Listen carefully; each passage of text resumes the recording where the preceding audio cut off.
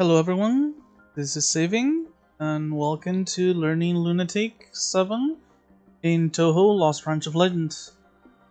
So, we've got 2 characters left for the series, and I've decided, since I started with Reimu, I'll finish with Reimu. Which means that today, I'm gonna be playing Cirno B.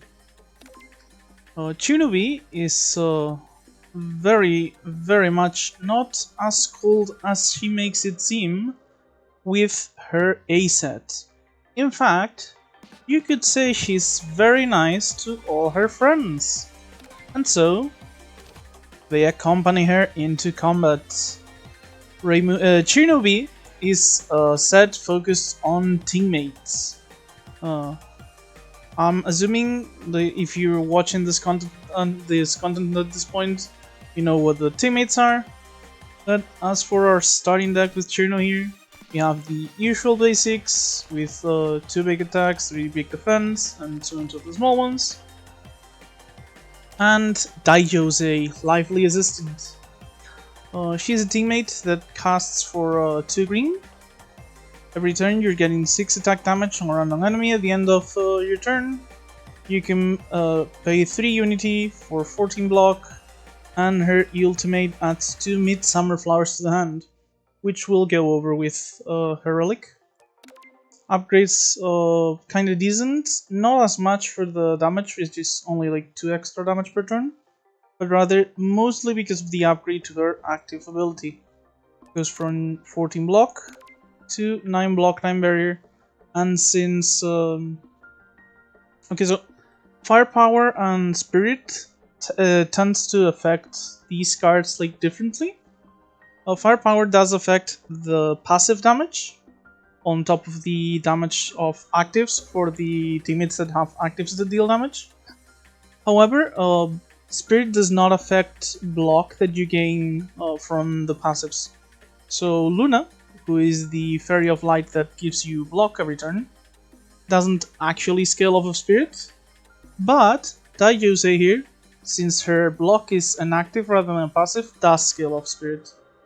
So spirit would scale this doubly because you're getting both block and barrier. So 1 spirit means 1 extra block, 1 extra barrier. And even just as like one thing I tend to like a lot about teammates is that their actives are actually like pretty good tempo wise.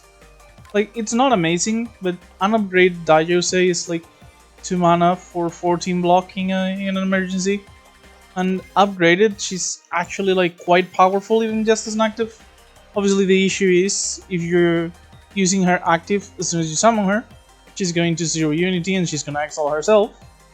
But you know, it's pretty good emergency defense when you need it. As for her starting exhibit, we have the Fairy Screen branch, which adds green to the mana base, adds obviously uniques for Cirno to the card pool, and whenever teammates summon by being played, this is relevant because there's cards that summon teammates like as they add them to the hand. For example, one of the most common ways to do this is like there's a card that gives you the option of 3 fairies you could like 3 teammates that you could generate on your colors, and they just add them to the hand summoned. So yeah, if you specifically play the teammates, you add 1 Midsummer Flowers to the hand. And as I mentioned, I'm gonna talk more about the card now. Midsummer Flowers is a 1 damage attack. 1 mana attack that deals 12 base damage. But every time you play Midsummer Flowers, all your Midsummer Flowers get stronger. For those who've played Slay the Spire, this is a very similar concept to the Claw. Except here, it's a token card that you mostly generate. You don't actually add these to your deck.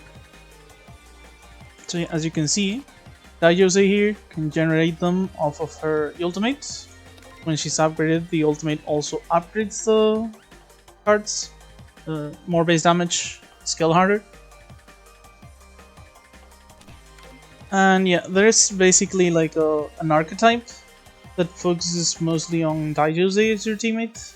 and tries to generate Midsummer Flowers as the scaling offense for the deck.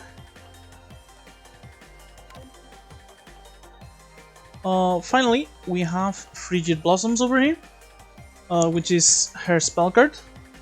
Cirno is Cirno B specifically is the only spell card in the game that scales. You just deal 15 damage to each enemy, accurate, and gain 1 energy the first time you play it. However, every time you activate the spell card, you just permanently increase the mana you get by 1 Philosopher's Mana. So, say you activate this like 4 times, the 4th time is gonna give you 4 Philosopher's Mana, which makes power generation even more important on Cirno than most. And well, maybe not like even more important, but certainly even more beneficial. So yeah, it does like not help as much in the early game. Like you tend to have issues doing things like beating elites with it, one-shotting the fairy, like at least one Fairy of Light, stuff like that. Since it is like kinda low damage, but assuming your hand can use the extra energy you gain, you're generally not gonna have too many issues.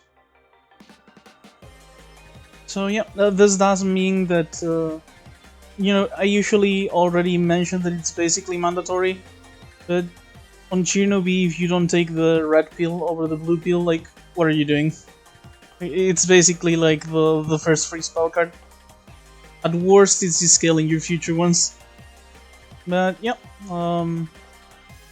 I have never actually managed yet, but I do believe there's like some ways you can get power generators. Just use your spell card, use your power generators, like maybe with certain exhibits or something. Basically, all the energy you gain gives you enough generation to just get another spell card, which gains even more power, etc., etc.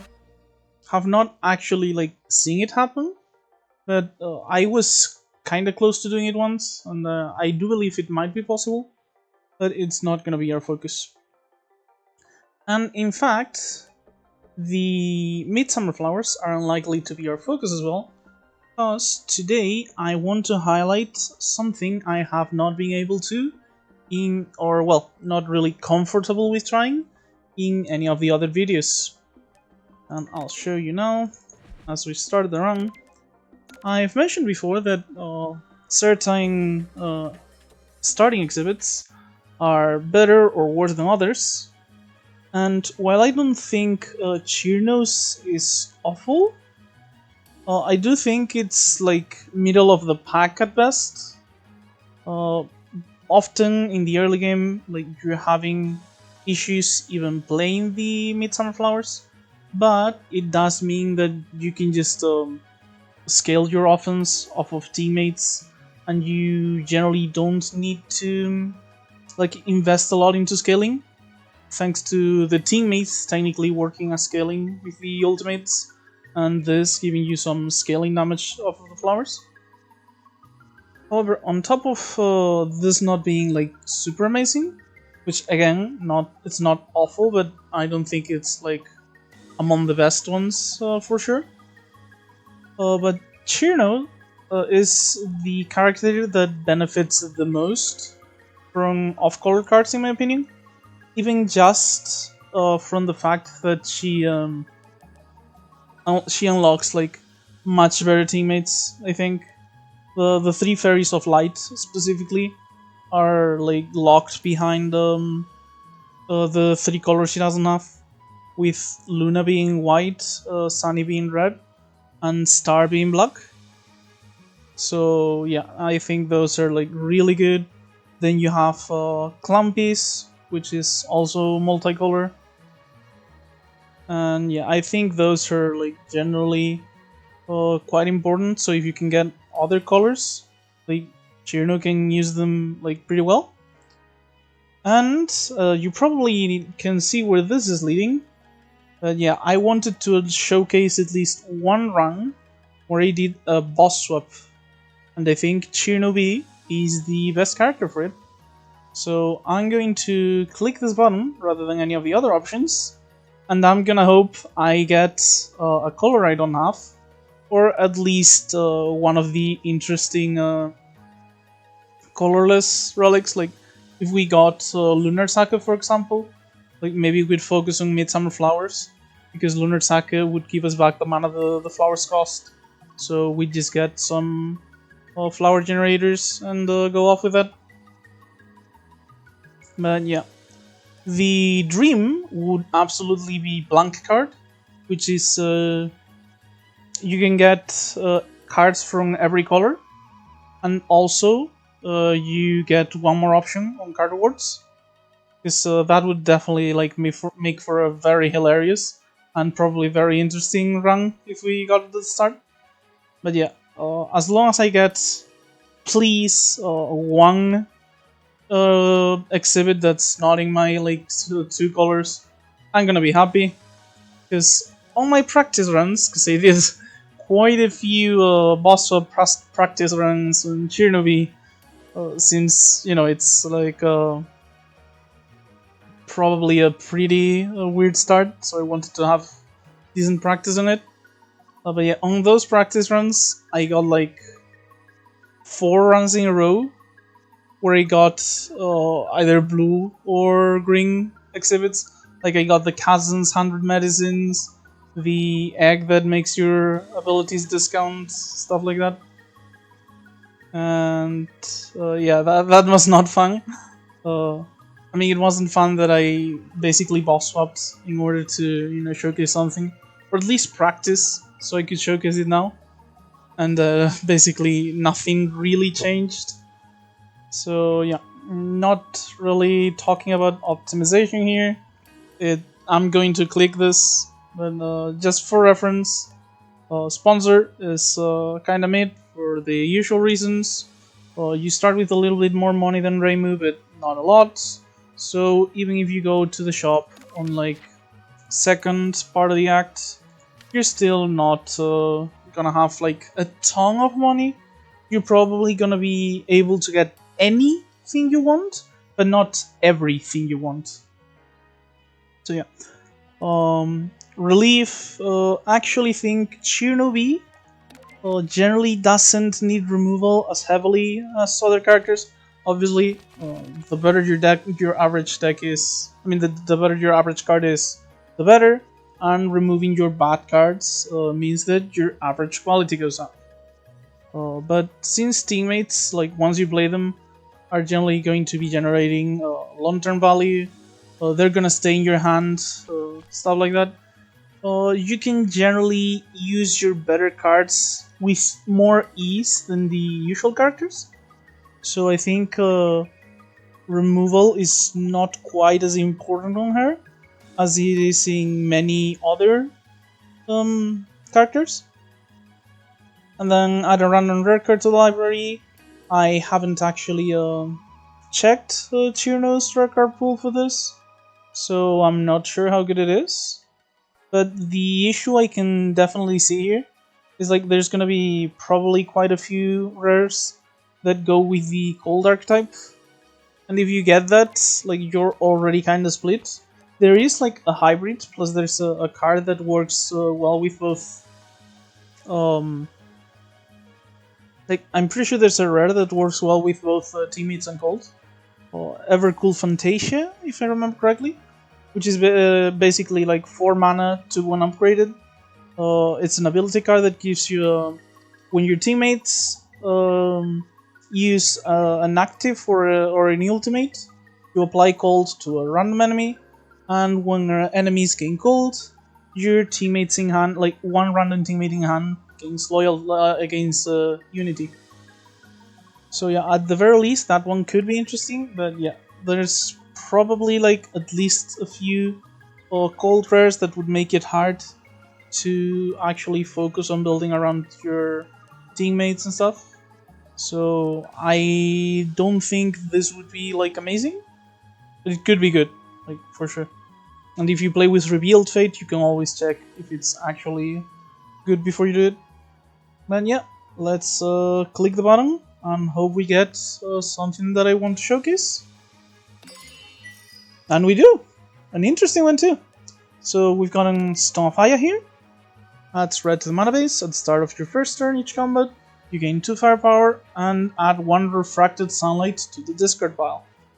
It's not showing here, but refracted sunlight is the status card that deals 5 damage to you at the end of your turn and then exiles. And firepower is actually pretty nice with teammates, because now Daiyosei, for example, is going to be dealing 8 damage every turn. If we get the red teammate, which is Sunny, she attacks twice, 3 times when upgraded. So she's going from 10 to 14 damage, or even like from 15 to 21, which is absolutely huge.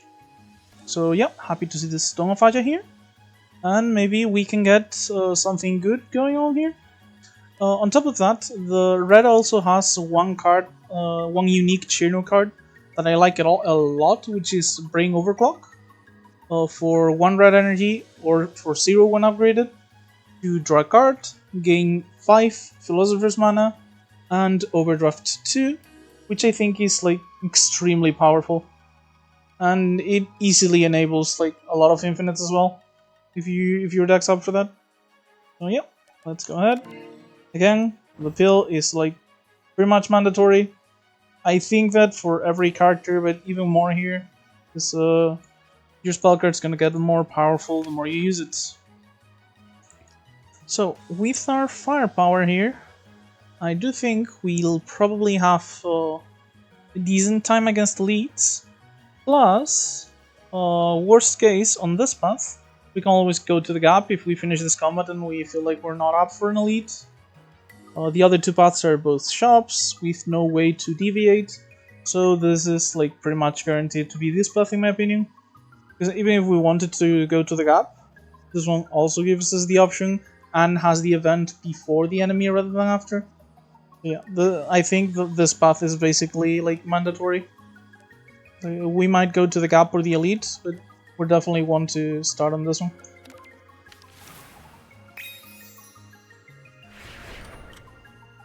Okay, so we start with the crows. Sadly, I do think I'm going to have to take some damage here, because I'm starting with Daiyosei on my starting hand, and the only card I have for blocking is the Crystal Shield regardless, so it's not like I could full block with playing like this on the boundary. So yeah, let's just block as much as we can, and play out our Daiyosei, and she'll be removing some grace on this turn. And eventually she'll be dealing a decent amount of damage to our enemies. Okay, so yeah, this is just a very simple full block. Rusty Leaf Razor. I want to do the bottom one because it's the one that doesn't have grace. And if Daiyosei hits this one and we didn't remove the grace, we lose 8 damage. But if we just do this on the grace, we lose 12. So it's not really worth going for the top one. And we get lucky anyway, so even better. Another thing I like about Daiyosei here is like, now that she's summoned, if we ever needed like emergency block, we could easily just play her, get our block. We've already gotten a lot of damage from her. We could get the block after. And then when she comes back to our hand, because her unity won't be go down to 0, she's still summoned, so she'll be able to actually keep dealing damage without not commenting turn, because it's pretty obvious, just full block, it's the only thing you can do. But yeah, she'll be back on our hands already summoned, so you won't have to spend any extra mana on making her actually do her thing. So yeah. Speaking of which, hopefully this paper goes on the crow below here, so we can finish it off with the shoot. Sadly not, but yeah. Basically, this is hitting for 13, and I don't want to take damage, which I will if I just Crystal Shield. So what I can do here is just play a Daiyosei here, use her active to gain 14 block. I'm not gonna take any damage, and the next time I get back to her, she'll be attacking on her own. And let's just go ahead and hurt the crow as much as we can. And get rid of these statuses, because we don't need to block anymore with the crystal shield. Sadly, the bottom crow does leave on 3 HP. If the paper hits it, we can actually finish it off with shoot for the second race and cross the leaf razor to finish it. And if it doesn't, we'll just full block off the shield plus boundary, I think. But we do get to do this. So we're taking no damage, and we only have one crow left, so it should be a pretty simple fight at this point. We're 1 damage off, sadly. 12 plus 7 is 19, but we can full block and deal as much damage as we can regardless, so no issues there. Already gonna mention this, since this has firepower, when we get to removals, we're likely gonna be removing our big attacks rather than the small ones, because these scale better off of firepower. Like, if this goes to 7 damage, we're dealing 7 damage for 1 mana. Well, if this goes to 12, each mana we spend on it is only getting us 6 damage. So yeah, when you have firepower, the more efficient, like the cheaper attacks are more efficient. So if we get to card removals and I'm removing attacks, they're likely to be the Frosty Leaf Razors. As for adding cards, however, oh, this is beautiful. We just get there super early.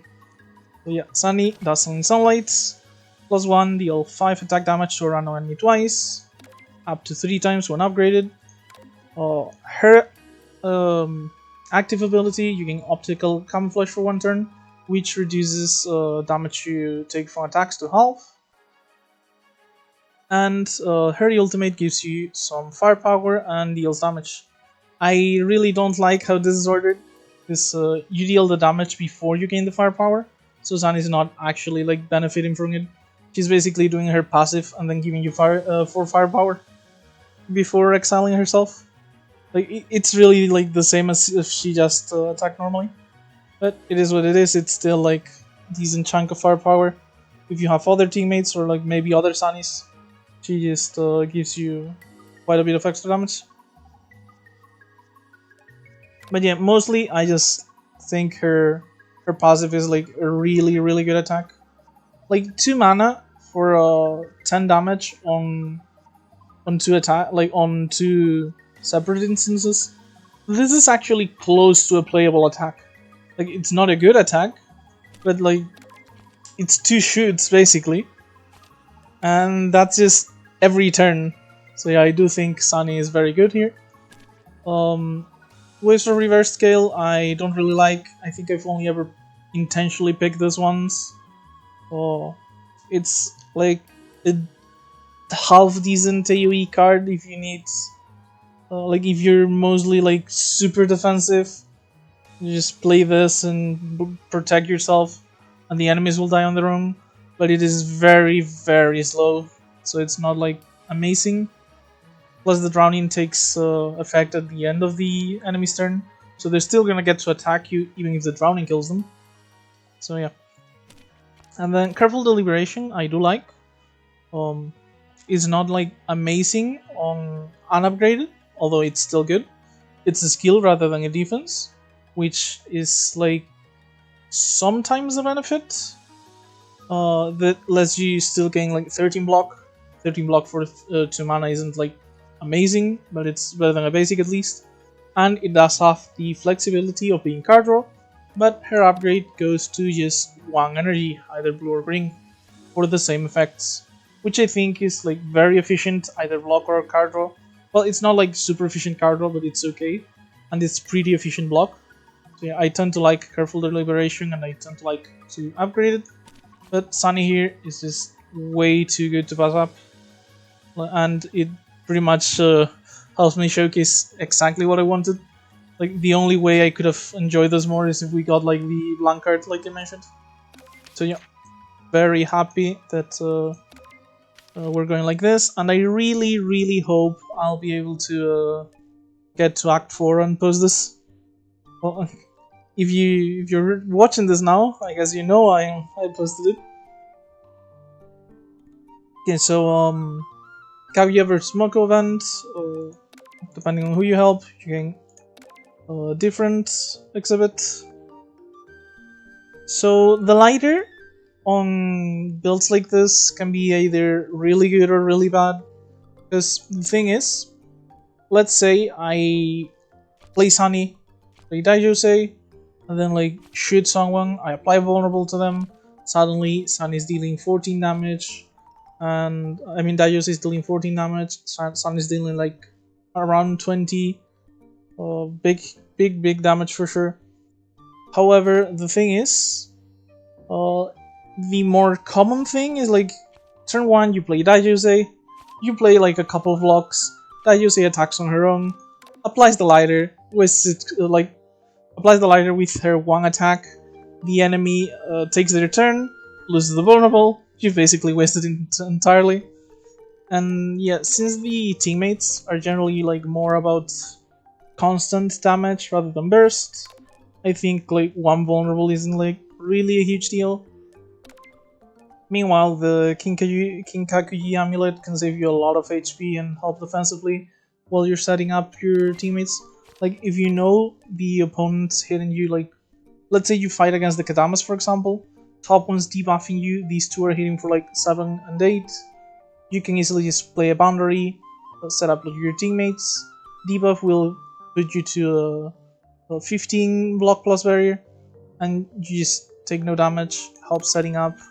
I think it's actually like not only better than the lighter, but actually pretty good for teammate Cirno. So yeah, I'm gonna go ahead and pick this up. Very happy about it too. The issue here obviously being like we're helping Kaguya when Moko's clearly best girl in this frame. But it is what it is.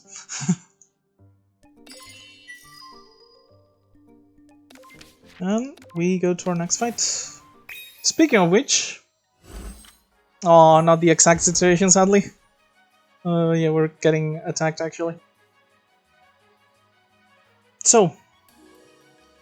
I'm actually kind of tempted to just Daijose for block here, have Sunny be our damage.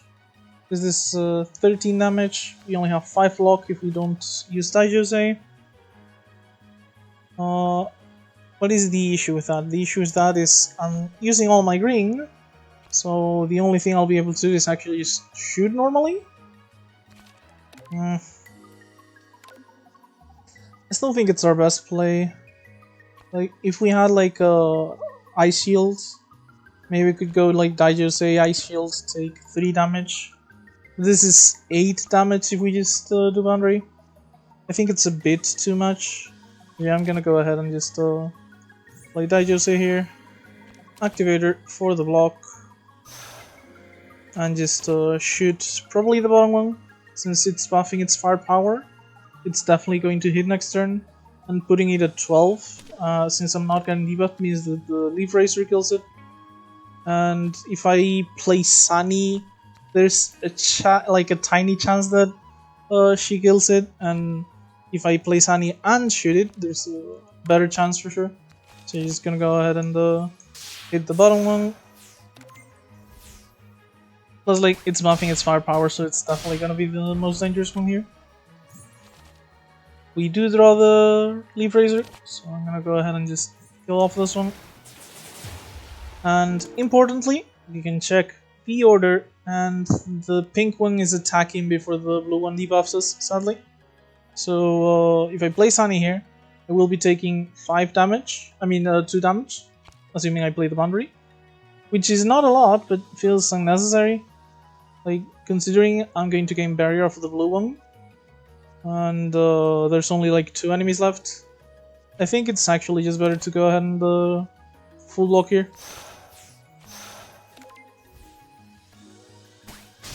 Like, it's only 2 damage, but it feels like 2 completely unnecessary damage, really. We can just keep full blocking without too many issues. So, seeing how we are right now, we know for sure the pink Kadama's attacking us next turn. The blue one is like likely to do so as well, not guaranteed. So let's just But point being, since this one's attacking is guaranteed, let's focus the most damage on it so we can kill it next turn. And we'll do the smaller attack on the top one. We're fully blocking anyway, keeping all of our barrier. Yeah, they're both attacking. So we need to kill one of them in order to not take damage, because the boundary here is going to put us to 14 block, which is the damage they're doing. But if you remember, the Stone of Aja does put a sunlight in our deck, so we'll be taking 5 damage from this at the end of the turn, which means I want to just go ahead and finish off one of them. I could kill either actually. And since the top one is the one dealing the most damage, I'm gonna go ahead and take the top one. That way, we'll get to keep some barrier just in case. There's also an argument for taking out this one, because the top one had already attacked twice in a row, so we knew it wasn't going to attack this turn. Regardless, I'm pretty sure we were either guaranteed to draw enough damage or enough defense here to just full block or finish the combat. So yeah, like, even if we drew like just boundary, one shot, like the rest of the cards are just good enough to either full block or kill it. In fact, even boundary is enough to full block. So yeah, let's just go ahead and finish the fight. Move on. Probably go to the elite. So, Stunning Samurais, Larva, God of Evernight, Impatience. So Samurais here is basically like a huge combo card. If you've played, like, it's 30 damage and gold for 9 mana, which is completely ridiculous. However, if you've played 7 cards this turn, it costs 0 to play, and it is accurate. This basically combos with things that generate Ice Winds, with On-Thing Ice, which is a card that lets you check the top of your draw pile, and can either draw that or put that on the bottom and draw the next card. And the thing is, it generates 1 blue mana and it costs 1 blue mana, which is 1 generic when upgraded. So yeah, that kind of card does allow you to play a lot of cards in a single turn, and you just finish off with this for completely free, assuming you can get to the 7 cards. However, it's like obviously another thing here. Impatience is just, you know, powerful card draw with reasonable drawback. So yeah, not bad. Not like super interesting though. We don't really need like that much card draw in my opinion. Plus, if we draw Sunny off of it, we can't actually play her because we only have 1 red mana. So not super interested on this. As for Larva, we do have the obvious issue that she's also double green, just like Taiyose. So we couldn't play them on the same turn, but even if she was only single green, Taiyose is already double green, and we did like lose 1 green for the red mana, so we couldn't play them on the same turn regardless. And one thing I do like a lot is that she is an upgrade generation card, one that you can retain as well. If you play this on 1 turn, so basically summon her, you can retain her because she'll be a summon teammate, and then your next turn, or whenever you have the card in hand that you want to upgrade, you just pop her -3, and you get to upgrade your hand. So yeah, I tend to like Larva mostly on defensive builds, where she gets to use her poison as scaling damage, but I actually just like having at least one of her in most of my builds, honestly. Plus, if you do upgrade her, like similar to Wandering Heaven, you can kind of just get to play her to upgrade your entire hand, and then you still get her back anyway, because once you upgrade her, the active goes from -3 to -2, so she'll still be at 1 unity in your deck, and you'll be able to get back to her eventually. So yeah, I'm gonna go ahead and pick up a Larva here. Get some upgrades for a deck, and I'm gonna hit up the elite because I think I'm definitely powerful enough for it.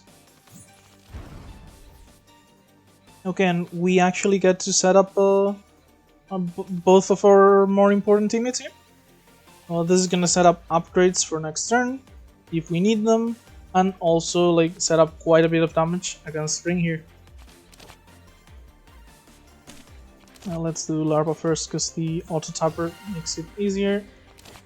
Could have just clicked, but this is easier for sure. There is an argument to just upgrade here, just so we can get early damage off of Sunny faster. But I don't think the early damage that is actually going to be pretty minimal is worth doing, since just keeping Larva is quite important in my opinion. If we can if we can reasonably do it. So yeah, I'm gonna go ahead and keep her. This turn, however, I'm pretty sure I need some help with blocking, and I'm actually gonna go ahead and spell card as well, in the hopes that Ring will, in the hopes that I'll kill at least 2 spirits with the Sunny attack, and maybe one of my own, and Ring won't explode one of them all over us. So yeah. First things first, I am going to go ahead and upgrade every card I have in hand. And okay, let's see what we're going to do before we decide to use the Spire card already. So we can guarantee 1 enemy death off of shoot plus Leaf Razor, but that also means we could guarantee that we take out 2 if we use the spell card. If we do take, let's say we kill the healthiest one, Sunny would have a very tiny chance of actually killing another. So we would be getting hit for, let's say, 12, plus 8 from the explosion, plus Rin's explosion, which would be 12 more. So 20 plus 12, 32. I think we block for 32. I mean, if we do Sunny's -3, sure. But that way we're losing like our biggest source of damage for the fight, I'm pretty sure. And if we just die Jose here, that is 18 plus 7, 25. So we'd only be taking 7 damage. But it also means we lose Daijose. She gets to actually explode one of these herself, so she will be attacking next turn. I think our best choice is actually just using the spell card, yeah. And I'm still gonna likely use Daijose for blocking, but it means the spirits will be like a lot less threatening, so I'm gonna go ahead and use it.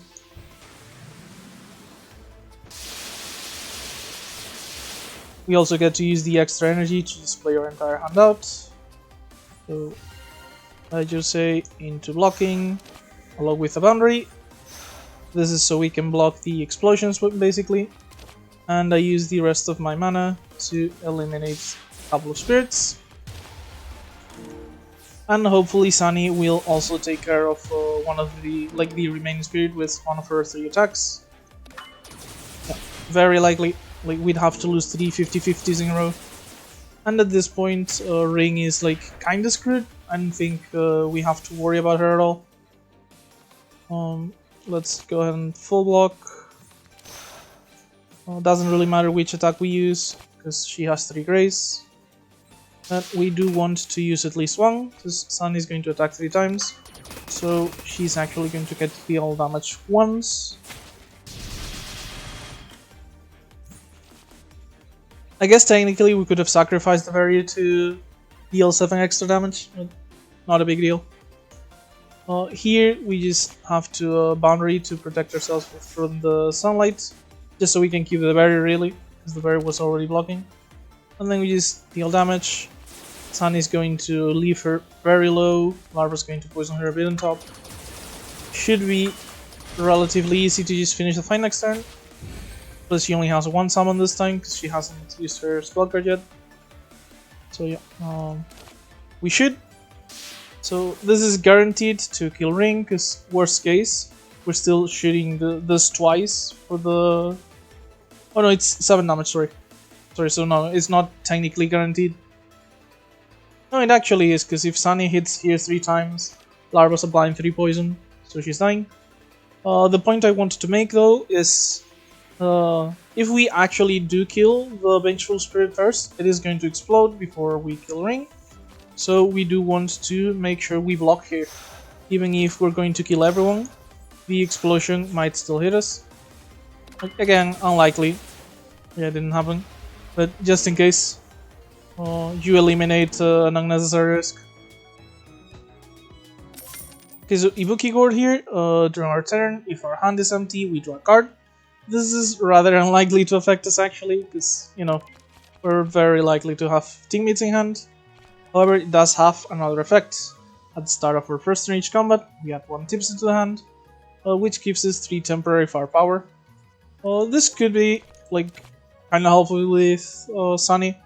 Like, if we have an upgraded Sunny on hand, this tipsy is 9 damage from her, helps with her shoots, Daiyose also benefits, and we might get other teammates in the future, so happy to have it, even if the big effect is likely to be irrelevant.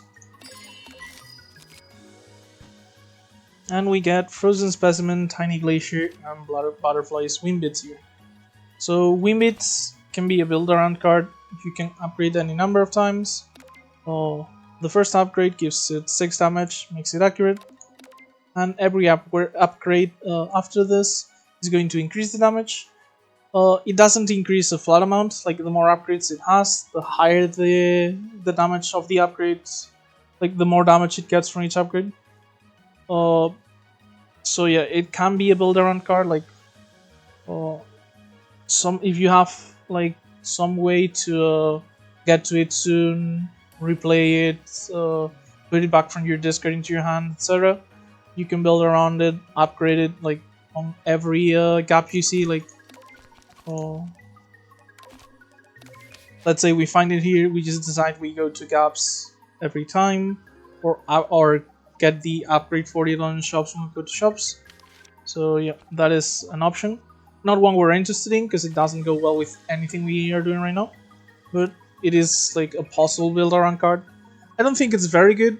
It can work if you get it early, but you generally have issues with like AoE encounters, for example. If you get the Flawless Rabbits on Act 3, you're going to be miserable against them, stuff like that. So yeah, it's not like an amazing build around, but it is a build around card that could be like interesting or at least fun to do sometime. Like, I've done a Butterfly's Wimbits I think once in over 100 hours of gameplay. But yeah, it can happen. But it's not of interest to us right now. On the other hand, we have Tiny Glacier here. I've already mentioned it's a cold attack that I like quite a bit. However, cold doesn't scale off of firepower, which seems to be our current focus. Plus, we don't really have like a reason to go for cold for hybrid cold and teammates right now, so not interested at all really on the Glacier. On the other hand, Frozen Specimen is one of those cards that exile cards in hand and draw or discard pile when upgraded. In this case, the exile generates Ice Winds, which are like not amazing or anything with what we have. Like, we're not tutoring any ridiculously broken cards or anything like that. But in the worst case, it's just like extra mana and it gets us our defense cards so we can block. So yeah, nothing wrong about that. And obviously, just like every like exile your card helps you thin out your deck, helps you get rid of misfortunes. If you get it on the starting hand, you can get rid of the Long Night with it, though that's not really relevant on Act 1. But yeah, pretty good card. Just generally very helpful, so I tend to... I don't take like a ton of copies. Generally, I don't think I'd ever go like above 2, unless on like very specific circumstances, where, for example, I really wanted to have more Ice Winds. But it's never like really a bad card to have. Just deck thinning or misfortune or removal, things like that. Okay, so as for our boss here, I don't think I'm really super worried about any of them. The one that scares me the most would be Reimu, because we don't really have any AoE. But we don't play a ton of cards for Sakuya, and once we have our teammates up, we don't really need to cycle through our deck often regardless. So Marisa isn't actually like screwing us a lot with her junk that she puts on our deck. So I think all three of them are fine.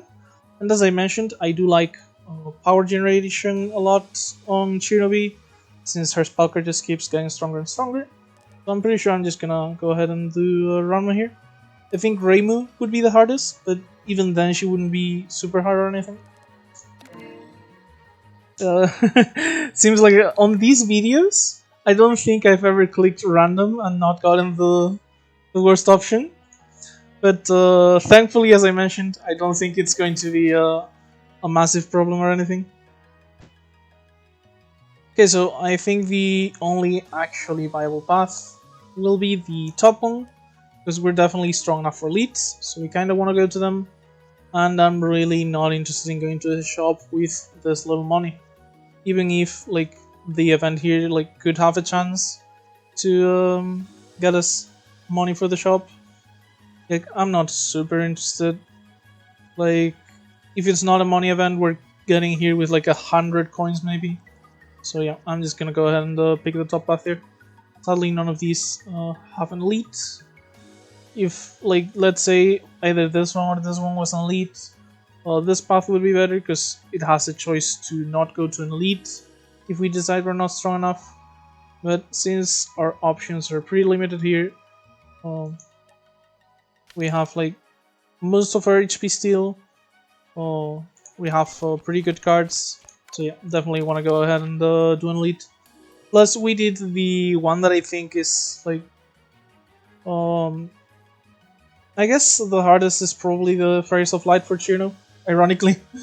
But yeah, I guess we've done the middle of the pack one, so we still have Aja available, which would be like really easy in my opinion for Cirno. At least for our current Cirno deck. So yeah.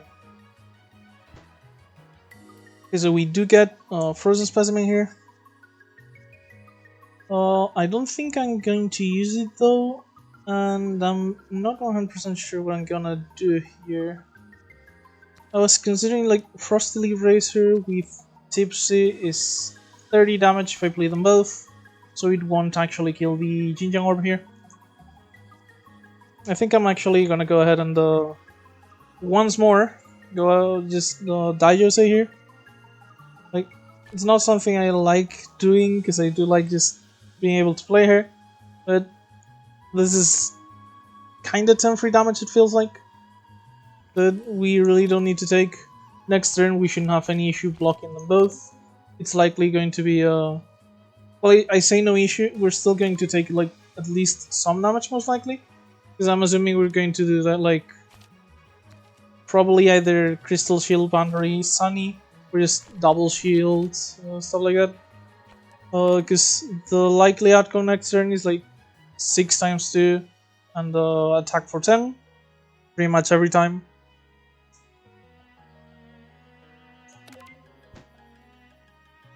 I guess the Frozen Specimen is likely to give us like, since I'm not gonna be able to like kill one of them next turn most likely, I think I'd rather just set up for being more likely to block, which means the Frozen Specimen here is actually like kinda good to generate Ice Winds, since the Ice Winds will give us extra mana, so we can maybe like full block and play Sunny, and any Ice Wind we draw is like going to get us a Crystal Shield, unless we draw all 3 of them, and if we draw all 3 of them, like the Ice Wind will allow us to at least have the mana to play all 3 of them. So yeah, I'm gonna go ahead and Frozen Specimen here. Exile like one of the basics on top of the Long Night. Like I know the Long Night is going to disappear on its own here, but I don't really want to exile both big attacks, I think. Maybe I do, because like I have Sunny as my main form of offense. No, I don't want to get rid of too much offense, because I do want to have options available to actually like kill the red Yin over here. Might be a mistake, but I think it's fine. So yeah, I'm gonna exile the Long Knight just so I don't have to exile my other attack. And then go ahead and die Jose for the block.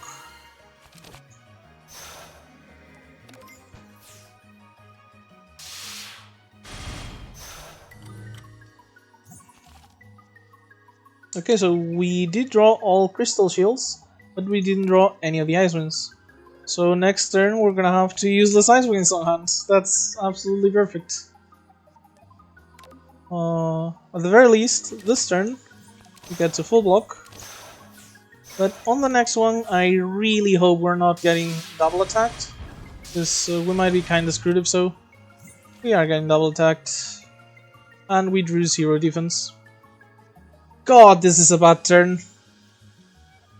And since we put the 2 ice winds into our deck, we didn't actually draw enough to cycle through, so we didn't shuffle, and the boundary is still in here, which means no blue cards on our draw pile. Oof.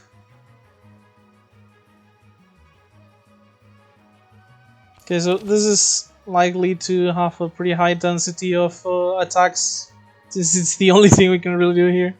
Actually, okay, we might actually be getting... No! I thought we could use the Wookiee Gourd, but this is a teammate, so it's gonna stay on hand. That is so painful. Yeah, that is so painful. Okay, so yeah, let's just go ahead and Tipsy. I'll play Sunny. And obviously we want to focus on the top one.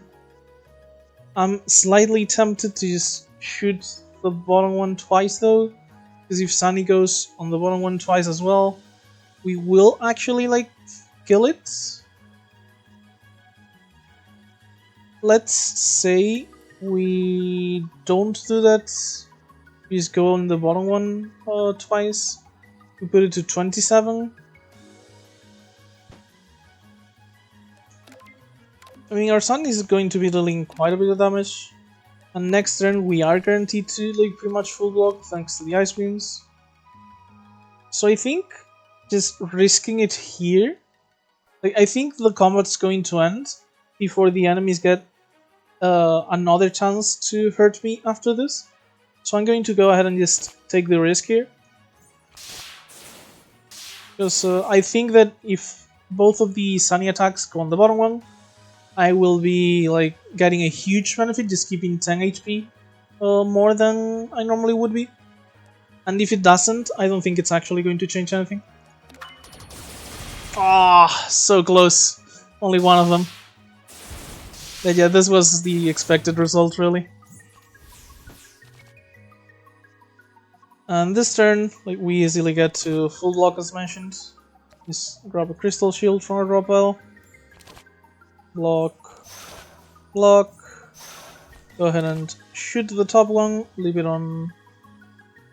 I guess we can just shoot the bottom one, because if we shoot the top one, and both Sunny hits go on the top one, the bottom one will give it 10 barrier, so we're gonna lose damage, technically. So let's just shoot the bottom one. Since we already hurt it this much, let's just get rid of it. And remember, the sunlight is going to deal damage, so we actually want 25 block here rather than 20. And yeah, next turn, this is our hand guaranteed. So Frosty Leaf Racer, Shoot, and Sunny are enough, I think. 14 plus 19 is 33 actually. But we'll have Larva actually, so we can play Larva, upgrade our entire hand, Leaf Razor, Shoot, and Sunny will be hitting 3 times. And since we upgrade our entire hand, even the Ice Wing would be generating like 2 mana. So yeah, we're definitely like getting the kill next turn. Oh, and I forgot I didn't even account for Sunny's attack this turn. So yeah, we are absolutely overkilling this thing. We can just go ahead and do that, and Sunny will finish it off. Okay, so we did lose a lot more HP than I wanted to. Definitely gonna heal at the cap before the elite. Because if it's Aya, maybe we don't need to. But if it's the Fairies of Light, we will be kind of screwed if we don't heal, I think.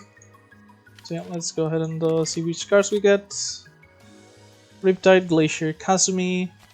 We don't really have like a lot of card draw, so I'm not really interested in Riptide. I'm more interested than usual, just because, you know, we do have like a source of firepower.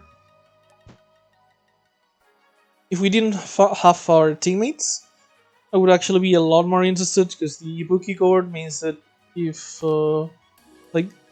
if you spend enough and like cards, you have basically infinite card draw, so zero cost cards are very good with it.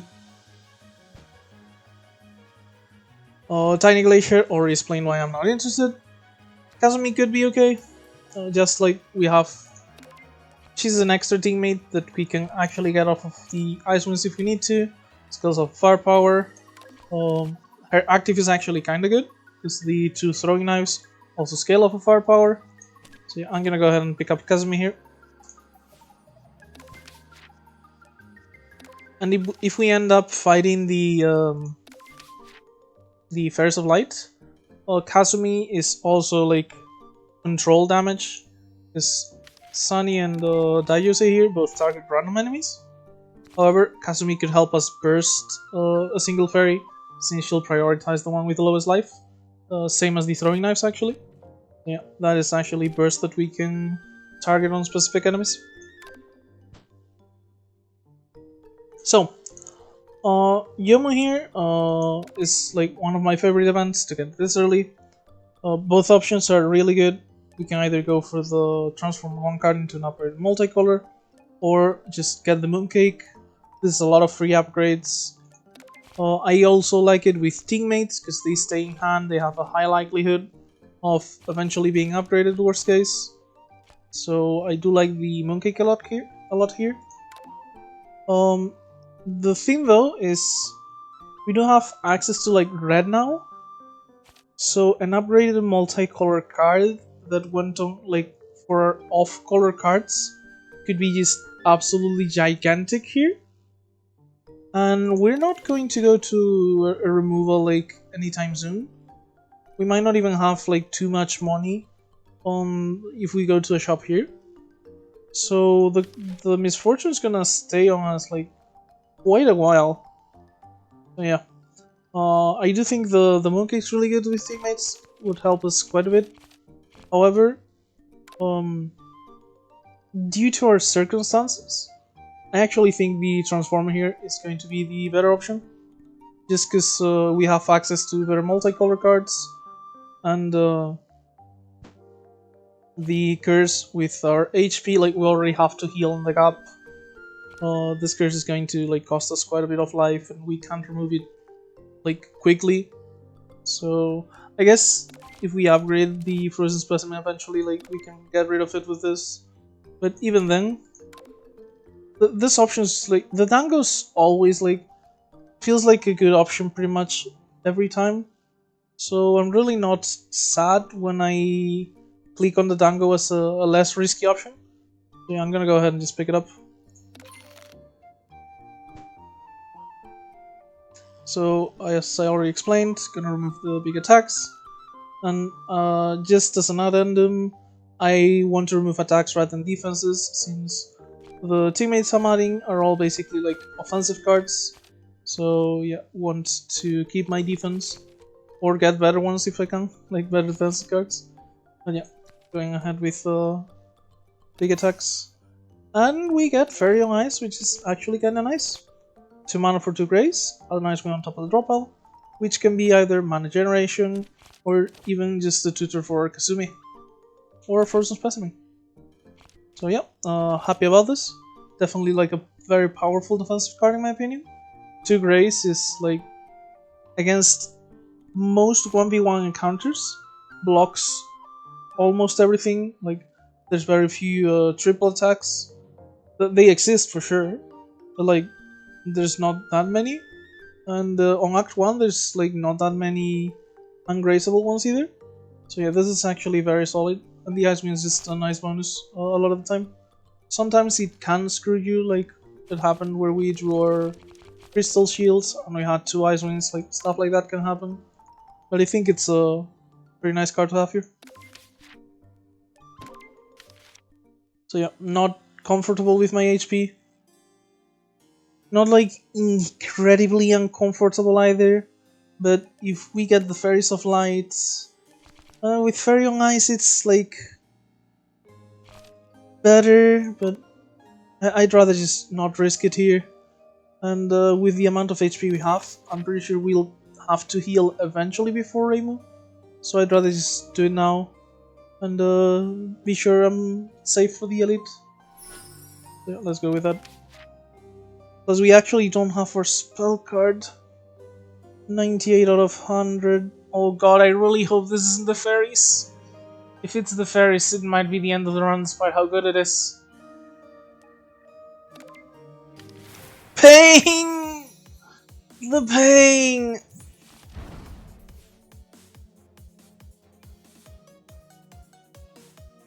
Okay. So let's try not to get too desperate and make the best out of a bad situation. So, for our turn here, basic play would be like Kazumi, Crystal Shield. We start dealing damage, we block most of stars. I want to check if I can actually one-shot Sunny here with Kazumi and Tipsy. That would be like 1 mana, plus 2, and let's assume I need the Leaf Razor as well, so like plus this would be all of my mana.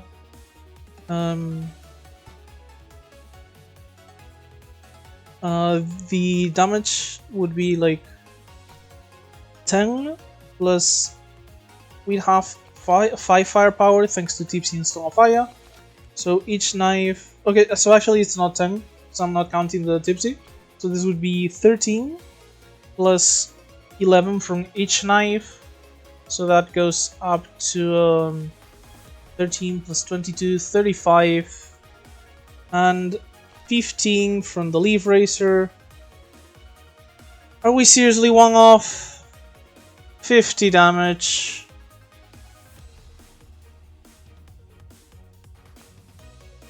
$13 plus 11 plus 11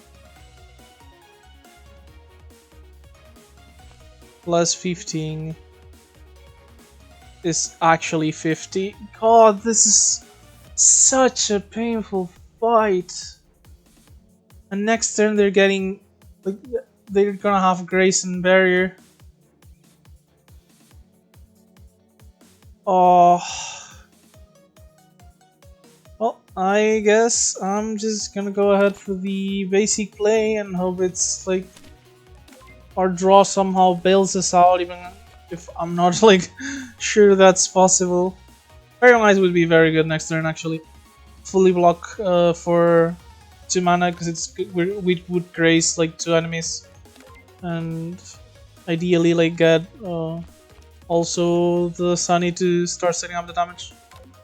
But yeah, for now we take 4 damage in order to be able to play Kazumi here, and we hope we get bailed out somehow.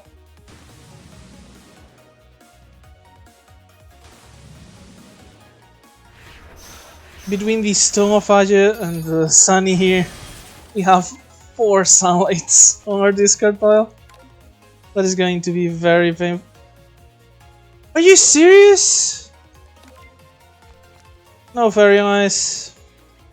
I guess we can use it next turn to block both of Star's attacks, but holy hell, man, this isn't good at all.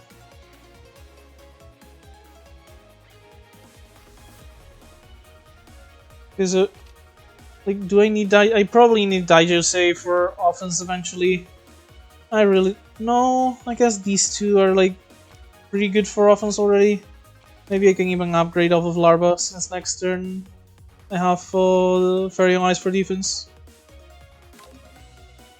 And that way I could probably, like, remove 2 Sunlights from the discard pile with the Frozen Specimen. So yeah, I actually think losing Daijose here isn't completely terrible, which means we can get like 19 block and play Sunny, which blocks most of the damage. Would be taking 7, if I calculate correctly. Yeah, I think that's gonna be our best play here. Just make sure we have Sunny, Daijose block, and use Daijose as block. And next turn, if we do like upgrade with Larva, we're very likely to go like Larva, Fairy Eyes, Frozen Specimen, and maybe even the Tipsy, because it will have like 5 temporary firepower. We can go ahead and maybe Kazumi for the knives. Let Kazumi and Sunny deal a lot of burst damage. Okay, at least all the Sunny attacks got concentrated on Sunny herself, so that's not completely terrible. So yeah, we go ahead and Fairy Ice, Larva, exile Larva for the upgrade, and get rid of 2 of our Sunlights here, so we don't have to worry about them later. At this point, like, I definitely think the Sunlights are worse than the Eviction Order, because like, we are kinda like taking it up the ass with all the fairies alive on turn 3. So yeah, definitely like want to keep as much damage away from us as we can. And should I Tipsy and if I do Tipsy and Kazumi here, so this would be like 17 plus 13 from each knife. So yeah, that does kill Sunny, I believe, or gets extremely close, and hopefully one of these Sunny attacks will hit Sunny again. I'm not gonna bother with the full calculation here. Should be good enough. It's one off. Hopefully Sunny will actually hit her once. But the other reason why I think this is fine is like we have like 3 ice wings here, so like we're very likely to be able to get Kazumi back on our next turn regardless. That's why I don't actually mind. Okay, so we do get 1 hit, which means the knives get rid of Sunny. That is at least like 1 less status that she's gonna put in our deck. And we might actually come out of this as we are right now. So we get Kazumi back, 2 Crystal Shields, our full block. Do I have any reason to play the Ice Wings? Not really, I can save them for to make sure I get the shield and the Fairy Young Ice next turn if I don't run any block. I can't believe we're actually like only taking around like, what was it, like 13-15 damage mostly? But yeah, this is actually going... I was very, very doom and gloom at the start of this fight, and it looks like it's actually going kinda decently. So yeah. Not gonna activate Kazumi here yet. She's going to take like a few turns to shuffle if we do it now. Plus, we don't know who Sunny is going to go for, and since she's attacking first, at the very least we know Kazumi is going to go for the one that gets hurt the most off of Sunny, and that means next turn we can probably like activate her and kill another fairy with her throwing knives, since her damage is focused on the same one. So yeah. Okay, so yeah, we're going to go ahead and finish off Luna most likely on our next turn.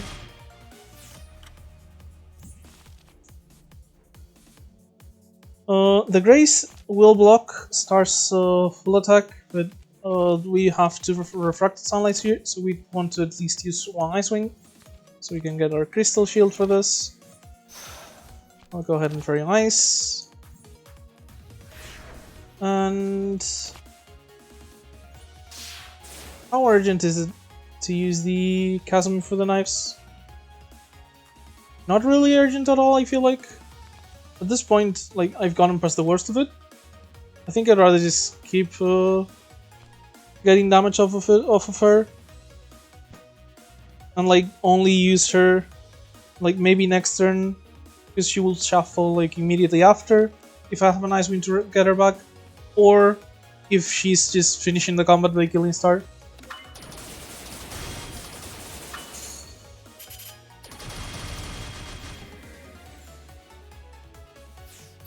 Okay, we get to take no damage again.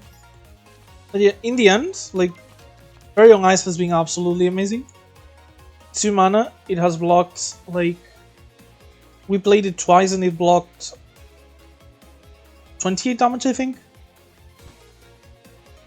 So definitely very helpful.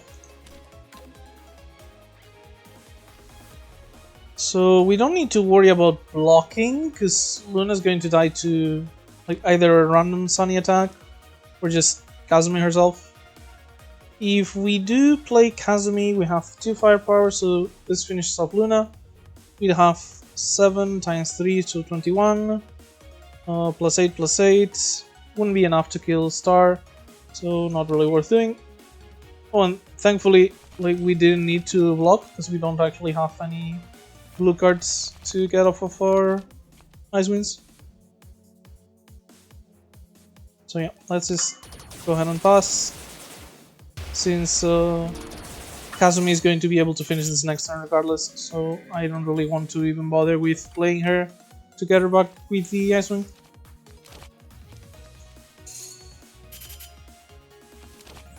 And there we go.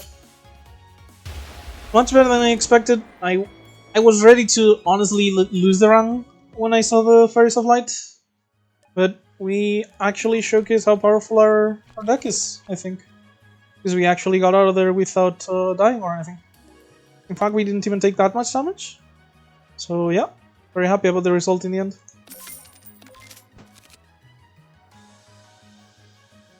Wrath of Nature is the attack I mentioned before, where if you want to go for Midsummer Generation, this is like probably one of your best sources offensively.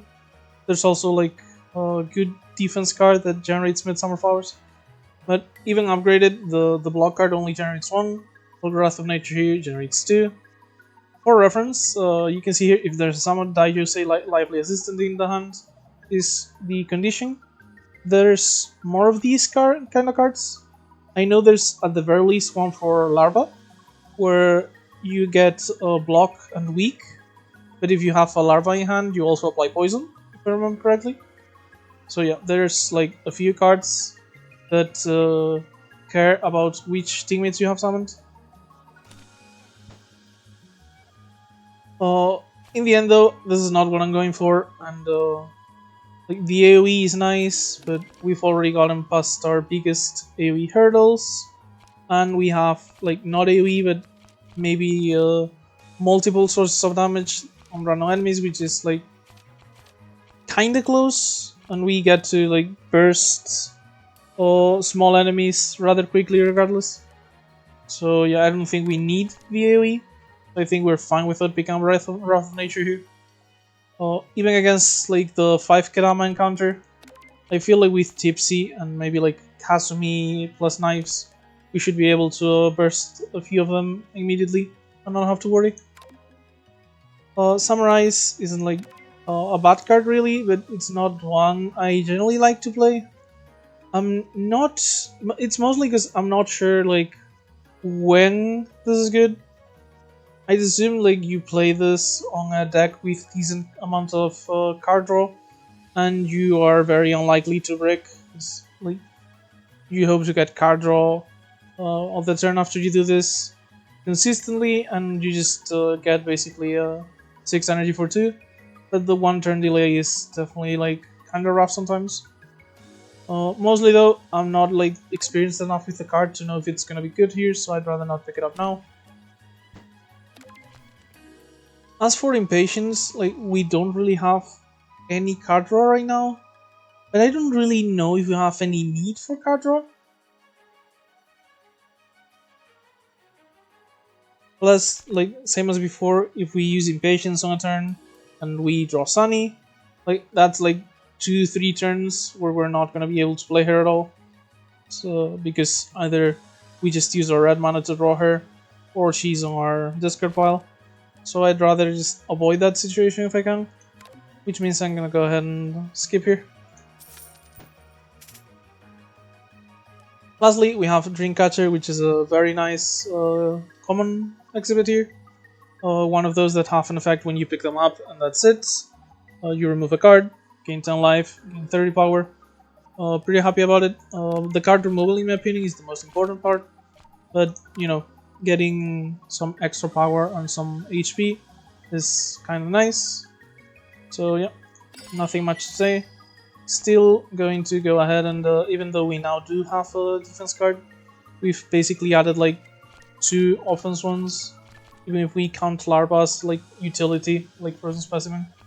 So yeah, gonna go ahead and remove the Leaf Razor here. Even if we were like, even if we had more defense than offense, the offense we have is like something consistent, where we play it and we just get the benefit of the damage they deal every turn. So generally, like, not unhappy with having more defense on teammate focus decks, because the teammates will be your offense for the entire fight if necessary. So yeah, gonna go ahead and get rid of the Leaf Razor and move ahead to Raise and Supply. Same as usual, big shame that we lose out on the radio here, but we take the high-tech glasses, so we can go to Act 4. And that's about it. As for path selection, we could technically go to the shop. Because basically the idea here is, I've mentioned, I tend to prefer events before combat. So the choice here is between like, do I go, like, what do I value more? Having the event before the combat, or the chance that I'll actually go to a shop if these two are like good options? Because the paths I'm picking are either it's one of the middle paths, 100%. But the question is, do I value the event being first more, or do I value the shop being an option more? And I think if like this gives us, we have the high-tech glasses now, let's say this gives us like 30 money, we won't have like the 200 that you need to have to get the worst event in the game, the event. And if we get like the 50, like the 150 money bag that we share with Touhou, like we could go to our shop with over 200, which I'd actually be happy with. So yeah, I think this is more valuable than just having the event before the combat. So I'm gonna go ahead and pick this up. Because having the event before the combat is something I tend to prefer. It's not like a huge thing either, so not something I care about massively. So yeah, like, it's like, why risk it? Just do the fight first and have the option to go to a shop if you need to. So for our Black Butterfly here, I really do want to play Kazumi, but if I do, I'm only gonna have enough mana for some block. So I'm just gonna go ahead and full block here. No need to take damage unnecessarily. Just full block, deal 7 damage off shoot. Move on to the next turn. We still have like another Crystal Shield, Fairy on Ice, Daijusei in a bind. Well, Fairy on Ice won't actually be able to help us here, so this is Country Grace, which I should have remembered. Like, she always starts with 18 damage into 10 times 2 ungrazable. So that is my bad. However, we do get to full block here regardless, thanks to shield plus Daijusei on block. Daijusei is really being fulfilling mostly block duty on this one. When it's necessary, it's really nice to have the option. Like, this is one of the reasons like I really like teammates. You're either getting the full benefit from them, or like maybe sometimes they're just like exile, like 2 mana, game 14 block, exile, which unupgraded isn't like the worst thing in the world in an emergency. So yeah, obviously it's not amazing, but you know, it's certainly great to have in situations like this. And now we get to just go ahead and play Sunny. I kind of want to play the Fairy on Ice here, because we're gonna lose one of the Greys, but we'll be able to keep the other one for our next turn. And we have enough blue cards in hand that I don't mind just going ahead and doing Frozen Specimen on these 2 basics. So yeah, that's what my turn's gonna be.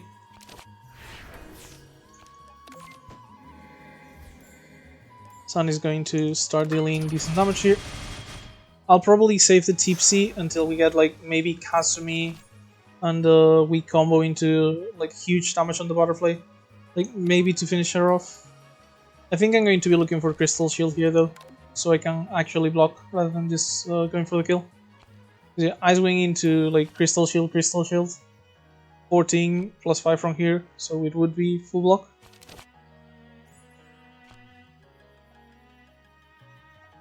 If I get Kasumi and I just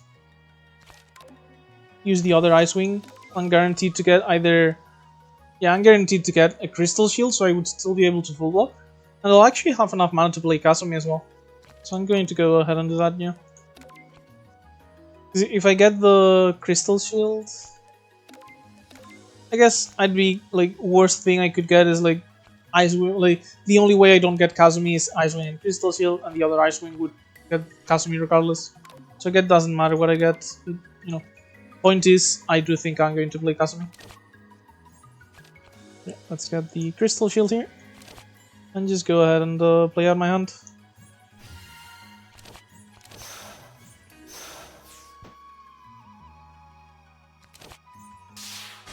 Sadly, don't have enough damage to just kill off of Tipsy into knives, because she has like a ton of block and barrier before her HP. But doesn't matter, I've fully blocked here. And I just remember, I didn't really need to bother with all of that, because I still have the one graze remaining from last turn. But, you know, best to be safe, I guess. So, with the upgrade on the Tipsy, I think we might actually be able to finish this off here. So that would be like 7 total firepower. This is all assuming I do Larva to upgrade, by the way. So 7 total firepower. Sunny would be dealing like 5 plus 7, so 12 times 3, 36. And the Kasumi plus knives should definitely be like way more than enough damage. Like, I think it's so far above the damage I need that I'm not actually going to finish just doing the full math.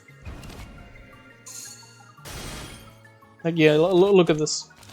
Knife, and just... She has 3 HP already, Sunny is just going to destroy her. So yeah, that's pretty nice. I did mention we weren't going to get anything off of the first effect, but the tips is actually being very useful often, so very happy that we at least get this effect. Okay, so kind of interested in all 3 of these, honestly. Less so on the battle stuns than the other 2, but none of these cards, like, I would take any of these 3 if I had to. Frozen Specimen, maybe like a bit too much at this point. We would, like, for basics, we likely want to remove the shoots, not because they're bad, they synergize decently well with our firepower, but rather because defense is the one thing we don't have access to right now, so we want to have access to all our basic defense. Because we do have like Fairy on Ice here, but sometimes we need hard block because of ungraceful attacks and stuff. That also means though that In Plain Sight could be the defensive card we need. Honestly, I think this is it actually, yeah. I like Frozen Specimen, but we already have one of those. We don't have that many blue cards, so too many Ice Wings could end up being a slight issue. And In Plain Sight is just good when not upgraded, very good when upgraded. So yeah, rather than have 2 unupgraded Frozen Specimens in the deck, I'd rather just go ahead and pick up In Plain Sight here. So we have a solid defensive card. Okay, so we didn't get a money event, so with just 186, like, wouldn't be a bother to go to a shop. But we're not going to go to that many shops, like, we don't have any ways to really get a ton of money on this run, it seems. So I'd rather just go on Act 2 and be able to actually buy whatever I want, rather than go now and maybe see a bunch of stuff I can't use. So yeah, I'm basically like guaranteed to go to the top path now. Still don't regret like having the option though. Despite getting an event that I would absolutely love to have taken before the combat. Oh well. But yeah, we transform into an uncommon card. We have access to our like red cards now and our multicolored cards with these colors. So we have an even better pool than usual. And this early on, and honestly, like a decent chunk of the time, if not most of the time, I just like the transform ones quite a bit. So yeah, gonna go ahead, transform. Okay, so with in plain sight here, it's actually arguable that we could just go ahead and remove one of the small defense.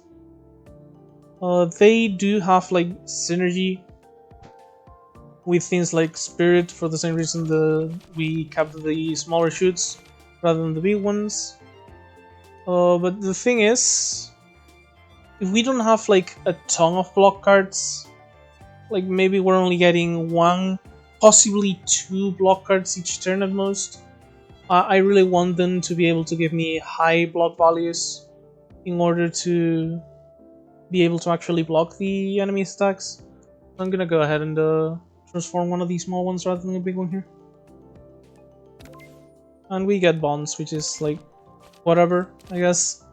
It's really just we don't really have like a lot of ways to use the Unity, because Sunny, I very rarely want to use her ultimate. I guess Daijosei could be good.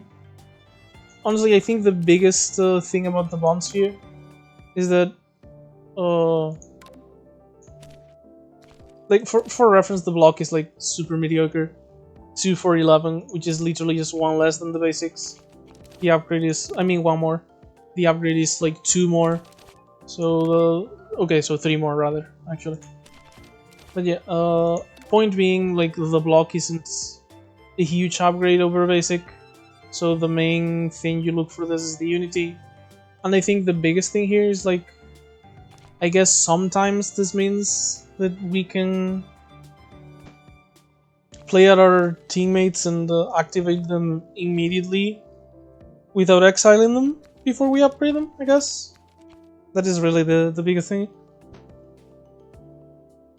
But even that's like not like super amazing, because we would most often want to do that with either Daijosei for when we need the emergency block, or Larva when we need the like quick upgrades. But they cost 2 green, so if we play either of these, we're not playing the bonds. So yeah, this is like barely an upgrade right now, I think, over a basic block. But it is slightly better, I think, so small upgrades better than no upgrade at all, I'd say. So yeah, we are going to go ahead and upgrade. So I think Sunny is the biggest priority, but since I can just retain her or retain Larva until Larva gets to upgrade Sunny, I think it's not like the most urgent one. So it would be like either Frozen Specimen or in plain sight here. And I think Frozen Specimen is going to be the most important one. Mostly because without the upgrade, the card's like a lot worse. So I'm going to go ahead and just pick up Frozen Specimen upgrade here. And we do our last elite, which was guaranteed to be Aya, because we already did the other two. So yeah, against Aya, we just get to like freely set up here. Don't really need to worry. The poison does activate her immediately, even like through the grace, which is different from most other statuses, because this is a status that deals damage. However, it's not really different from like one of these attacking into the grace, so it doesn't really change anything for us. Yeah, let's go ahead and do Larva into Kasumi, because, you know, double green, so I'm not gonna be able to play both of them together. And we just, we're not really dealing damage with Kasumi, like, soon, but once she teams up with Sunny, they'll actually be able to get through the entire race. And I don't think I'm actually going to be playing Sunny here, though. Yeah, the thing is, I think eventually Aja's going to just get destroyed. I don't think this fight is hard. She doesn't scale much. Like, her biggest scaling is when she completes the interview. She's going to get like stronger statuses to put into our deck. But yeah, if we play defensively, we're mostly fine against her, I feel like. We have the crystal shields to block next turn, which is going to be like 18 damage that we can't grace. So I feel like playing defensively here is like completely fine and makes Aja like pretty much a non-issue. Ironically, like, despite saying all this, like, if I just do these, I'm still gonna be taking 1 damage, but 1 damage is like almost nothing.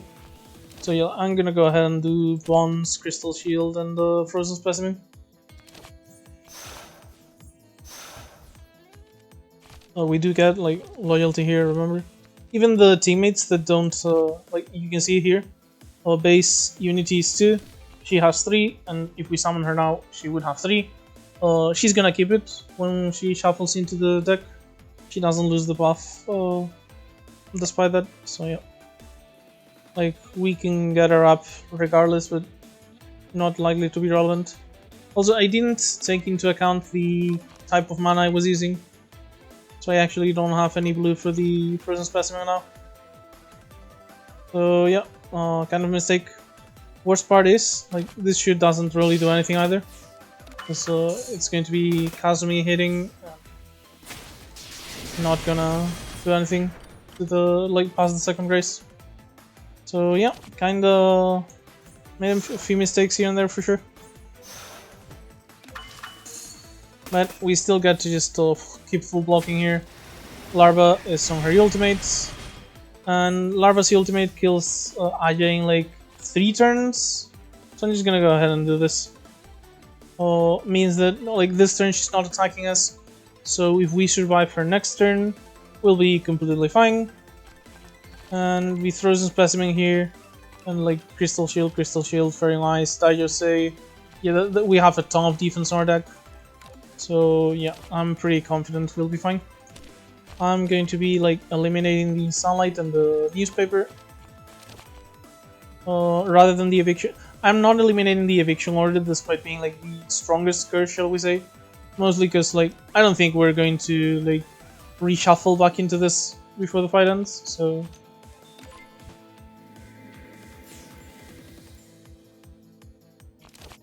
And yeah, just... I guess this shit doesn't really change anything.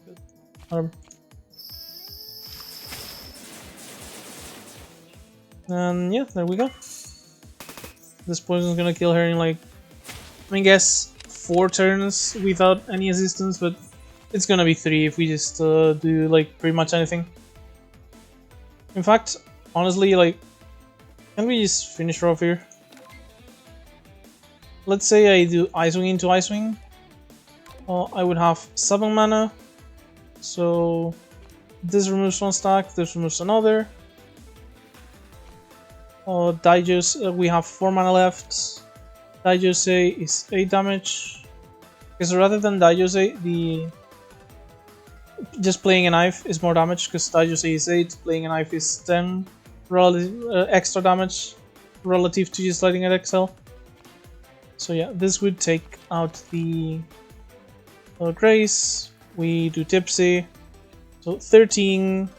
Let's assume we play both knives because we would have 7 mana.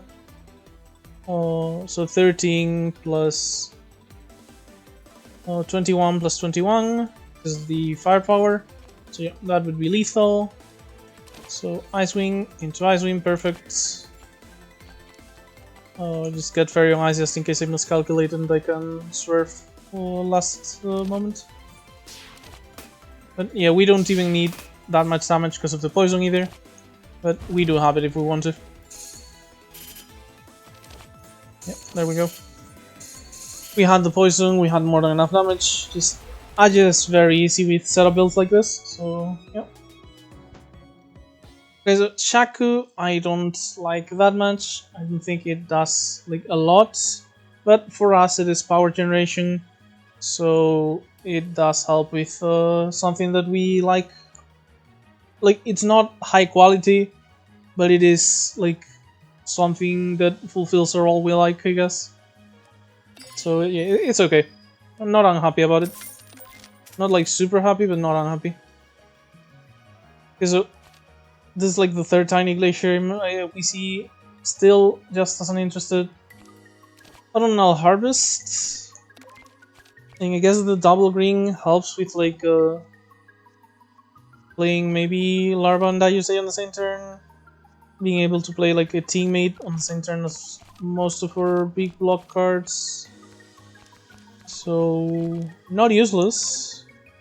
Just not sure I need it. Like, I do think I am going to at the very least add a card to my deck here. And I think if maybe the frozen specimen might be better. Second frozen specimen. The ice one's having like rather useful to get the blocks I have. They can get me the Fairy Young Ice for the Grace. I already have one upgraded, and these don't like need upgrades quite as much thanks to Larva just upgrading them eventually. So I think I can actually afford another frozen specimen over the autumnal harvest. And yeah, I think I'm just gonna go ahead and do this. I think it's fine. Not unhappy about it for sure. And in fact, maybe I'll just upgrade it now. Make sure it's like fully functional. And from here I can just start like upgrading Larva, then the rest of my cards. Because like Larva is already taking care of the upgrades on my teammates most of the time. So like these three are my most important upgradable cards. Like maybe along with In Plain Sight, and Larva can easily take care of these three on her own. So yeah, not unhappy with the level of upgrades we have, which means I'm going to go ahead and pick up the specimen here.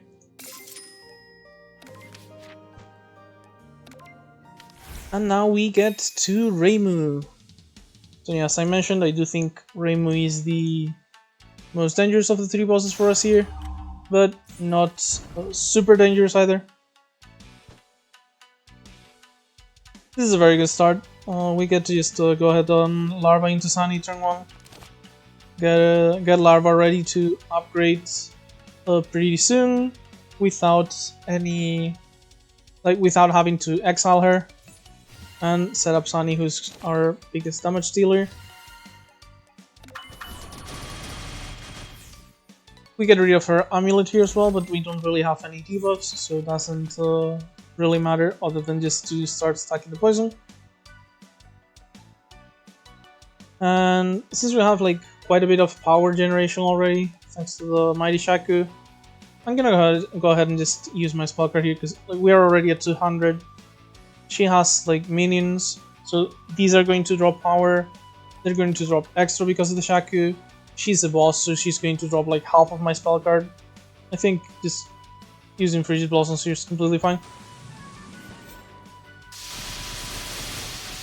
And like we need to scale it up eventually too, so don't forget about that.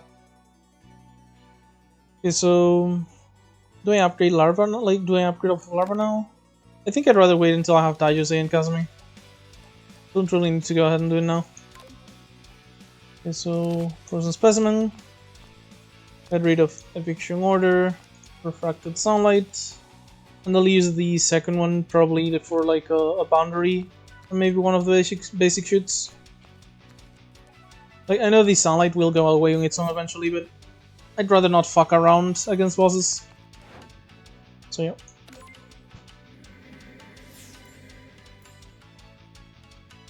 So the thing here is we're not actually guaranteed to kill the Red Jinjang Orb, but we can get enough block that we're like guaranteed to take no damage. I kind of really wanted to shoot it though, like maybe Sunny would finish it off. It's only 2 attacks though, so I guess it's like 2 1-in-3s, so like around 50-50, so I'd rather not risk taking damage on a 50-50. So yeah, let's just go ahead and full block.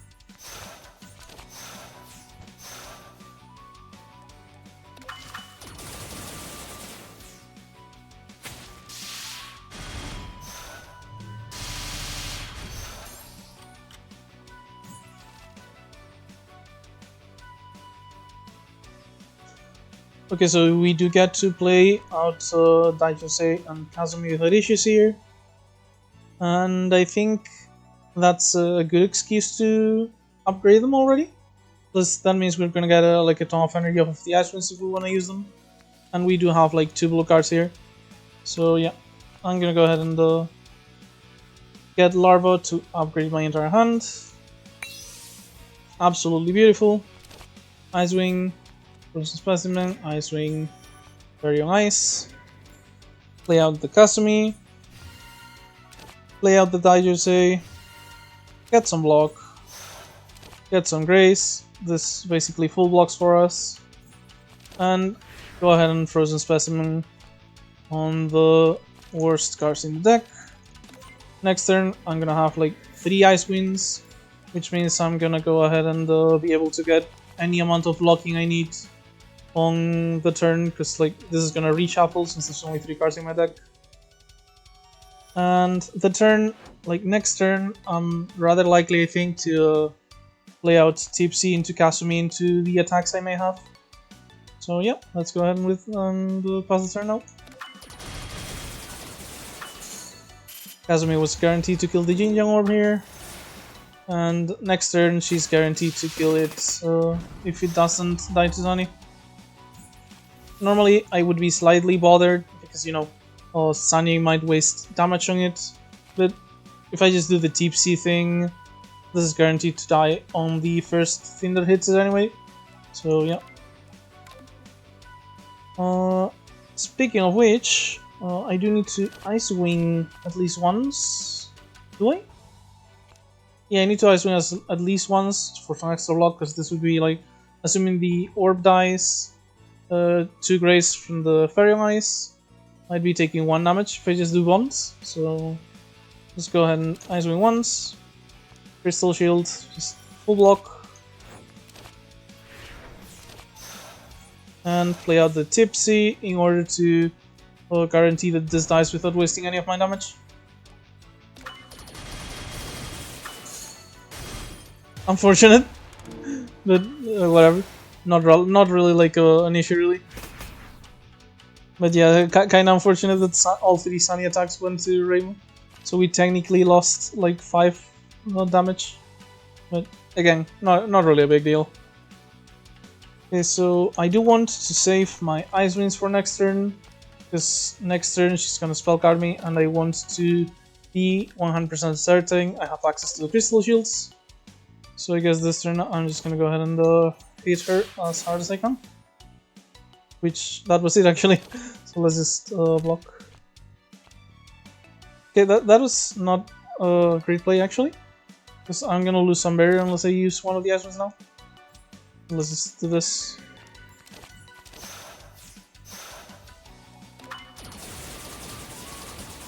Not really super interested in using my Sunny ultimate despite the 4 firepower, because I feel like she's dealing more damage. Yeah, it's not just what I feel like, it is the truth. She's dealing more damage on her own than the 4 firepower would add to the mix of Kazumi and Daijose. So yeah, not really interested on her having to ult here. Might ult with Daijose here soon though.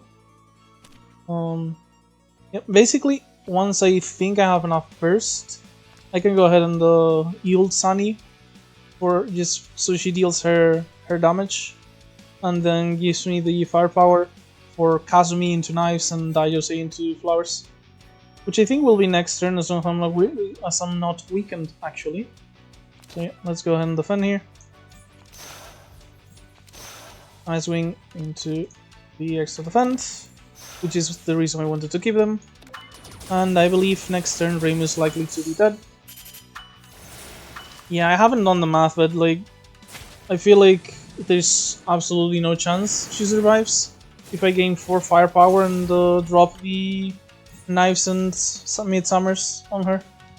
So let's go ahead and Yule Sunny.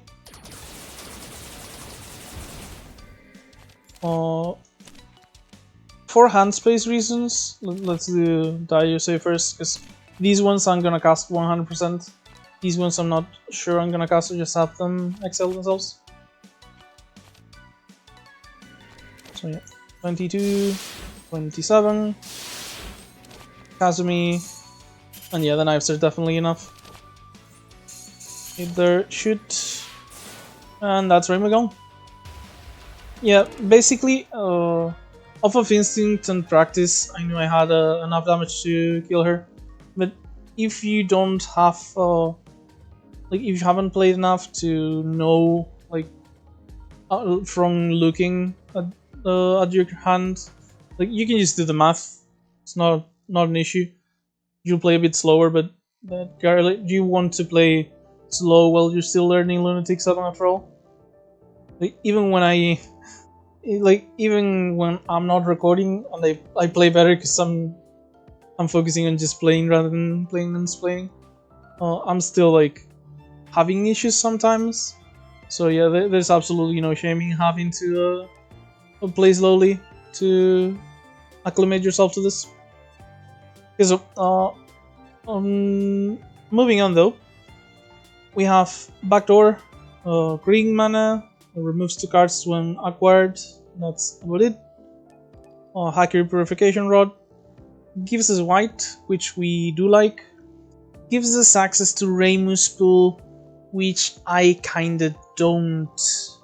Even more when considering that it would mean I have both of Reimu's base colors. So most of the Reimu cards I see could easily be just her base cards rather than her off-color cards. Like, let's say I didn't have red here, let's say I had black, I would be a lot more likely to get the Purification Rod, because that would mean I'd only have white as part of Reimu's base colors. So a lot of the cards I saw from Reimu would be off-color, which, as I mentioned, tend to be stronger. But in this case, I'm very much not looking to pick up the Rod here. Plus, I have mentioned that I think the Purification Rod is an exhibit that like really enables parry Reimu shenanigans, but isn't actually like great when it comes to its effects.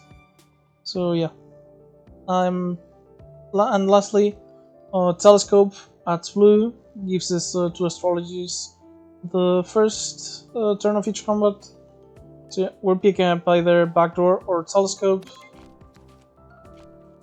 As far as mana color goes, the preference isn't huge, but I think I'd prefer green, because it allows us to like do our double green cards and then still play like in plain sight or bombs and stuff like that.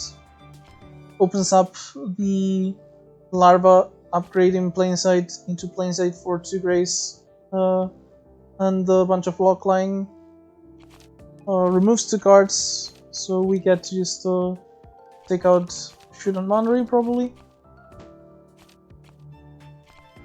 And yeah, the astrologies are nice, but not as interesting, I believe.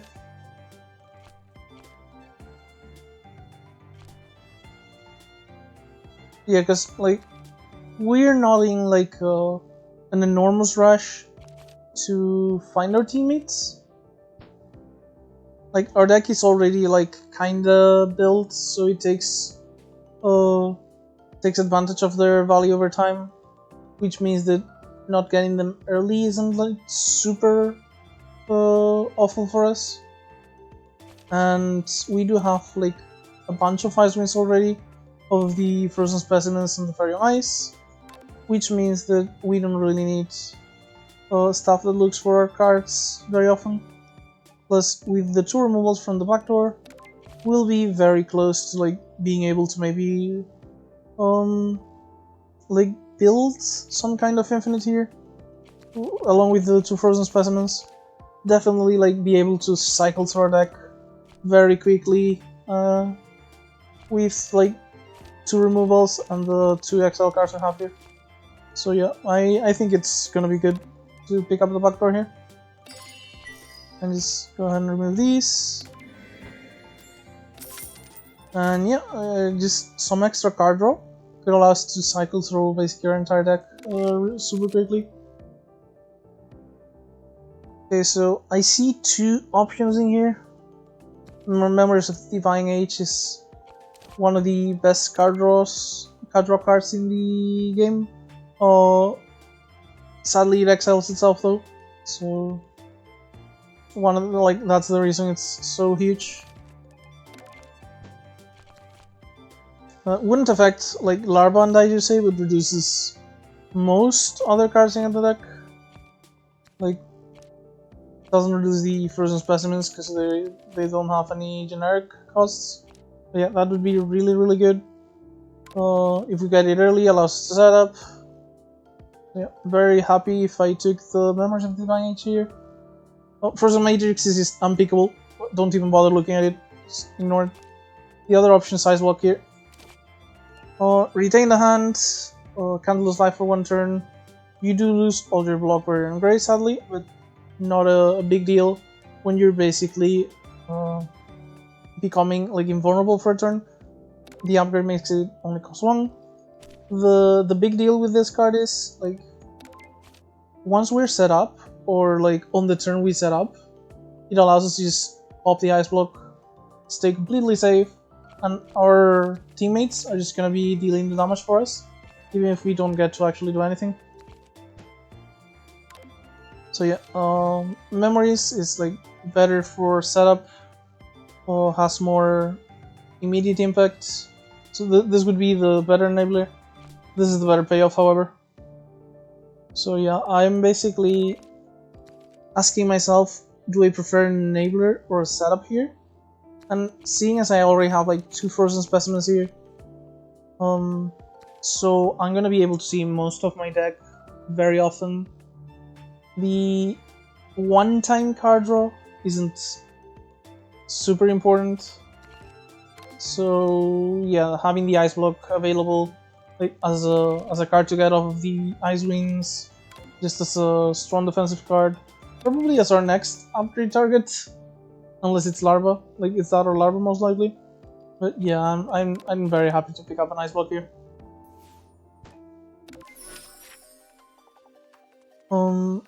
We still don't have a ton of money. Our deck is probably good enough for the elites. Close, if not entirely good enough. But yeah, as far as economy goes, not super happy. So the thing is, we also have Renosuke here, where we are very we're relatively likely to giving one of our exhibits. We have 4 options, out of which 1 I would be extremely happy to sell. The other 2, and 2 of them not super unhappy. So yeah, what I'm gonna go ahead and do is probably elite here. I think we're strong enough. So yeah, this is the only elite path. If somehow we take a ton of damage on the first combat, we could swerve to the gap. So I think this would be fine. We're full HP because we were close to full HP when we beat the boss. So yeah, I don't see any issues with this. Let's go to the elite path.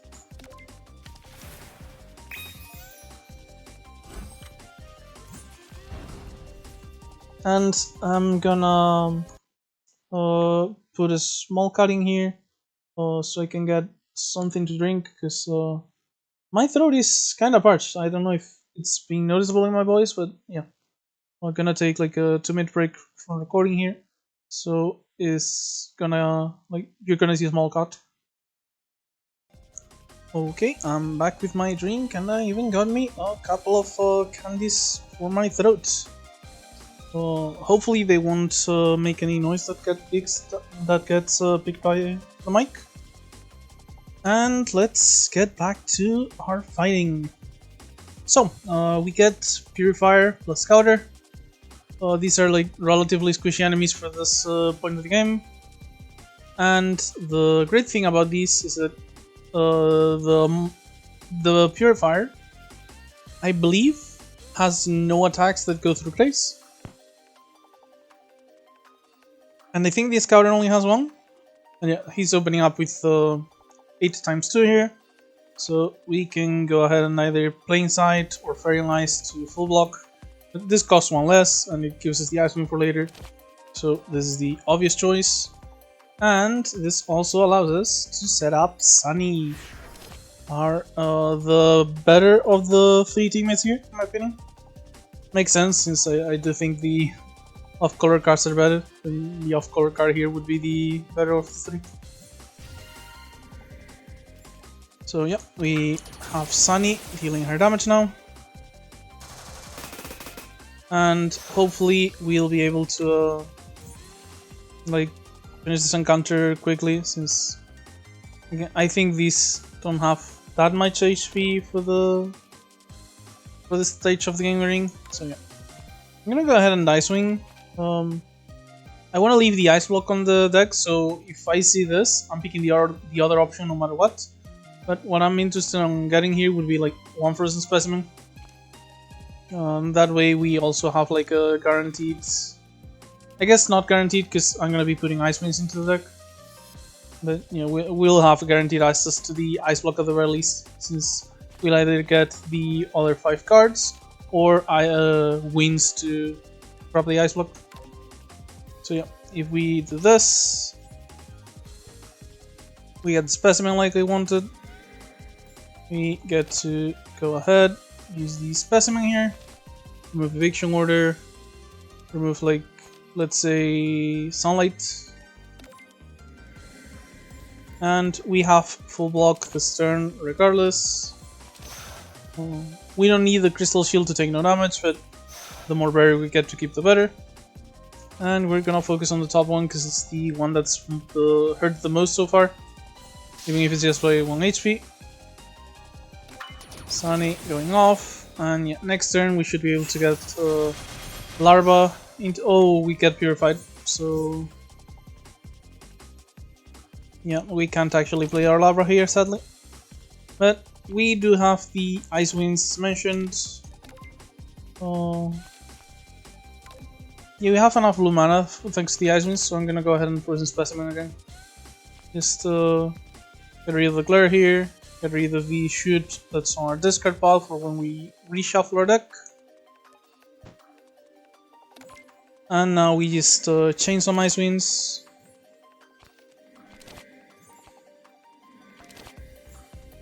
Get our Ice Block. This is gonna be our block for the turn. And we can't really do anything else here, so we just go ahead and use it. We do get, remember, to retain our hand, so we'll be able to play Larva next turn regardless. And we even have blocks if we need them, though it doesn't seem like we are going to, since none of them are attacking. Yeah, we go ahead and play Larva. I guess I could just Comfort Ayose for some extra damage, since it doesn't seem like the enemies are going to be doing anything else. Let's go ahead and... yeah, we're mostly just looking to finish the fight at this point. So let's go ahead and pick up Kazumi here. And really, I can just guarantee a Purifier kill here and deal a lot of damage to this Scouter. So I'm just gonna go ahead and do that. Play the Larva, upgrade everything, go for the Tipsy, and play the Kazumi immediately to deal a ton of damage to the Purifier. Oh, sorry. And get the throwing knives. Any Sunny attack on this would actually just kill it, so we don't really have to worry about the knives going there or not. In fact, doing this is our most efficient damage, because we're not getting attacked regardless. And I believe this ends the combat. And the knife finishes off the other one, yeah. This ends the combat. Perfect. So yeah, we got out of here taking 0 damage. We didn't even need to use the barrier really that we got of the Kinkaku. So yeah, pretty easy fight, no problems here. As for our cards, Ice Barrier, Cool Entrance, Impatience. Cool Entrance is like one of those hybrid cold teammate cards. It applies cold, if it upgrades, does it again at the next turn. And if you have a summon teammate, it's free to play and it exiles itself. Regardless of the teammate, that might have been ambiguous language, but yeah, this has exiling. But yeah, one of those hybrid cold plus teammate cards. We're not really doing anything with cold, so not like really all that interested on it.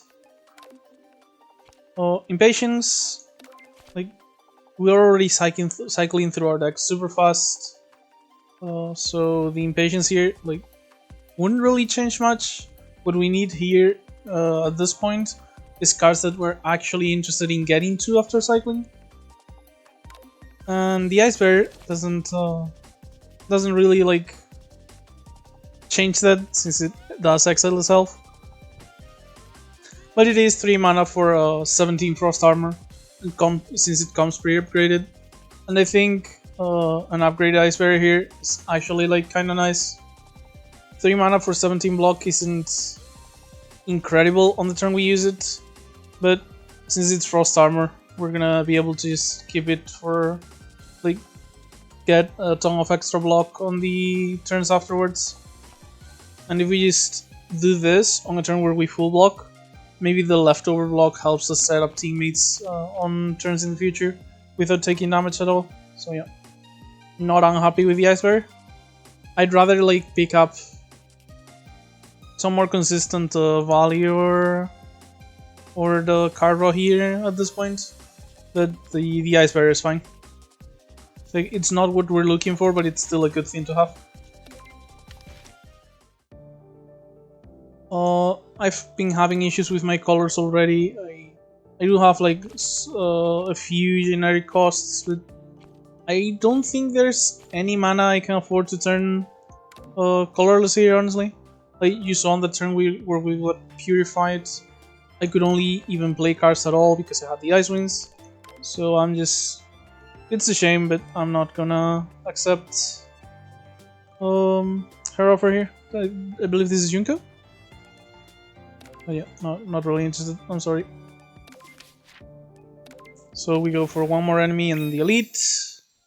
Okay, this encounter is kinda slightly hard countering us, because the rock hard means our multi-hits from Sunny are going to be dealing a lot less damage, like Kazumi plus knives, things like that. However, I think we'll probably be fine. We might actually finish this with Larva's ultimate, weirdly enough. Mostly because I'm gonna be able to play her early. I'm gonna have a bonds here eventually to get her an extra unity. And the poison ignores like the weird defensive gimmicks they have, plus by the time it gets to -7, like this will be minimum 30 damage on each of them. So yeah, Larva might just be the thing that wins us this fight. Plus, on top of that, obviously, like I can get to Grace and Larva on the same turn here.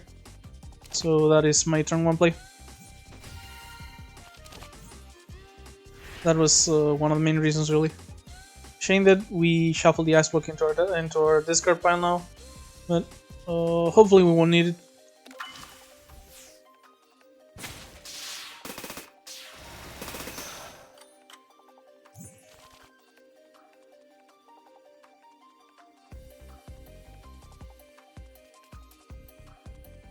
Okay, so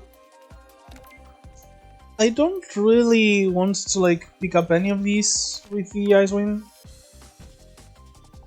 because I'm pretty sure my turn here is just full blocking and playing Kazumi.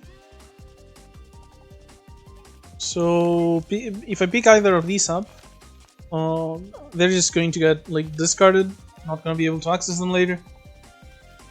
I guess like out of these, the one that I care the least about not having available would be the Frozen Specimen. So I guess actually I don't need to use the Ice Wing at all. I just have enough mana to do this. Yeah, I don't know why I thought I had 5 mana.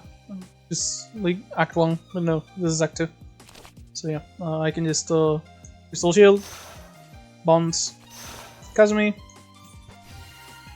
This is full block, and we have Larva here scaling up. In 2 turns she'll be able to ultimate. In fact, since she'll be able to ult in 2 turns, do I even want to keep Kazumi here? The thing is, you can see the keystone here is buffing itself. Pretty sure this is going to be the thing where every time this gets attacked, it's gonna deal 5 damage back to us. So Kazumi here is actually going to be possibly hurting us. I'm just gonna go ahead and use her now. Like, use her as some extra damage with the knives. That way, when we use Larva's ultimate, it will be like pretty likely to just kill the keystone entirely. Yeah, at this point it's guaranteed. So yeah, we just need to do 1 more turn of full blocking, and we're only getting attacked for 16. So literally just Ice Barrier.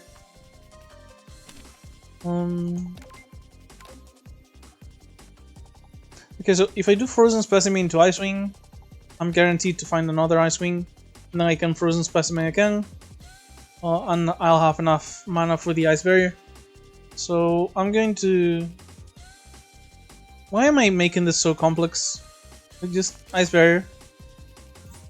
And that is it, because next turn I'll just end the combat with Larva. Don't know why I'm complicating this so much. I mean, it's not gonna kill the Sunflower Fairy, it's only gonna kill the Keystone. But, like, once the fairy's alone, like, I really don't have to worry about the rest of the fight, I'm pretty sure. And I'm getting the Frost Armor here. So yeah. This deals pretty huge damage, and the poison's gonna finish off the Keystone. So I'm just gonna go ahead and Frozen Specimen, Eviction Order, Flair,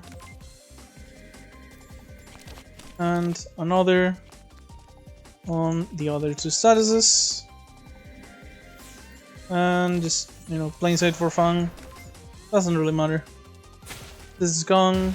This is going to be super hurt, and it's unlikely that we'll be unable to finish her. Okay, we will, but I guess I can look for Kazumi here. And we got her first try. So yeah, just Sunny plus Kazumi are going to, like, kill her in 2 turns, basically. I'm gonna go ahead and just play the Tipsy now. Get more damage. Very nice for the Grace. The combat's basically over. Like, I could be more detailed, but yeah, this was just enough damage. I didn't really check, but even if it wasn't, the fight was basically over at that point.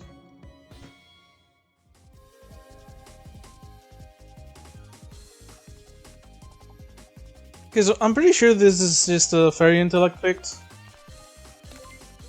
Just so I can, like, have some card draw. And with how small my deck is going to be, thanks to, like, some cards retaining, or some cards exiling, like these 2, and then the Frozen Specimens getting rid of Eviction Order and a bunch of basics, I'm gonna be able to just cycle through my deck super fast with Fairy Intellect, even more with the upgrade, because it draws 2 cards this turn, draws 2 the next turn. So yeah, at the very least, it's going to make me hit my deck, like, hit the good cards very reliably. And the idea here being, as soon as I get, like, anything at all that I can use for consistent value, I'm just gonna be able to draw through my deck, play whatever card I picked, like, every turn. So yeah, so, like, out of these 3, I think this is the best enabler. I wouldn't blame you for picking up either of these 2, though. Water Blanket is, like, less efficient, but also gives you, like, less efficient as pure card draw, but does give you the extra block. I don't think we need the extra defense cards now, because we did end up getting 3 solid ones, so we don't need to rely quite as much on the basics anymore. And then Refreshing Breeze could be like nice combination with Larva to eventually upgrade pretty much every card in your deck. However, we don't really have Coal, so you would still have to look for that. And I'm not really interested in adding Coal to my deck. So yeah, I'm pretty sure like... I think Water Blanket is a 100% defensible pick. But I think the Fairy Intellect here is like the better long-term benefit for us. So I'm gonna go ahead with this. And as for our elite, we get Nitori, who hits like a goddamn truck. We're gonna be able to set up... Because obviously we're able to just set up Sunny and Kazumi here. I'm slightly tempted, however, to do Fairy on Ice Sunny instead of Kazumi Sunny. Thing is, next turn we're getting hit by both Nitori and the drone, and we might need the one grace because like Nitori is going to be hitting us for 12 times 2 if I remember correctly. The drone might be hitting for like 8 times 3 or something like that. They just hit very hard, and this turn we're losing like the Ice Block and Fairy on Ice, which are going to go to the discard pile. So we might not actually like have that much defense next turn. Like we have access to In Plain Sight, the Ice Barrier, I guess. Like it's not doomed or anything, but I guess we have like full HP. We can actually take the risk. Because this is a risk, but I think we can actually take that risk thanks to being full HP. Like even if we get screwed a bit, we won't get like destroyed. So yeah, let's go ahead with this.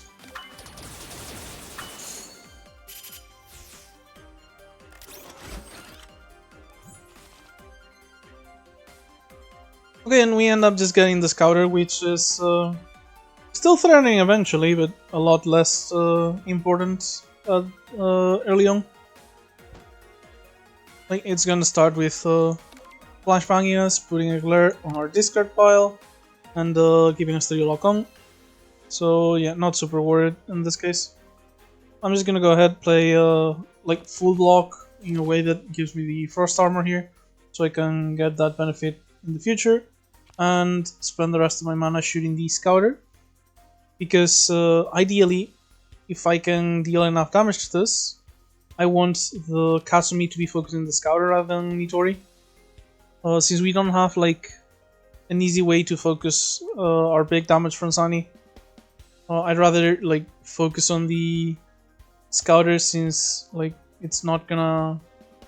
I guess Nitori puts the optical camouflage on both of them next time. Still, like, yeah, I do still want to try and do the Scouter.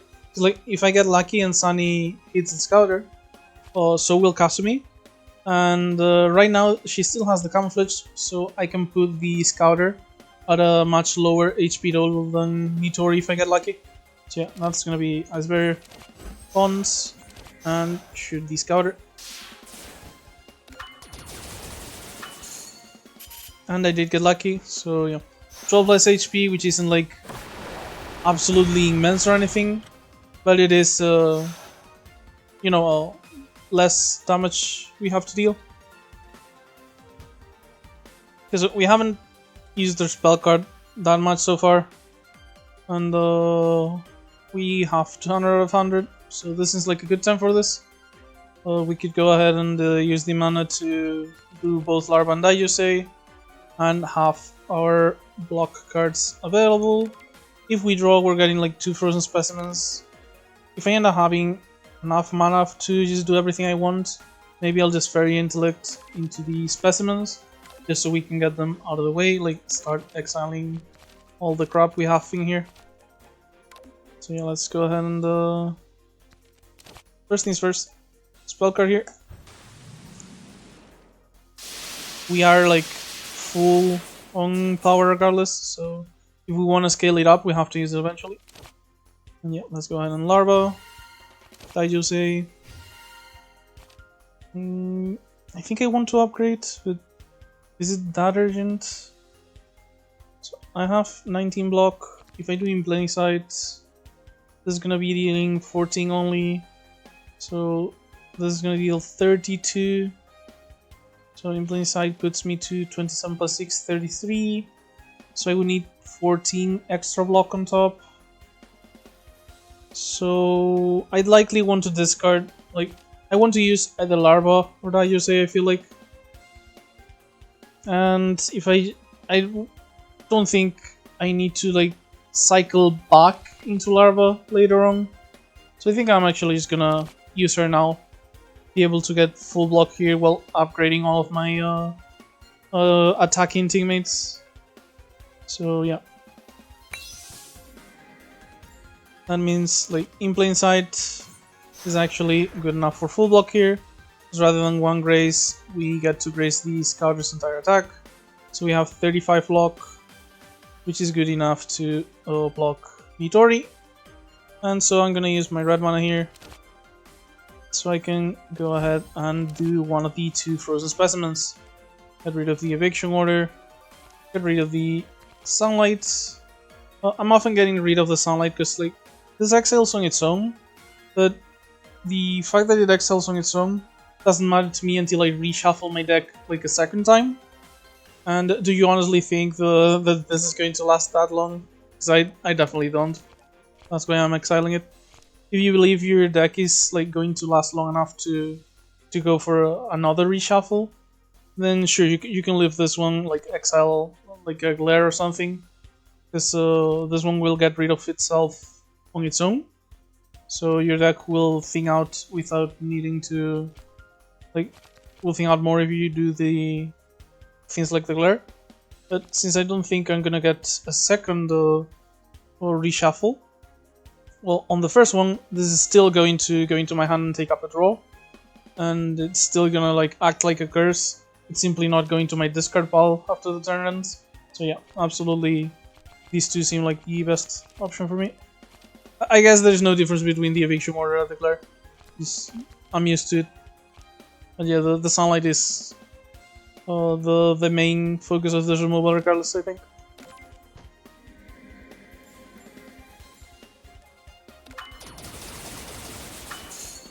You could argue here for doing the Tipsy, but I believe Nitori is going to attempt to do the Camouflage next turn. So yeah, Optical Camouflage. So what I want to do here is Tipsy this time and just you know, go ahead with the knives and all that stuff. There's the only thing that we could get out of interest, like that could be interesting off of the Icewing, is Fairy Intellect into drawing Shoot. So certainly nothing big. I guess if we exile like Glare on one of the Crystal Shields, what we can do is maybe chain enough Icewings that we can go ahead and do Fairy Intellect with not enough cards in the deck, reshuffle, and maybe the next Icewing gets Kasumi back. So that's what the plan is going to be. So if that is what the plan is going to be, I'm just gonna go ahead and start with Frozen here. Get the Glare. I guess I want to leave as many blue cards in the draw pile as I can if I'm going to be getting them off of the Icewing first. So let's instead do Bonds here. Not like I need more unity at this point anyway. And yeah, now we attempt to chain our Icewings here. Just so we can get less cards in our deck. We get the Fairy Intellect, which we're looking for. And I guess we couldn't actually like go all the way, regardless of what we did. So yeah, let's go ahead and Intellect. And we do get our Shoot. So we play Tipsy. Shoot the Scouter. I'll go ahead and play Kasumi for the knives. Just to get rid of the Scouter for sure. Guarantee it's gone. Deal some damage to Nitori by throwing the other knife because I don't have any other offensive plays anyway. And with what I have in hand, I guess I can just the only thing I lose is, yeah, I lose block barrier and grace, which is just the defensive aspects. I'm gonna just go ahead and ice block. Oh, I don't have enough mana. Yeah, I wanted to ice block because that way I could just retain the hand and I would have like defense for sure next turn. But doesn't really matter. I'm gonna go ahead and Fairy on Ice. 2 Grace, Ice Wing on top to draw like other defensive cards next turn. And yeah, this is pretty much next turn. She's pretty much guaranteed to die just because of how low she is. She was already like super close this turn. But yeah, this is dealing 21 damage, so 10, 23. But like that's enough. So just end turn. Would have been 12. Because it deals like 7 3 times, so it goes to 4 3 times rather than dealing 21 total, so going to like 10 or 11. But yeah. So we had some money. Battle Robot's not like probably not gonna be super relevant. We drank tea once, but I feel like we're strong enough to not need to do it again at this point. But we'll see. Could give us like a decent card later on, but I don't think this is gonna see much use. So, oh, Full Moon Pumpakling, which generates energy, and if this is upgraded, the energy can be spent on this. Okay, so the reliable pick here is just get Kasumi. Don't worry about it. That's it. Extra teammates using our like damage. If we add like a third one eventually, like maybe even her ultimate could actually be useful, which is generally like not very useful because you don't have that many Kazumis, so the others are benefiting from the ultimate of the original. But you know, we have a ton of deck thinning thanks to all our exile stuff and the retain, like I mentioned. So like we already have one card that draws cards on the Fairy Intellect. It's not like super heavy card draw, but it is there. Maybe you could just get an infinite with the Full Moon here.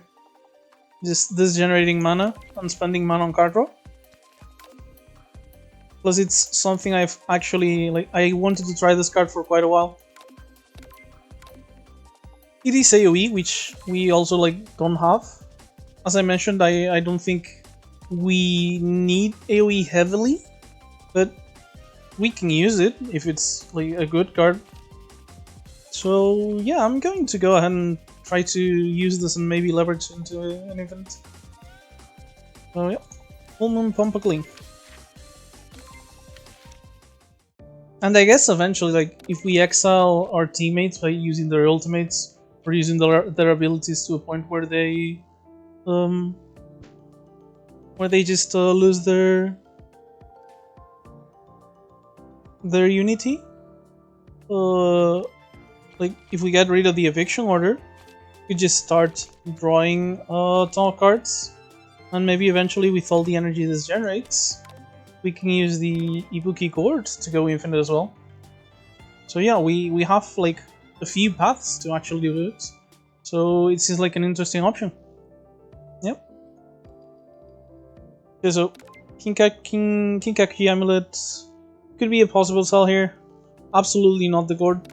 Don't even fucking think about it. But yeah, the Kinkaku here could be a sell. But I don't think we need money enough to sell this, considering that it could save my life in a rough combat. It hasn't been seeing much use, but it has been seeing some, and it has helped.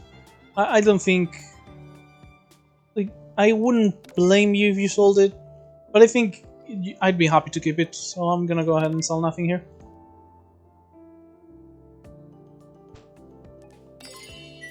Trade, remember, completely mandatory if you want to go to Act 4. And our path here, because we do finally want to go to a shop because we have like 300 coins, and this path is like shop and delete, and if we somehow get annihilated on this combat, or like let's say this event is like fighting a drone phalanx, we get a bad draw and the drone phalanx gets us like super low on HP. We can not go to the elite, aboard the dangerous mission, just go to the bottom. So yeah, I'm going to go for this path. Nothing else that's better, I'm assuming? No. Yeah, we just want to go to the shop and this is the only shop, so...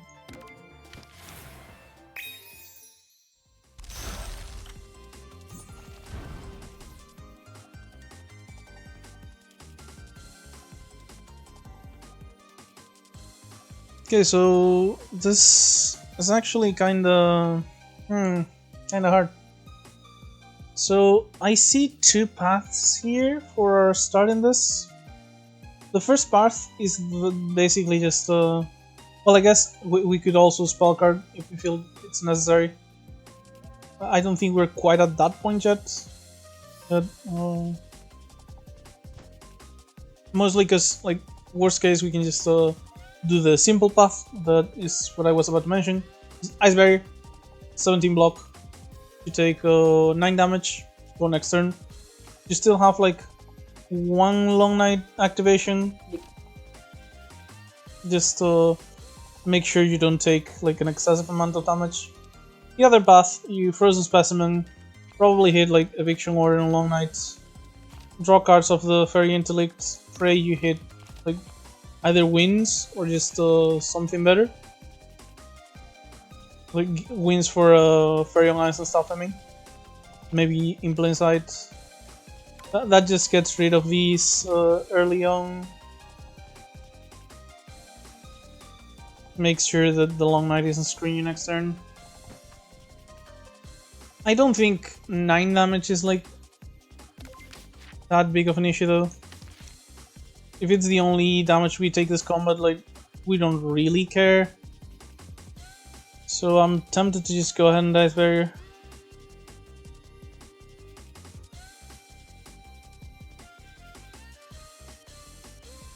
If we will go ahead and Frozen Specimen, I guess we could just Crystal Shield. But that really just doesn't feel worth it here. Yeah, I think we can just go ahead and Ice Barrier here. Like, if I don't want to spend my spell card to save 9 HP of the Ice Barrier, then I think that's like a small amount of, like a small enough amount of damage that I don't mind just taking it here. And maybe just Tipsy here so we can get rid of Long Night. Sure, we'll play the Tipsy here. Just for the Long Night. Basically just for mana efficiency so we don't have to waste 1 mana on it next turn.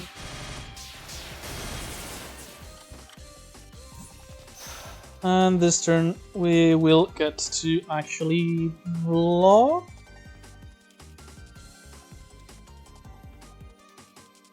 Okay, so here's the thing.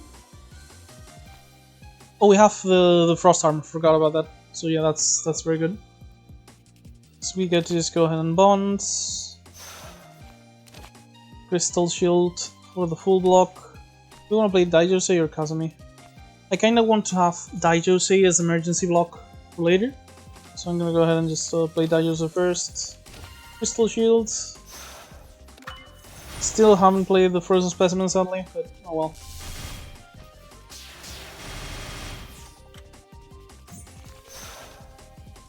Okay, so I can just go ahead and Ice Block this turn, I think. Not have to worry about how do I block 32 damage with just this when this is Sungraceable. So yeah, let's go ahead and Larva. Play this shit just because I have more than enough mana anyway. So it's just 3 free damage anyway and Ice Block.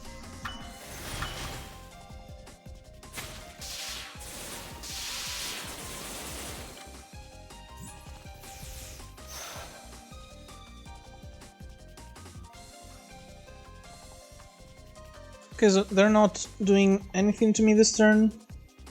So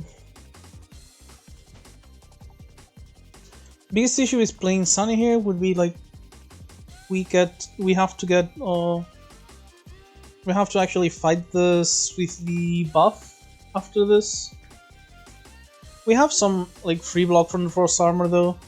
so I don't think the 5 damage and retaliation is gonna be like a huge issue. And if it is, like, I guess worst case we just upgrade everything with larva. This goes to -3 and we just use the -3 to make sure that Sunny isn't screwing us over. So yeah, considering that, this turn would be like exiling things from specimen and then just dealing as much damage as possible. So let's just go ahead with that. Do the full moon here. Use that mana for Sunny and frozen specimen. On, I guess, this is the residues, so I don't have to worry about unblockable damage. Yeah, let's just do the residues. Because blockable damage is like less of an issue when we have ice winds that look for blocks and other block cards. So I just get rid of the unblockable. This isn't a fight that lasts long enough for me to like try to go infinite regardless. Even less when we had to skip using the frozen specimens early on.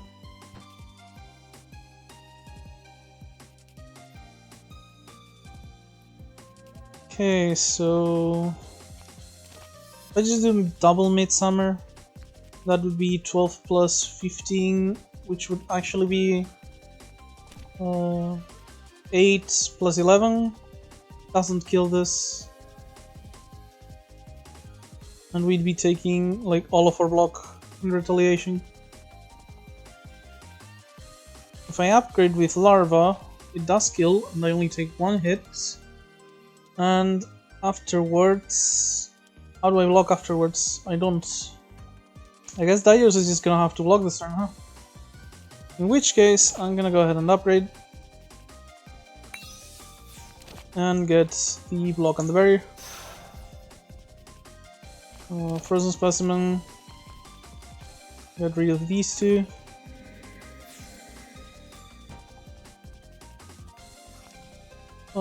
Thing is, if I do Kasumi here, still gonna be hitting this thing, huh?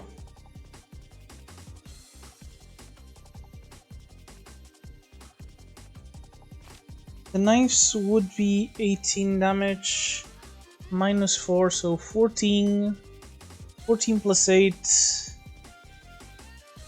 I would be getting hit by the retaliation twice, but that is less damage than the keystone in the first place. So I would go to 18 block, which is, yeah, I think that's fine. So Kazumi, lay her out. Once more.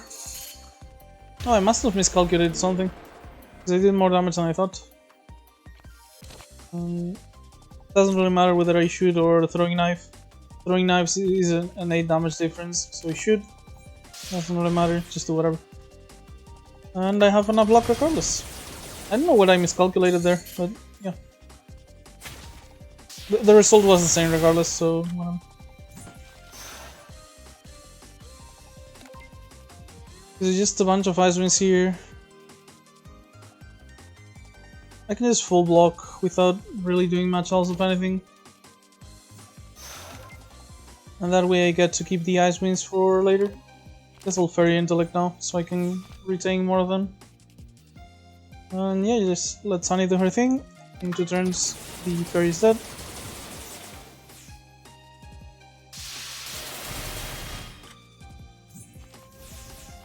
And I didn't draw any curses or anything, so my teammates are just going to finish the fight. Very easy, thankfully. We just took the 9 damage on the first turn and that was about it. As for cards... Okay, so... Still don't think I want Summarize. Doesn't really help us with people keyboard situations such either, despite being an energy regeneration for the skill supposedly. There's about I don't tend to like. You have to find like an empty spot to play your ability without taking much damage, in order to allow you to summon your teammates later, to like without taking too much damage. But the thing is, like, you could just find, like, instead of playing this so you can play your teammates later, you could just play your teammates on the spot where you would be playing this. So yeah, I don't tend to like this card at all, honestly. Like, there's very few situations where I think it might actually be useful. So yeah. What I am considering here is like Rainbow Danmaku. This would help scale our spirit for our blocks, scale our firepower for like Sunny Larva stuff. We already have 3 colors, so the first time we play it we get the rainbow, and that already gives us the 2 colors we have left. Gives us like a solid scaling option that we can get to like relatively often once we've removed a bunch of our cards, like I mentioned before. So I don't get the Rainbow Danmaku often, but I do think it's a good option here. The upgrade is sadly like super mid, barely even noticeable, but I think this is a good card in situations like this. And eventually, like for tough fights, we can use the energy from our spell card in order to just scale up. So yeah, I think that gives us a good option.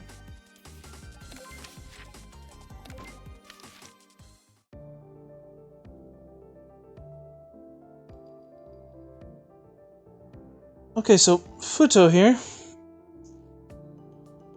One thing, like,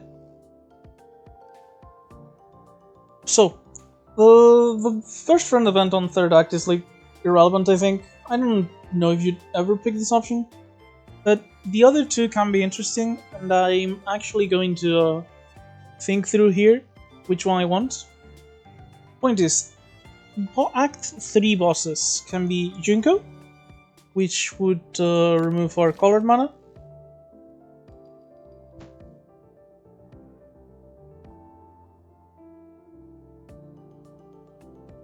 Okay, so if we just set up our teammates, we don't have to play like a lot of cards very often.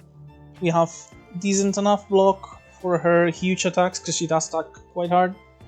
And if we do end up trying to infinite Junko, which I don't think is going to be easy, because it does add like the 5 Purify statuses to our deck. But if we end up like maybe getting more cards like Frozen Specimen or like stronger card draw, maybe it ends up happening, but like don't count on it. But if we do end up doing it, or at the very least cycling heavily, we should be able to do it early enough that she won't be killing us with the Lilies, like that every time she purifies us, we take damage. Junko would be the most dangerous one though. For Sanai, we have 0 abilities. That's it. Sanai is just free. On the other hand, for Remelia, the infinite would definitely not be an option against Remelia for what should be obvious reasons. But against Remelia, we can simply set up our teammates and just play solid block. So yeah, we have plans, like good plans against 2 out of 3 bosses. And if it is Junko, we have the entire act to maybe see what we can do to protect ourselves against her. Meanwhile, if we try to infinite with the Gourd against, like if we try to rely on it against Seiya, because maybe we're like, okay, so the way I can beat Seiya is just, since she has a ton of HP and my teammates might not be enough, I just go infinite and I get rid of her. But if I click this and it says she has the cap or the pyramid, that infinite is gone. And I can't actually like use it. So since the boss of the 3rd act has like 2 options where I'm completely fine and 1 where I have time to like prepare, this isn't that important, but this brutalizes one of my 2 plans to win a fight. The plans being 1, I play my teammates, I play solid block or scaling cards, and I win through that. The second one being the attempt at maybe going infinite. So this, like, the true final boss could block one of my paths entirely, so I'm going to go ahead and just do the first item of the true final boss and be sure whether I can or not actually infinite her. And yeah, I think this is gonna be the better option on this choice. Mother...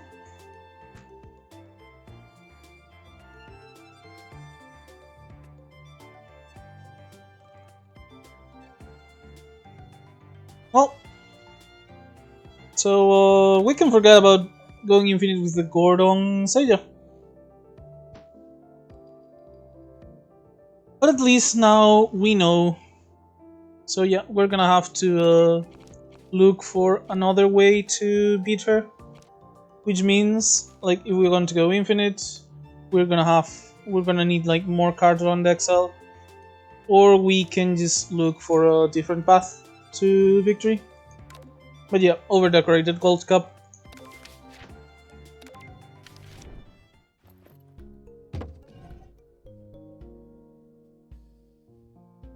So, pretty sure I want to remove a card here.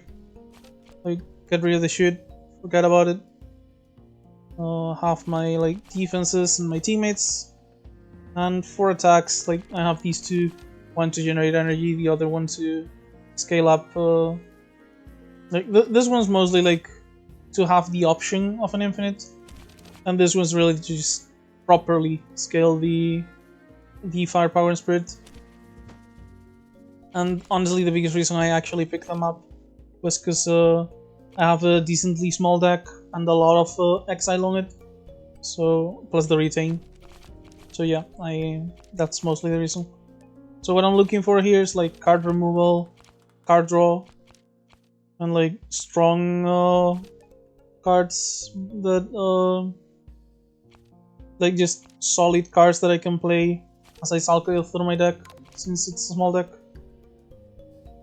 Princess Undying wouldn't be bad, honestly. I often had like kinda big hands with all the teammates and other retaining I do. So Princess Undying could be like a very solid defensive option long term.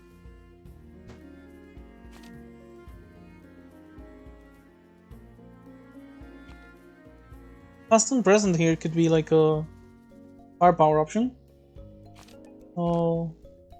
Works against Junko, works against Seiya, because they do have like attacks that ignore grace, but before they do those, they both do like big multi hits that we can maybe like grace a bunch of them.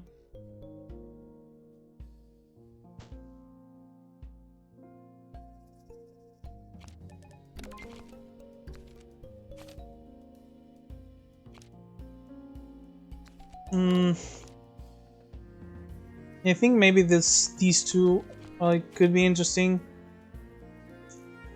This one's an ability, so it wouldn't like be like screw me over for a possibility of infinite. Princess Undying would make it harder, but I might still just want both of them regardless. Hello. So I want the card removal like pretty much guaranteed. Goodbye shoot. So with that said, like if I were to buy a membership card, could I buy both of these? I could, yeah. And I still have like a full act and then act 4 shop. So maybe that's just worth it. On the other hand, Tengu's Fang is like completely amazing on turn 1. So maybe I just go like... And it is Grace, which works with the... Like if I do this turn 1, I'd be gaining a decent chunk of firepower.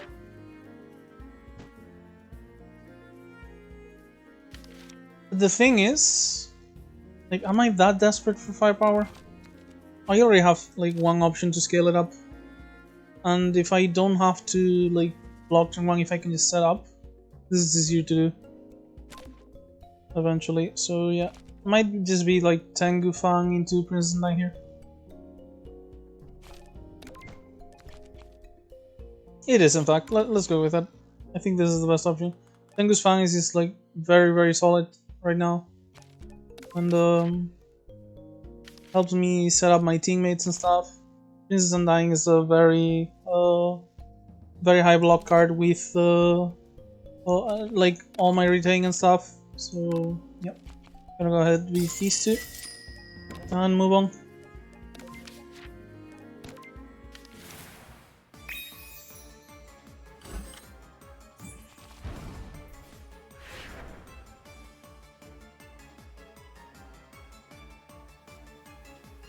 Okay, so the grace here is absolutely invaluable. And I believe I just want to do Frozen Specimen into maybe Sunny. So the thing is, if I do Frozen Specimen to get rid of the Long Night, I'm not really playing like that many more cards. I can just go ahead and like do Sunny plus Daijo, say, or Sunny plus a block. Which, unlike Frozen Specimen, would actually oh, actually no, if I do Frozen Specimen, I still have 4 mana. I don't have the tax anymore. So I can just go Sunny into Crystal Shield. On the 2 block I already have. I mean the 2 grace I already have. Do the rest of the block. Okay, yeah. Okay. So do this, Long Night, Eviction Order. And I get to set up Sunny. And have a Crystal Shield to take no damage this turn.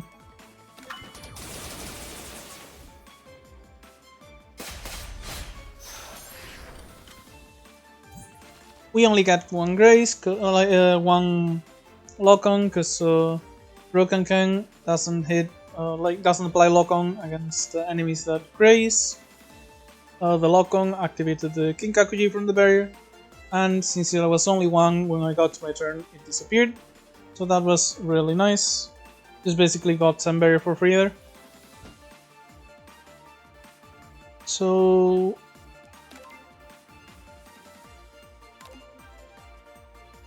for now, I'm going to go ahead and Frozen Specimen. I mean, Diving. I wanted it before the Specimen, because if I get the Princess Undying, I want to have more cards in hand. And like, it's not like a big deal to maybe chain Ice Winds here. I don't think I need to do it, so yeah, let's just start with this. Let's pick out the double. So yeah, I'm gonna go ahead and Princess Undying here. This gives me enough barrier for the entire turn. I get to go ahead and Frozen Specimen. Wait a second. Kinda wanna Full Moon if I can here. If I'm not using it, it's not scaling.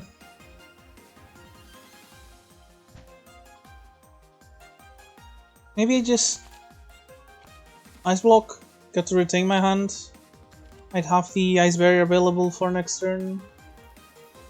I'd be wasting my barrier though, so I don't think I actually want to Ice Block here. I want to save it for a turn when I can't actually get block. So I guess if I'm not gonna use it regardless, I already have enough block. So it's actually just Frozen Specimen and then Splash for the Full Moon. I guess the order doesn't really matter, but that's the point. So it's unlikely to happen several times, but I might actually cycle like twice or at most 3 times against Jomu here. Hopefully not, because I'll have a lot of stacked lock-on, but I think the Refracted Sunlight going away on its own is actually like relevant, so I'm gonna go ahead and remove 2 basics. And just Full Moon here. Kinda wasting 2 mana, but oh well.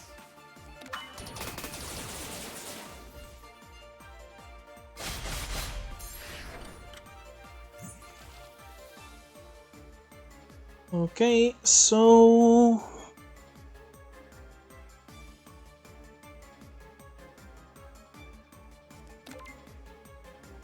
okay, if I get like the only bad okay, there's no bad option here actually.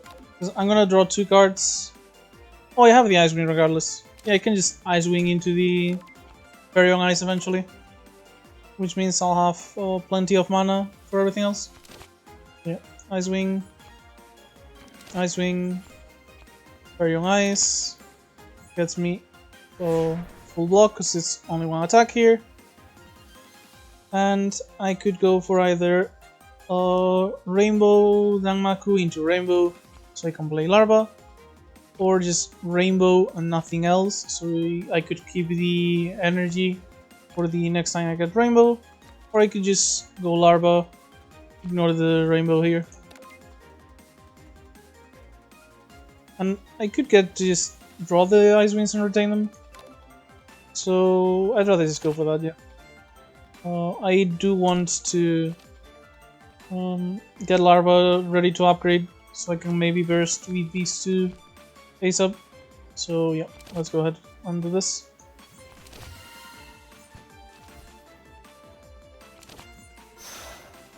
Just playing the bonds here for the Unity doesn't really...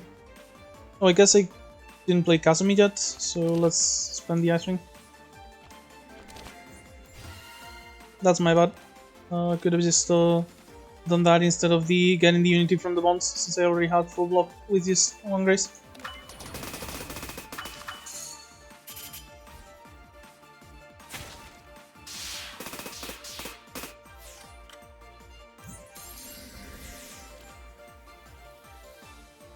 Okay, so that is quite a lot of lock on because of the Shining Fiends.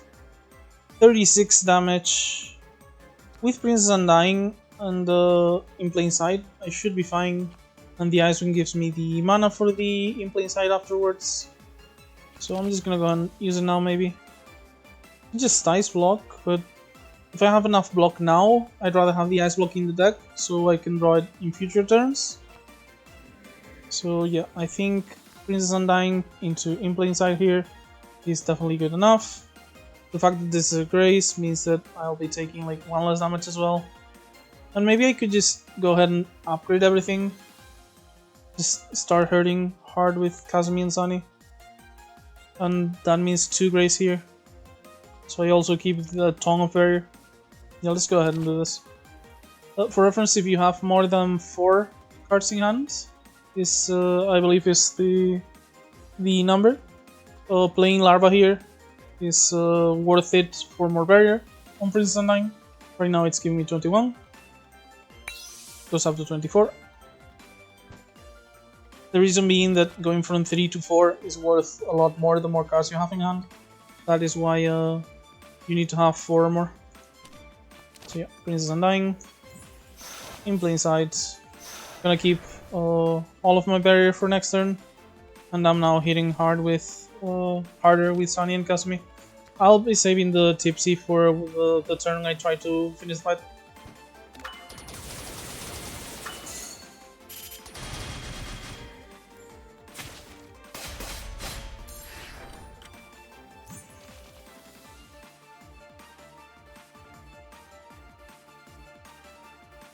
And the finish unit.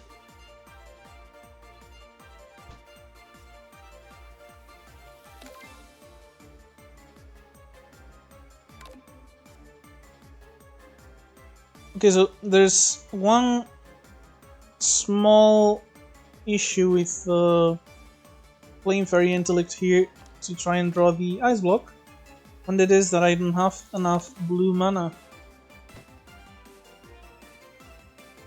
However, if I play Fairy on Ice, I will put a wing on top, which is guaranteed to get me one of these, or just the blue mana if I draw these naturally. So since I want to have the blue mana available, I'll spend green here. I might end up using the red for the full moon, maybe, so let's just do this.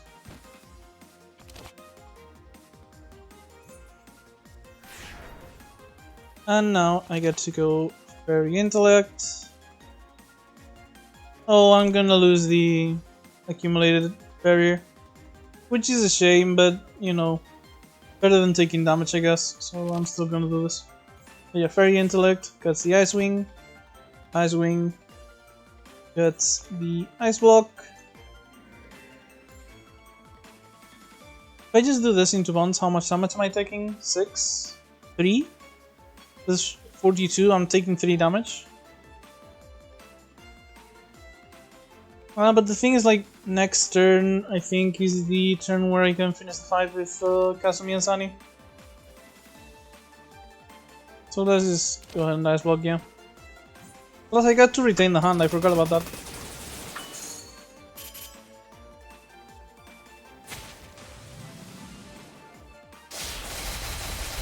So yeah, with the hand retaining, like, remember the hand retain, this is just absolutely the right choice.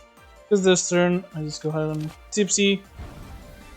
Full Moon Puckling costs me basically 0 mana because it generates as much as it costs. Then I go ahead and do Rainbow Danmaku just for some extra damage. Get back Rainbow on Daijusei for extra damage as well. And just should have opened with this actually, because it's gonna gain me firepower. That's my bad. But yeah, damage 3 times. Firepower. Kazumi plus the knives. And the knives and Daijusei finish the fight.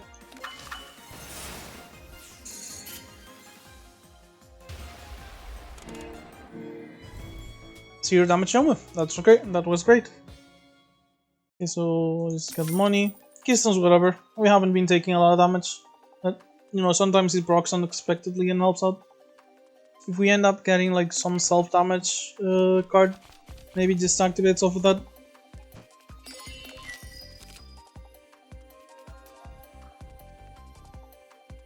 Okay, so the on Thing Ice, if it gets upgraded, it's actually like draw 2ing away. So it could help us if we go Infinite Plan. But also it's like free cantrip. This is just good card selection that costs you basically nothing. Like, it's like slight problem against certain gimmicks like don't play too many cards, or like, yeah, basically against things that punish you for playing cards. It's like slight problem, but just free cantripping away. So I'm gonna go ahead and just pick this up. The other two aren't like interesting. We already have enough blocking cards, so a second in plain sight I don't really need. There's very few things I'd be less interested in than Flash of Spring, so yeah, just one thing else. Like, I don't even think, yeah, we would need like one of these two, or one of these three played beforehand to activate the Flash of Spring at all. So yeah.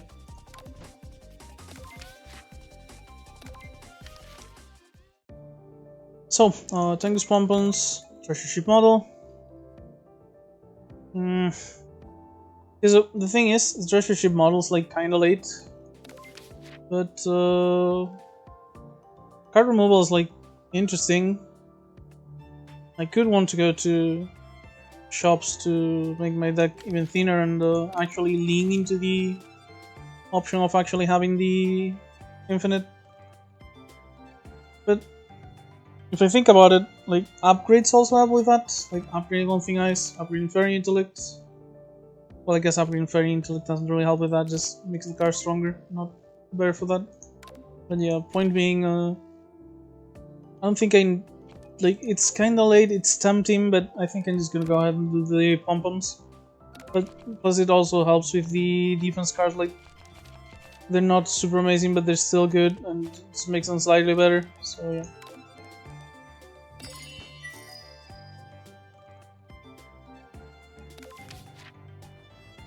Okay, so for our last path, since we didn't end up taking the ship, we don't really have like the money we would want for a shop.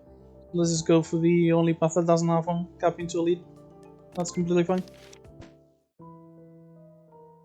Okay, so Kagasa's 2 upgrades for removal basically. Thing is, we just said no to having money for removals in exchange for like being able to get more upgrades on gaps and stuff. So we've basically like just made this choice, like the reverse of this choice. I mean, no, this choice, like less removal for more cards to upgrade. So if we do it again now, we're basically like overloading upgrades too much, like reducing the merit of our choice. So I'm sad to click this every time, but I'm sorry, Kagasa. Wonk. But yeah, since we're not going to be removing, the misfortune was quite a bit worse than it could usually be, so yeah.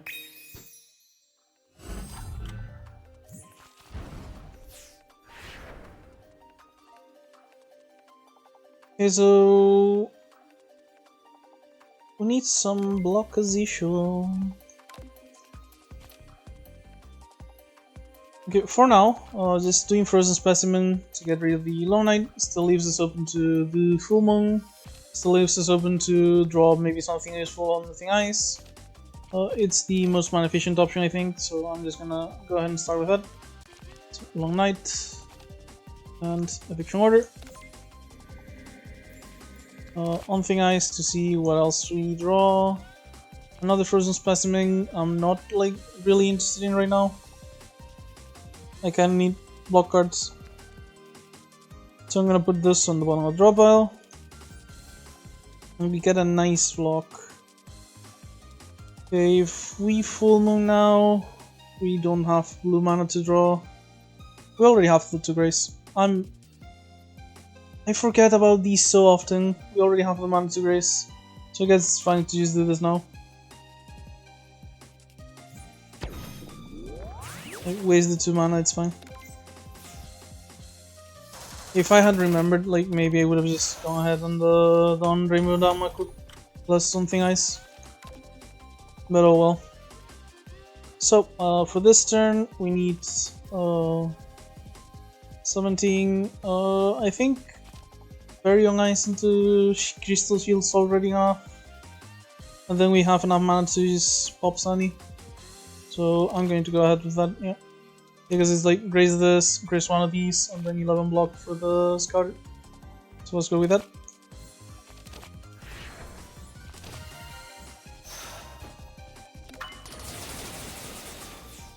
The random damage on Sunny is like slightly rough because some of it's gonna go on the Kappa, but we'll deal.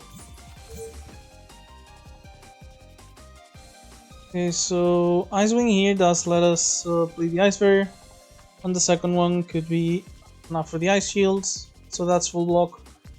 So we might change our mind seeing what we draw, but I think that's gonna be what we do.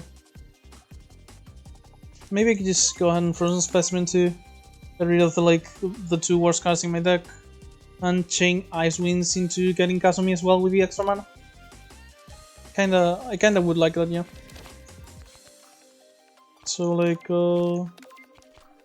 I guess Glare and Refracted, despite the fact that they don't do anything on our current draw pile. And maybe just chain Ice Winds now. Kasumi here. Okay, if we don't get to chain Ice Winds off of the second one, we'll just Crystal Shield and Ice Bear. And I do want to guarantee that we find her, because it's more likely that we find more Ice Winds than that we find the Kasumi a second time. And I do get more Ice Winds, so I get to just Ice Bear, Crystal Shield. That's full block. Ice Wing for another Ice Wing, just so I have the mana, like Kasumi. And solid turn. Except we're focusing the Kappa, but I guess she doesn't have a shield anymore, so... Does this one start with Camouflage? I don't even know, I don't remember. But yeah, I guess there's no issue with actually focusing her. So never mind. Okay, so... I'm not being attacked this turn, so I think it's just good time to build up block here. Well, let's start with the free cantrip. Okay, put it on the bottom, that way, like, in 2 turns we guarantee we have it. Maybe even next turn with the Ice Wing. So we're, like, not worried about our next turn. Full Moon here. This gives us as much mana as it costs. I'm playing it before Undying, because that way I get to play Undying while keeping splashing if I get less barrier. And now it's Undying, keeping 2 green, into Larva. And 1, 2, 3, 4, 5, 6. We're actually keeping enough cards that we would overdraw. So I'm going to go ahead and play the Tipsy. Should have played it beforehand, but I didn't think about this situation. Could have also just maybe played Larva for upgrades, I guess. In fact, I believe I'm going to do that right now, just to end the fight. So I'm pretty sure that it ends the fight here.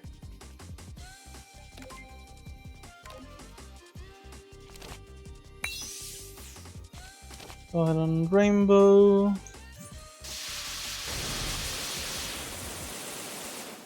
Kazumi. And I guess rainbow for Daijusei. And use our remaining energy on just throwing knives. Yeah, this is way overkill.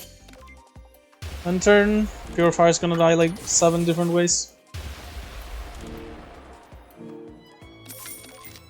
And as for cards, because this is the defense card that plays Midsummer Flowers that I mentioned last time.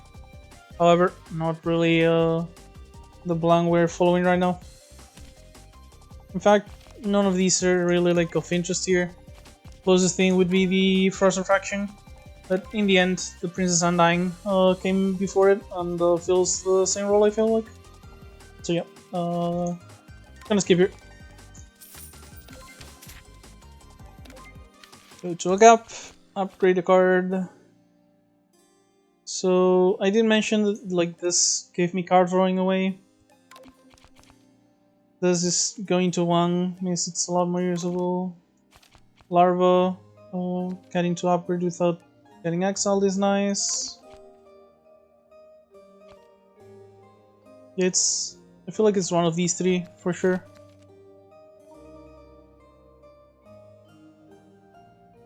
Honestly, with the other scaling we have, being able to retain Larva every time, even if we upgrade, isn't super necessary. So I don't mind as much discarding it. And we've had other issues with the ice block, other than the cost really. So I think just going for the Unthing Ice is the best play here. Because the thing about the ice block is like, we've kinda had to waste like block or barrier in some situations where we had it available. And when we really need it, we are unlikely to mind just paying full price for it. The only actually big issue being the double blue, and that can generally be fixed with the high amount of ice wins we get, or even just using this, ironically, to turn a non-blue mana into a blue one. So yeah, I'm gonna go ahead and do Unthing Ice. As for our elite, it's Hatsune Kokoro, which I think is like one of the easiest elites relative to the act in which she appears. So hopefully won't have any issues here. I do not start full blocking because it's 3 attacks. However, I'm full on my spell card. She has summons. I have Mighty Shaku. I feel like I'm going to get like half of my spell card back at worst.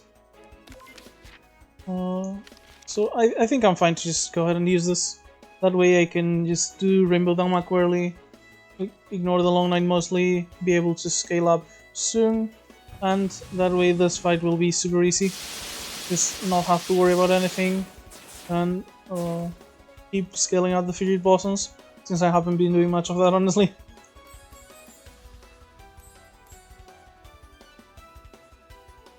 Yeah, this should be all colors.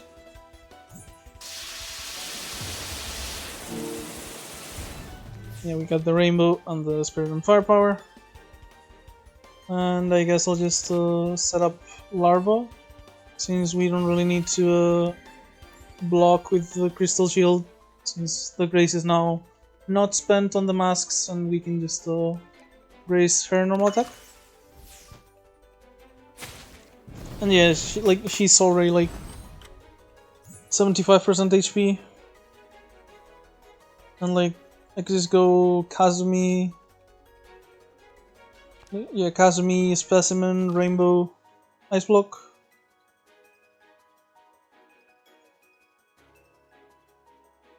Yeah, let's just go for the simple play here.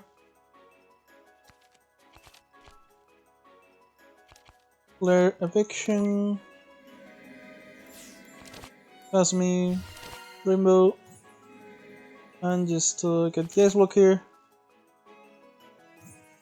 Because that is quite a bit of damage for reference. Like 27 is not something I could block here without ice blocking. So I'd rather just do a simple play that lets me ice block without having to worry much. Okay, so this, yeah, let's just do Princeton Dive for a massive amount of air. This would full block already.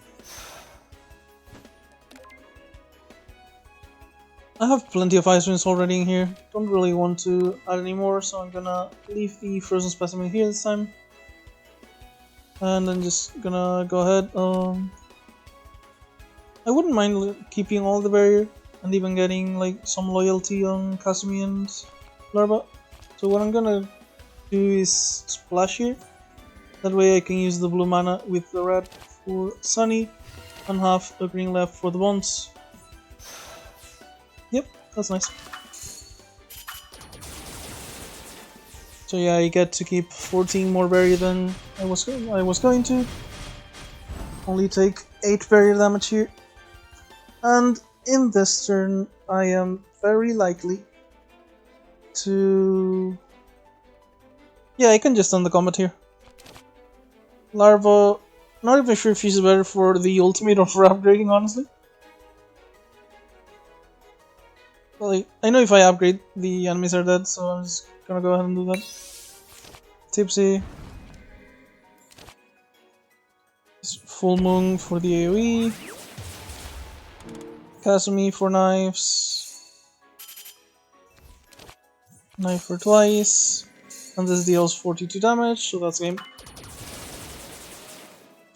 Yeah, like round 4, not like a particularly high amount of effort. She just gets killed with like very high amount of overkill. Insane Bowls, like good, but probably a bit late. We've been skipping quite a few cards though, so if the trend keeps up, we might actually still get some use out of it.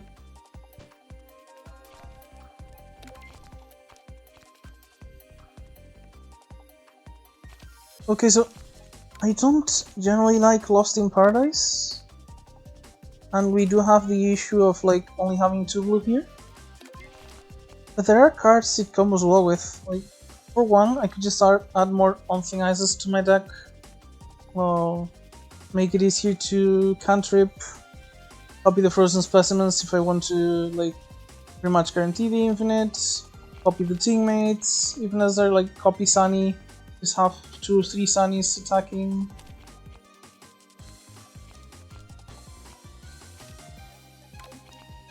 Garden Gathering, like, wouldn't be bad either. It comes pre-upgraded, makes my actives like constantly using Larva for upgrades and stuff like that. Draw cards.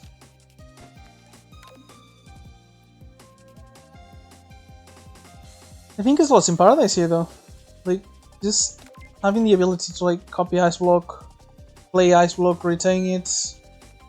I would need like blue mana off of the wings and stuff for this, or from like a Princess Undyne splash, but it's an option.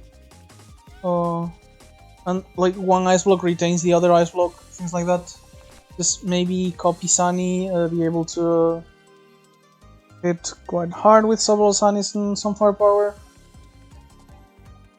Yeah, I think it's Lost in Paradise here. It's a versatile card that helps me in long combats for sure.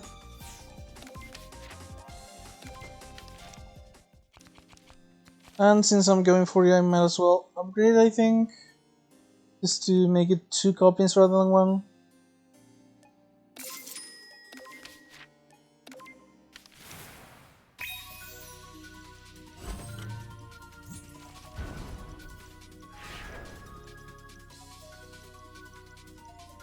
Okay, so I don't have to worry about her attack this time, since she is going to go into the Grace. In which case, I'm just gonna go ahead and Larva into Sunny.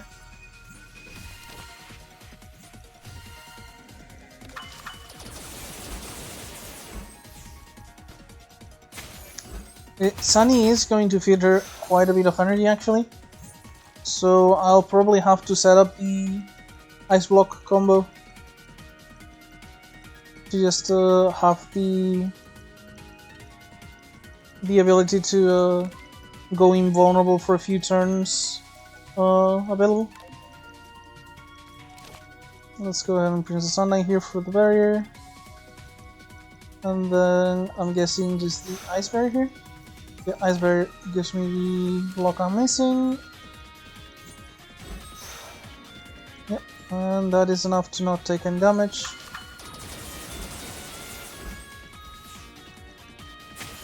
I really need to like get some firepower though, because like I've done 36 damage and she's only missing 6 HP according to this.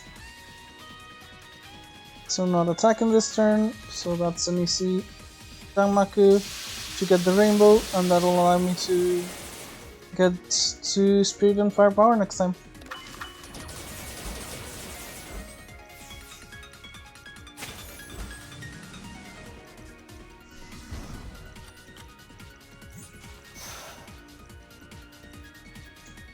Okay, so let's go ahead and Frozen Specimen. Eviction order. Probably like a basic block, yeah. And hopefully the Ice Winds will allow me to like get Lost in Paradise and Ice Block next turn. Gonna go ahead and put another one on top with the Fairy on Ice. Plus I did need like the grazing here to not take damage anyway, so sadly can't play the Full Moon now, but honestly it's not my biggest priority at the moment. So yeah, let's just let it go this time.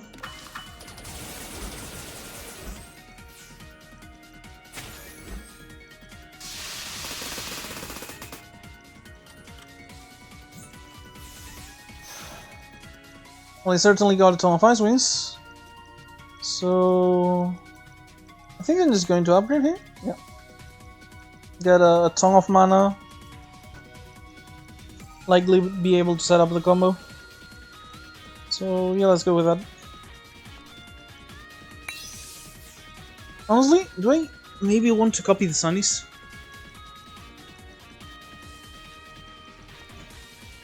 Like play several of them, get the firepower, and on the turn where I want to finish the fight, like I do the ultimate and just do 9 hits with all the extra firepower I'm going to be getting.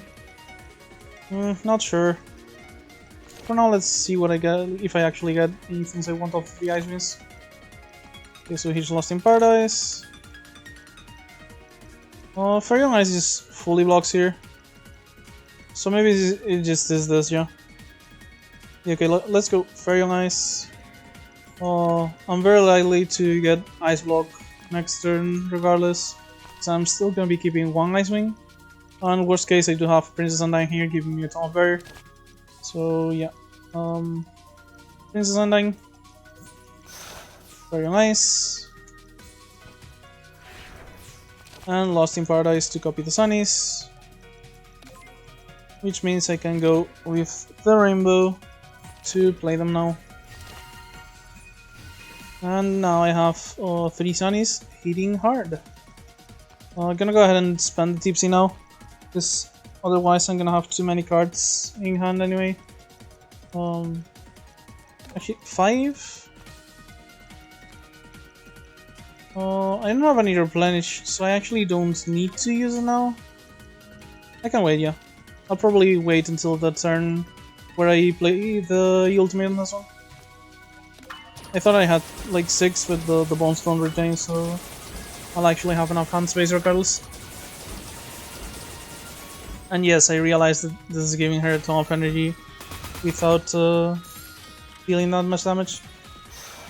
But that is fine, because I'm going to be getting Ice Block here. Hopefully. There's a Specimen. Just honestly, maybe just the 2 Crystal Shields to make sure I get the Ice Block.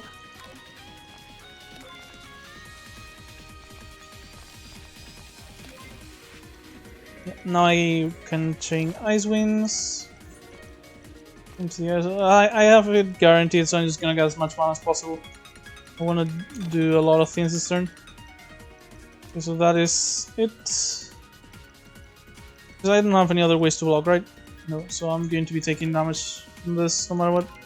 Yeah, I'm gonna go ahead and pick up the ice block.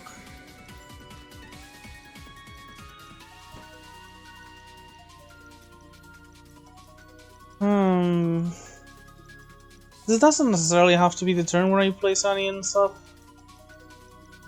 I feel like I can set up a bit more, if not a lot. Okay, if I do this into Daijose, I would still have enough mana to Kasumi plus Ice Block. Because this technically only spends 2. Yeah, let's go ahead and do this.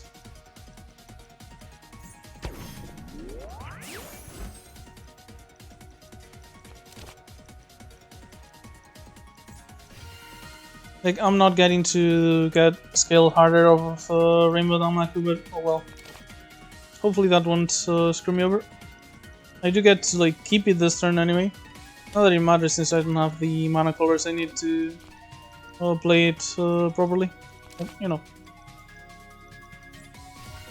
I mean scale off of it, I mean. Okay, so next turn is Sunny Ultimate and Tipsy into as much damage as I can. Possibly starting with Rainbow Danmaku by spending spell card to play it, depending on what turn she does here. Yeah, she's going to try and kill me. So if she's going hard, so am I.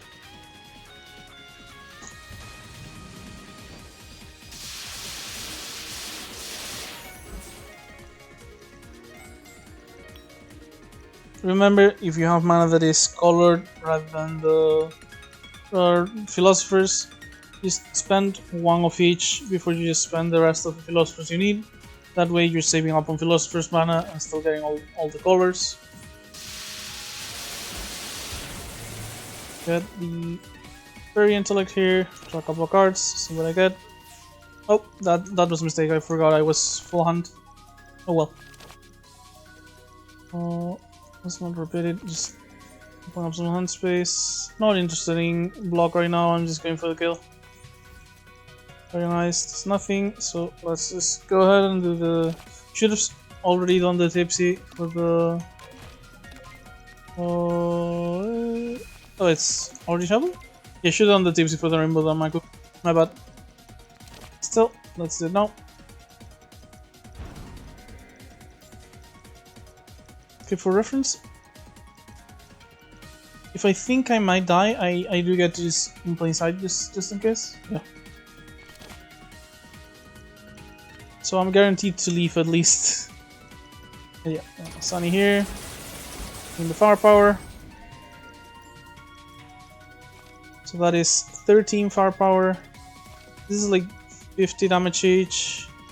It's actually not enough damage to kill her. Even with Kasumi, I believe. Yeah. In which case, we use one of the copies for optical camouflage.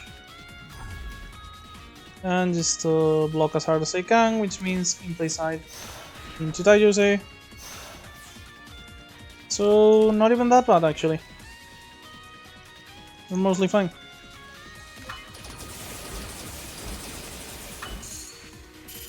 Despite being a bit wasteful with our mana and spell card.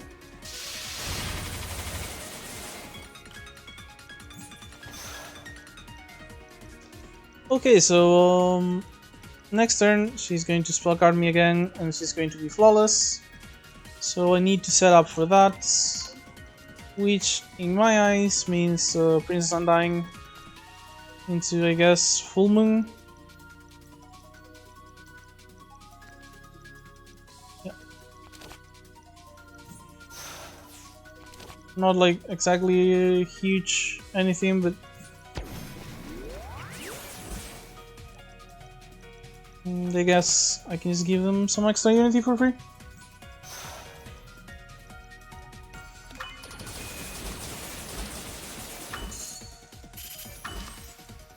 I should probably not record this late at night. Both of the videos I've done at night, I've gone kind of lethargic at the end. I'm noticing it now. Commentary is certainly suffering.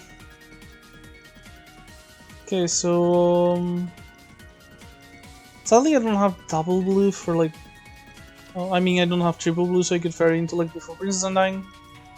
Well, this generates 2 mana, which means I will have 9.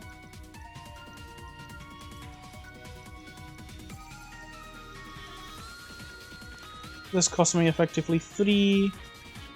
Okay, so I can go full moon into rainbow into fairy intellect before Undying. But like at that point, I'm even saving a block.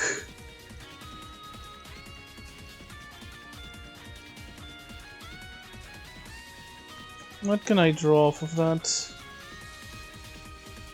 I just say on thing eyes are like the only really interesting ones. I'm just gonna go ahead and do this just so I have the double blue for Princess Undying. And just Princess Undying right after. This blocks for like almost everything. I'll be fine. Next turn she's not gonna be flawless, and I'm pretty sure I can just finish it off. Maybe like second the ultimate into Kasumi Knives, into like Sunny, dealing a ton of damage, and Larva's gonna have her ultimate as well for the poison. So yeah, this should just be her last turn. Despite healing for like 30.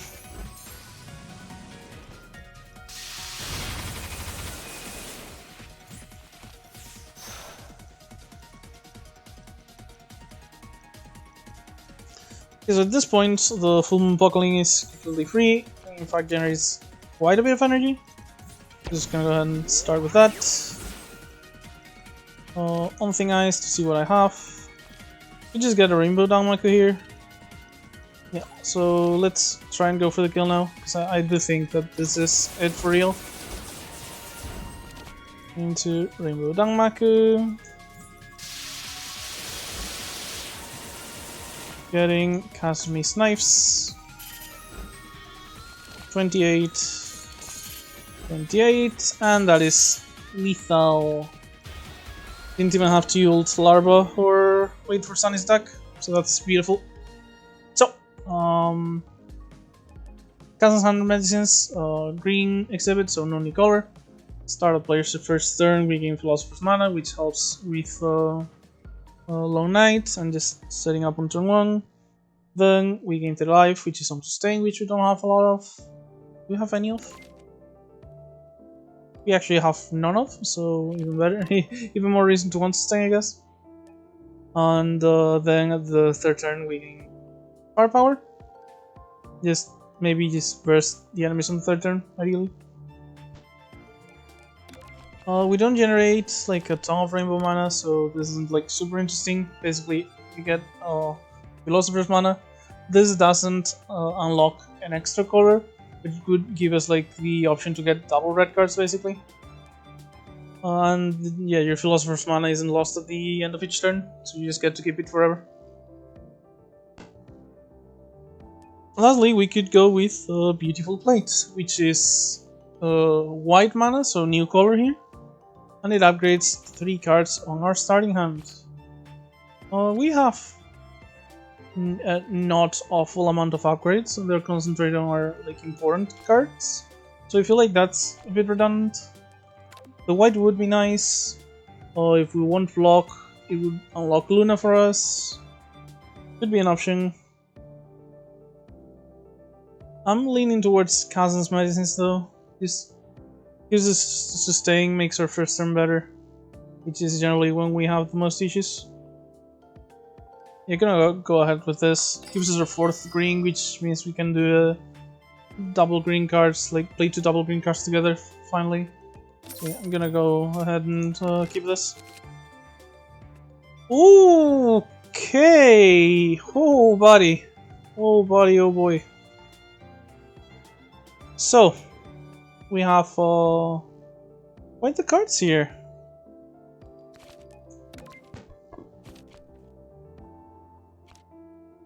Okay, so mental energy injection, basically like doubling our summon teammates. Like Sunny hitting, like upgraded Sunny hitting like 6 times per turn. Kazumi double hit every turn, stuff like that. That is huge. However, Watermelon Knife is like not short either. Like just repeatable firepower gain. We mentioned how we wanted to like go through our library and get our one card that we can replay a lot for an advantage. That could easily be it, like better than the Rainbow Danmaku. Way better than the Rainbow Danmaku. Just keep using it, keep scaling firepower.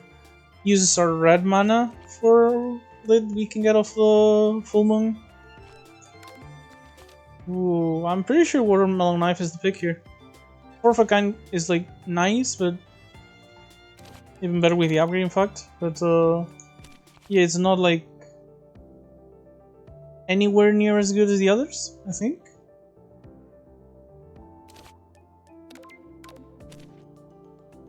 Like Watermelon Knife here is just way too good, I think. Just can't afford not to pick it. I'm just gonna go ahead and go for it. Yep. This synergizes way too good with what we're doing. So, this path is bad.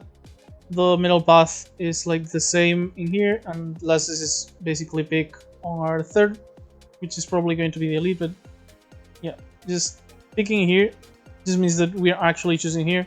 So this is objectively the best start no matter what. So let's just go here. Lovesick Girl. Okay, so I actually get to showcase something. Let's go. Okay, I'm gonna showcase something on this encounter that I've wanted to on at least one of these videos for quite a while. I'm not gonna mention it until the end of combat. Just know that my target here isn't to hurt her at all. What I'm going to be focusing on is playing all the invitations except one, and then copying the invitation. This is kind of an Easter egg, maybe you already know about it, maybe you don't, but you will see it very soon, because I'm going to try it now. So, since I'm not going to try and do any damage, I'm just gonna set up the Larva for upgrades, I'll set up the Ice Barrier for defense. This turn we do have the 2 Grace, remember, from the Tengus, so not really worried, just setting this for future. And since I don't care about the damage, I'm just gonna play out the Tipsy to remove the Long Night, because the firepower's like not something I care about regardless. For this specific encounter, I mean.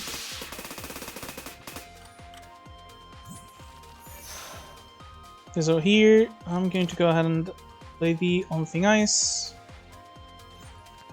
We get Fairy on Ice, which just full blocks on its own, gives us an Ice Wing for more mana generation next turn, and we do like to have some extra mana to play the Love Letters. So I'm just gonna go ahead and actually pick the Fairy on Ice, play it, play Daijosei to set up the -3 for 15 block. Well, legitimately, that is the only thing I care about on for this card right now. And we have 3 mana left over for the Love Letter. Like, I really don't care about damage this time. I mean, this fight. Those who already know the Easter egg I'm about to showcase understand why I don't care about damage. Just know that what you basically need for this is a way to like get cards from exile or to copy cards. Kinda rough. All our Love Letters are at the bottom of the deck. If we draw them all together, we're not gonna have enough mana to play them. One thing I'm going to do is go ahead and Ice Wing here to set up. I kinda wanna get the Frozen Specimen. I can exile the Eviction Order.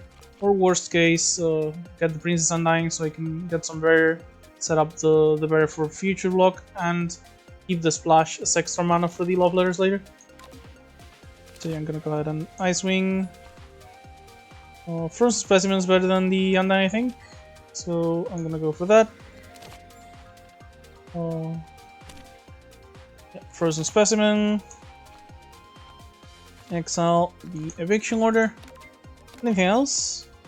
I guess in this combat we don't need the Sunny, so let's exile her as well.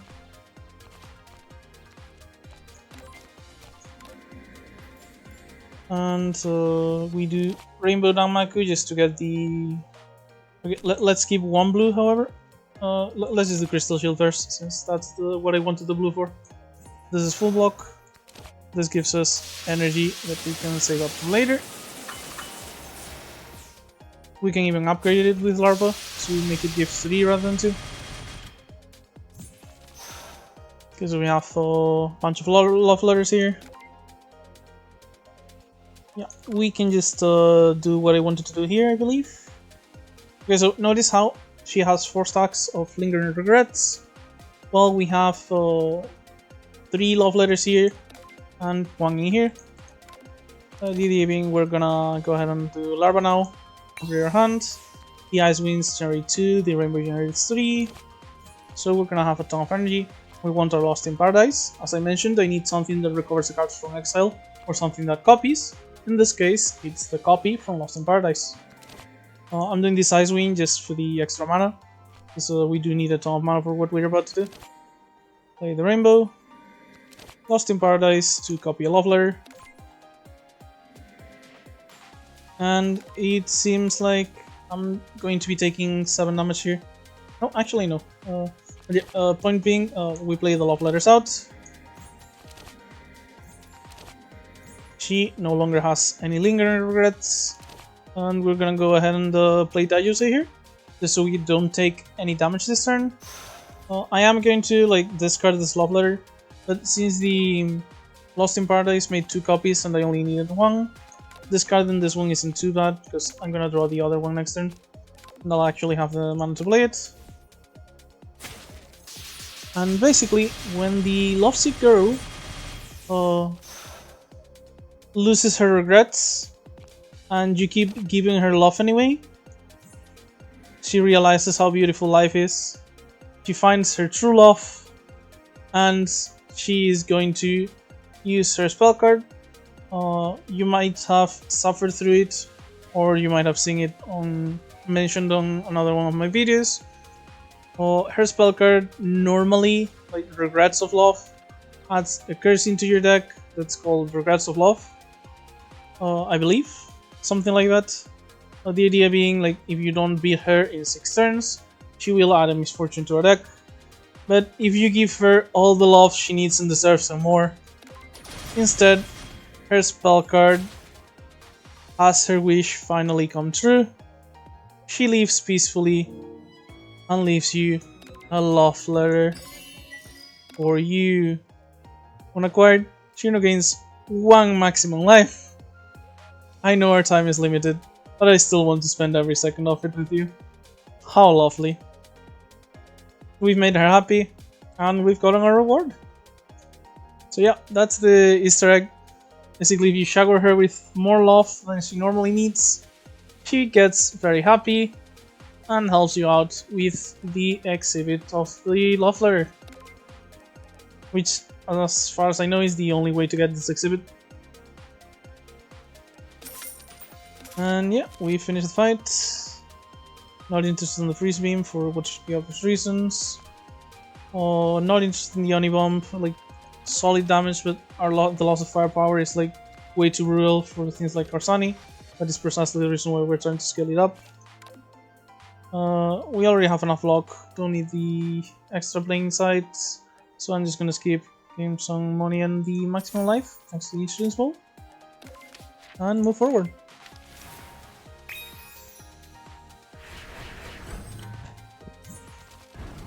So as usual, Epic Speedster on the Crow Tango, so be careful with what you play, because she will hit back. On the first card you play, she's going to, each turn she's going to attack you for 10, and she can upgrade this ability. Every few turns, it goes up to 15, 20, 25, etc. Thankfully though, we do have our 2 grays here, so the Apex Speedster and the 13 from the Crow are going to be what take away this grace, so we don't have to worry about that. Let's just do Full Moon here, gives us back some of our energy. Same for Haunting Ice. Not really interested on the bonds, and its block I can use later, so let's just put it to the bottom. And seeing that we didn't really get much of anything, just play Sunny, set her up for next turn, I mean for the rest of the fight, and she will be our damage. Sadly, removing the Grace didn't really matter because the Crow uses total evasion now, just gets everyone their Grace team back. So, am I willing to take 10 damage here? Because if I am, I can just Watermelon Knife here. Otherwise I need to Ice Block now, because if I do like Crystal Shield to eat up the Apex Speedster, I won't have enough Loom Mana to Ice Block later. And I really want to Ice Block to defend myself, I think. Yeah, this is a bit sad, but yeah. I do at least like get to retain my hand, so I won't have any issues with blocking next turn, so I'll have the Crystal. I mean blocking the initial 10 damage is what I mean. So I'll have Crystal Shield. And hopefully I'll draw other stuff to use. Okay, won't need much it seems. In fact, the 28 barrier here is enough for the Speedster plus the Crow damage, so let's go ahead with this.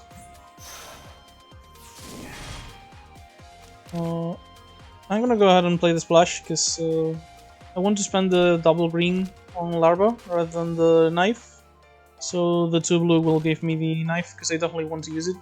It is accurate and we're scaling our firepower. In fact, I'm going to just go ahead and upgrade the hand. That means our Watermelon Knife gives us even more firepower, which is even better with Sunny's extra attacks from the upgrade. We get to just do the Tipsy as well, for even more damage. Yeah, we Watermelon here. Go on the Crows. Kill both of the Crows actually. Only the Crow Tangle left. And I'm gonna go ahead and... Nothing I really want to remove here. So I'm just gonna go ahead and Frozen Specimen for the 2 curses in our deck that we can't exile ourselves. And hopefully Sunny will be able to finish this fight next turn with some assistance. Yeah, like just in plain sight for the Speedster. Just both Boom Boom are newspapers. Oh, actually that's not enough because we lost the firepower we had from the Tipsy. Forgot about that. Not a big deal. Do I even Ice Wing? Nothing interesting for this turn specifically. Next turn we'll finish the fight regardless though. Yeah, like that's way too much damage. I can probably just pass. Yeah, if I pass I don't have to worry about the Apex Speedster. And Sunny just finishes the fight. Get us our money, get us a card. Already mentioned, just way too low value for what we're doing at this point. Already talked about how this card is like pretty mediocre and only good on niche fields, which we are not. So very easy skip here. And yeah, we don't have that much money. We're pretty fucking strong, so let's just go for the elite. Oh, so we do get this here. So maybe we might get like hurt before the elite. We do the group of enemies. We'll also just go for the Breath of the Whale. But the thing is, I really dislike this in that it screws your turn 1 up a bit. So yeah, the turn 1 is just way too important. I very rarely pick up the Breath of the Whale because of it. Even though I'd like the removal, I just don't think it's a good idea to go for this. I'm just gonna go for the rare exhibit. This is the option I usually take, honestly. Basically, like, for those who don't know, you get a normal combat from like this part of the act. So the last group of normal combats. Oh yeah, I had forgotten to check. We have Remilia. So yeah, ideally Remy is going to be basically set up our teammates, just spam block and Watermelon Knife every once in a while. Ideally, for when she does Gangnir, which is not graceable, we'll have barrier set up from Princess Undying, but shouldn't be too big of an issue.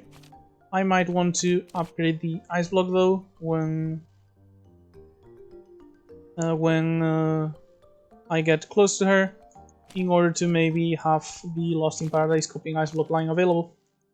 But other than that, shouldn't be too big of an issue. Okay, so let's do our rare combat, and we get the double Tanuki, which is not generally super hard. I'll go ahead and do Frozen Specimen already. Frozen Specimen in plain sight is already full block, thanks to the tutors we have here. So I'm likely to go Specimen into Pokaling into plain sight. Exile Long Night in the Eviction order. Actually, this costs 2, leaves us at 6. Then this would cost 5 and generate 2. This costs 4. So 6 minus 3. Okay, we can't actually play the Implant Side if we don't exile the Long Night. So yeah, let's do that play that I mentioned at the start. I was basically checking if I could exile something that wasn't Long Night and still play the cards I wanted, but sadly no. Some AoE. Block. Hopefully Suwaka won't screw us here, because she's going to start jinxing cards in her deck.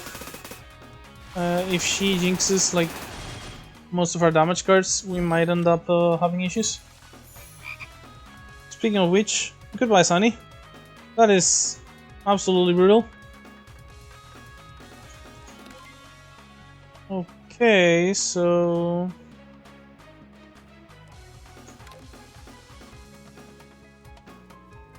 I don't need that much damage. I'm gonna go ahead and Lost in Paradise the Ice Winds, I think, so I can get more cards in hand now and more mana for Princess, like more cards in hand for Princess Undying, and this recovers the blue mana I'm losing. More Ice Winds. Undying's already gonna be the block, but this would let me keep the berry for next turn. Yeah, let's go ahead and do this. Fairy Intellect. I want to keep the Unthing Eyes on the deck, because when I draw it naturally, the replenish happens. If I draw, if I put it in hand with the Ice Winds, and get the replenish. So yeah. Okay, so Fairy on Ice. Should have done Princess Undying first, my bad. Missed 3 barrier. And here we go. Yeah, let's not Fairy Intellect here. We might draw something that's not blue. Like if we draw a blue card that we want to play, we have the splash here. It might not be a blue card, so let's just wait for now. Larva's mostly gonna be there to upgrade hand. We lose Daijosei, so another damage card. Oh boy, the prophecy is coming true. Okay, so let's go ahead and upgrade. Tipsy, massive rainbow damage here.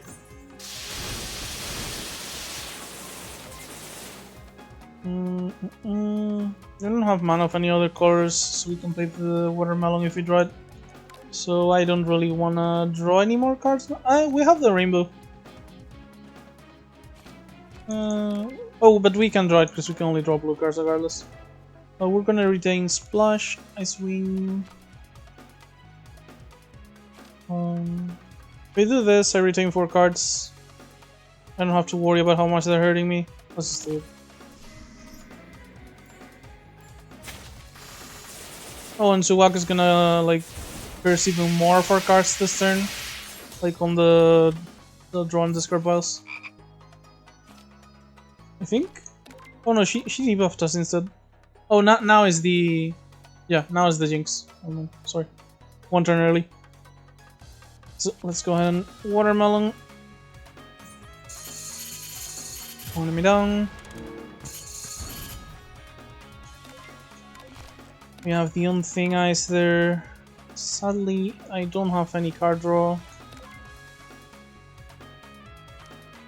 Let's go ahead and get rid of the refracted sunlight and like one of the normal blocks, I think, with the specimen. And then we can just splash for Ice Barrier, Crystal Shield to take as little damage as possible.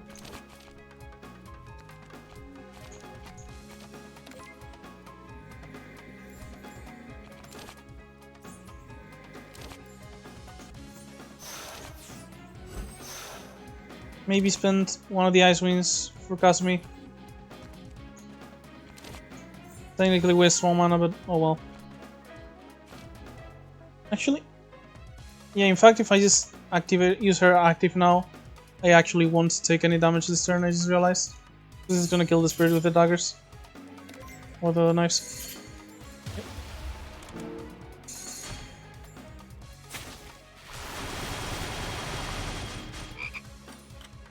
So we get more Jinxes. We did get to keep the Unthing Ice. Larva's gone. Oh, we have very few cards. Larva's gone. The Watermelon Knife's gone.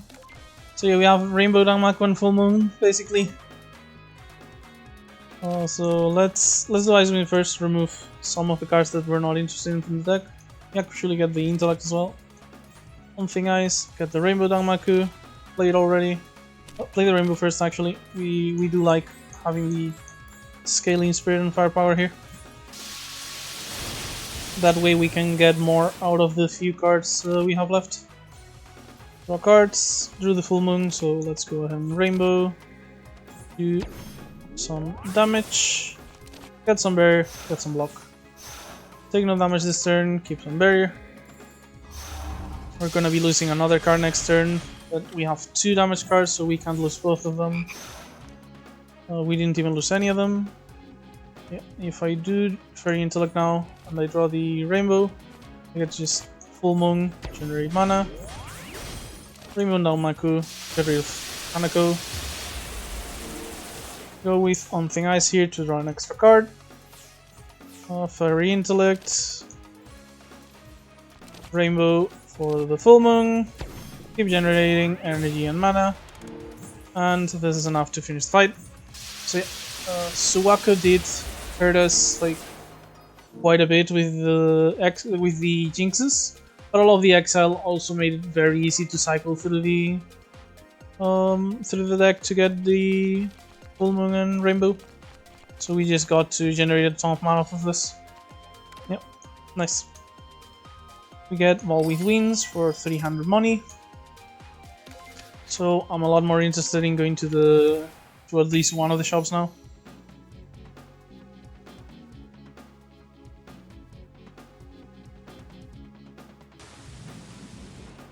Kishiki Yamashandu, who has, like, in my experience, absolutely atrocious scaling. And just is like decent upfront damage basically. That's all the risk she poses.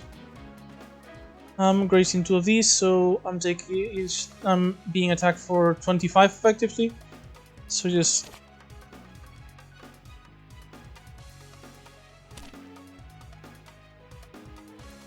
I can't play Sunny, that's a shame.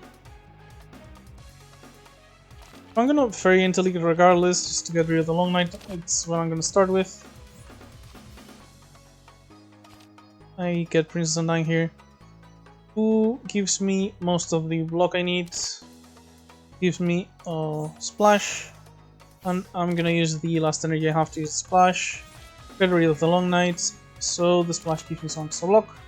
And this play is the same as the original, except it leaves me with some extra barrier up. And I guess an extra larva on the discard pile, I guess, sadly. Yeah, we get to keep 8 barrier. And we go on with the fight. I think the play here is like, just so I can scale up a bit, Full Moon into Watermelon. No, that doesn't let me block. So is it just Watermelon into Ice Block? What do I value more, scaling up the Full Moon or scaling up like 2 firepower? Sunny's at the bottom of my... Sunny's on my discard pile. I don't have a lot that scales with firepower here. Let's go with ahead with the Full Moon. And just ice block here to retain the rest of the cards. And obviously to not take damage.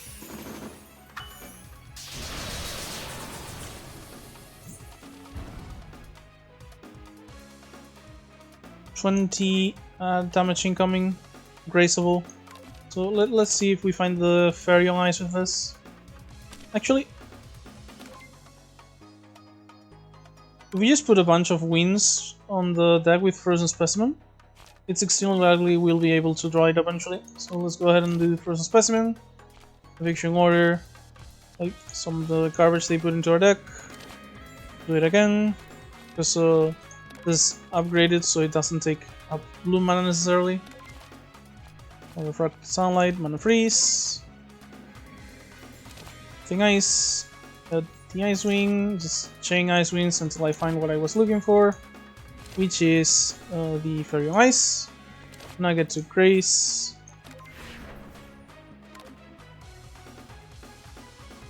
So that is basically full block. And let's just go ahead and do Watermelon Knife. If I'm gonna do the knife, let's do the temporary firepower first for some extra damage.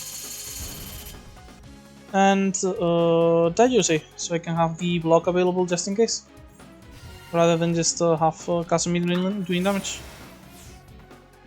Like, Kasumi is obviously better in that she concentrates the damage on the target we want, but I want to have the block available in case I didn't draw anything I wanted here.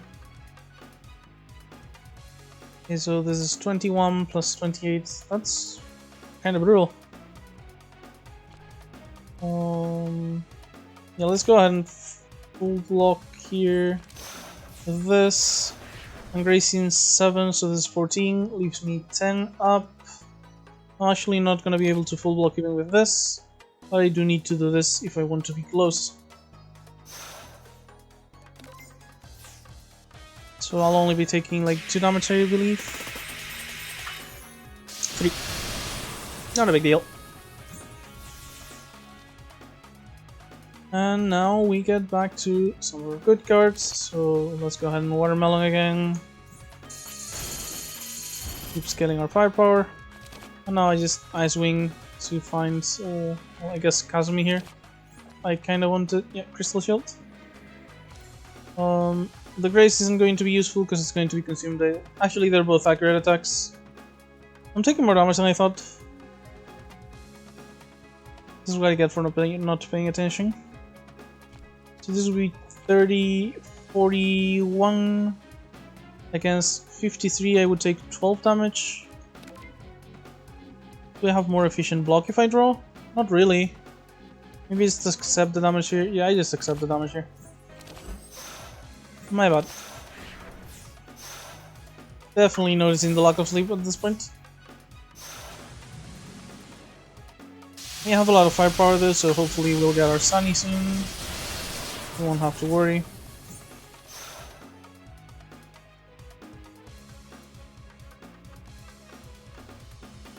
Okay, so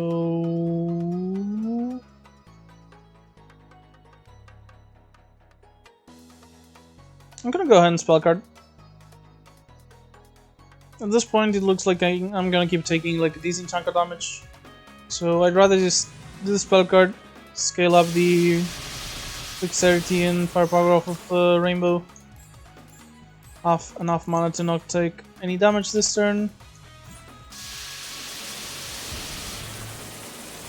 Get Larva, Bones, Crystal, Crystal. Taking no damage. I only have 2 poison, I'm not gonna bother with the antidote. And sure, I got like 1 more because of Daijose attacking it. But I was going to like have that poison regardless if I use the antidote or not, so... Okay, so Princess Undying into Rainbow lets me Full Moon after. Gets me enough block to block this turn. And be fine later. Actually, if I copy the Full Moon with Lost in Paradise, does it keep the amount of mana? Let's try this. It does. So all of these are free.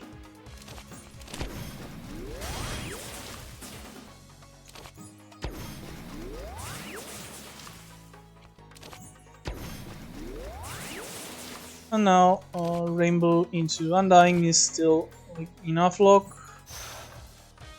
And we can set up Sunny. Actually, it's one off. My bad. But like one off isn't going to be a big difference. What might be a big difference here though is upgrading. So if I was going to do it now, I should have done it earlier. And I don't like doing like videos into parts, but it's getting like pretty late for me, and I'm noticing my play like sleep quite hard, like sleep away quite hard. Like definitely playing worse than I'd like to. So maybe I will stop after this elite and finish the video tomorrow. We'll see. Yeah, it's like level 4 still. I might still have like an hour left on the run. Yeah, most likely stopping here and continuing tomorrow. So sadly there will be another cut and I will have to join the videos together, which will take me a bit of processing because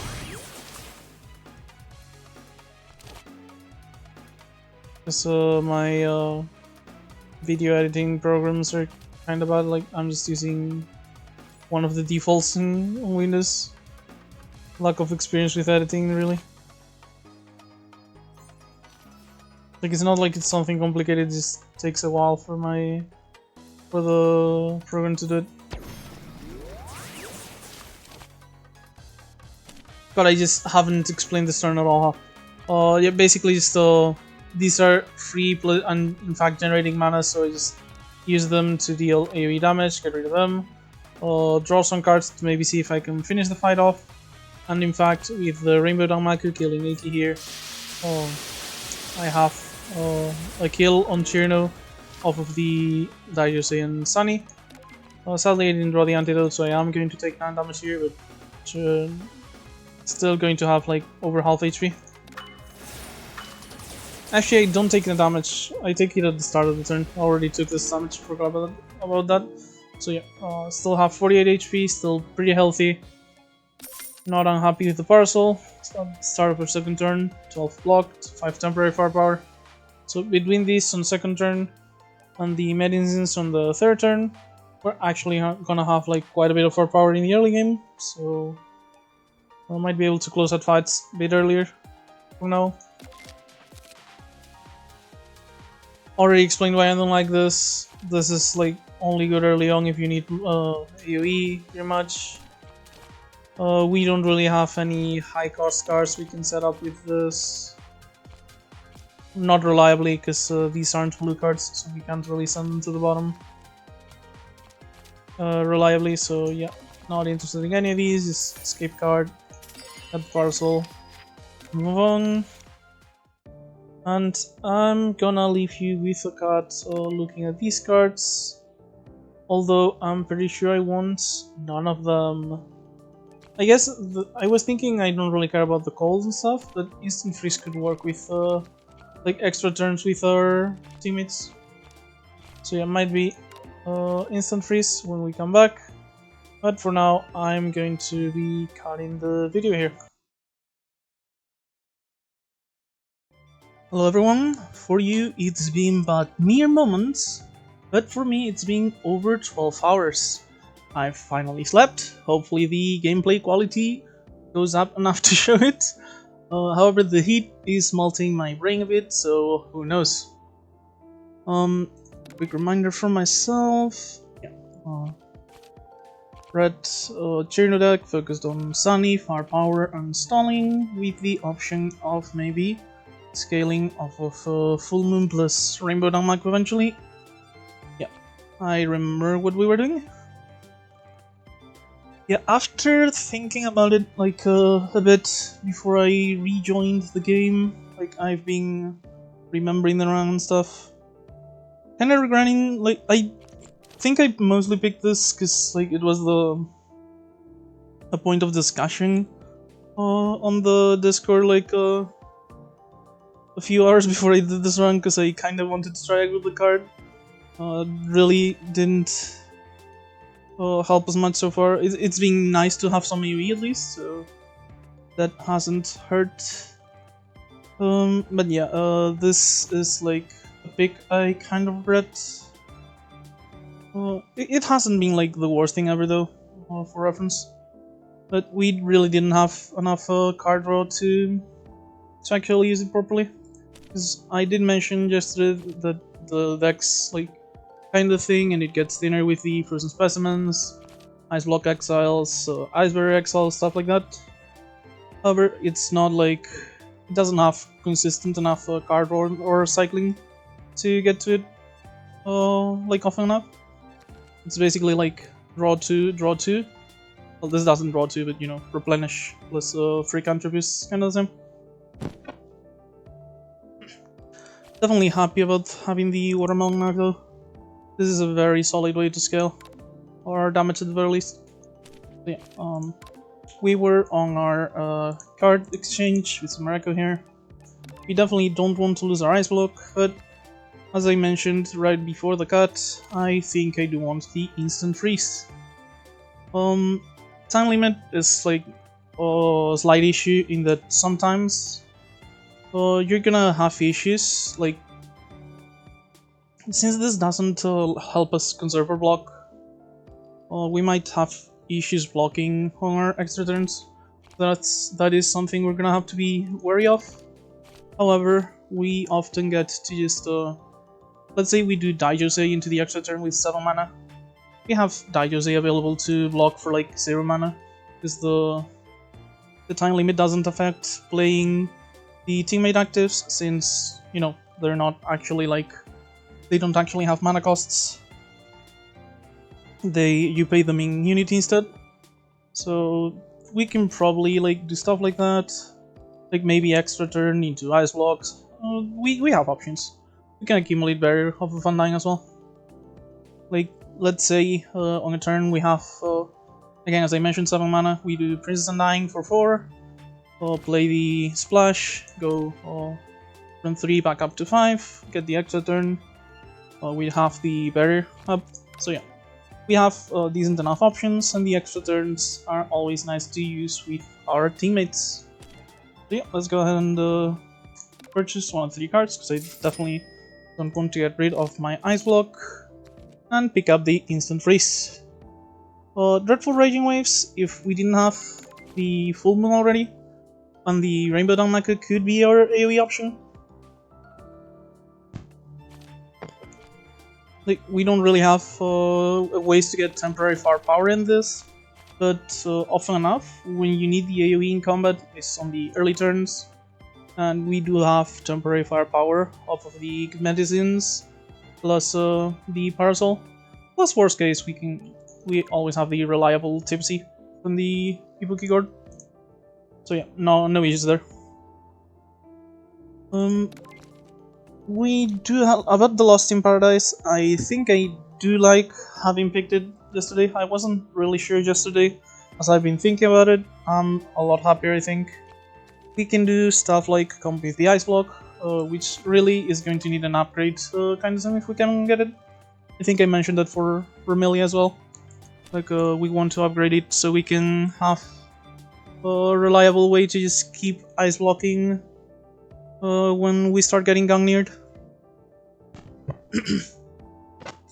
And if we decide that, you know, we have to go an infinite combo in one of our fights, we can just use our actives on our teammates to get them away from our hand, and do Lost in Paradise and things like Pumping Ice, and just infinite the full moon.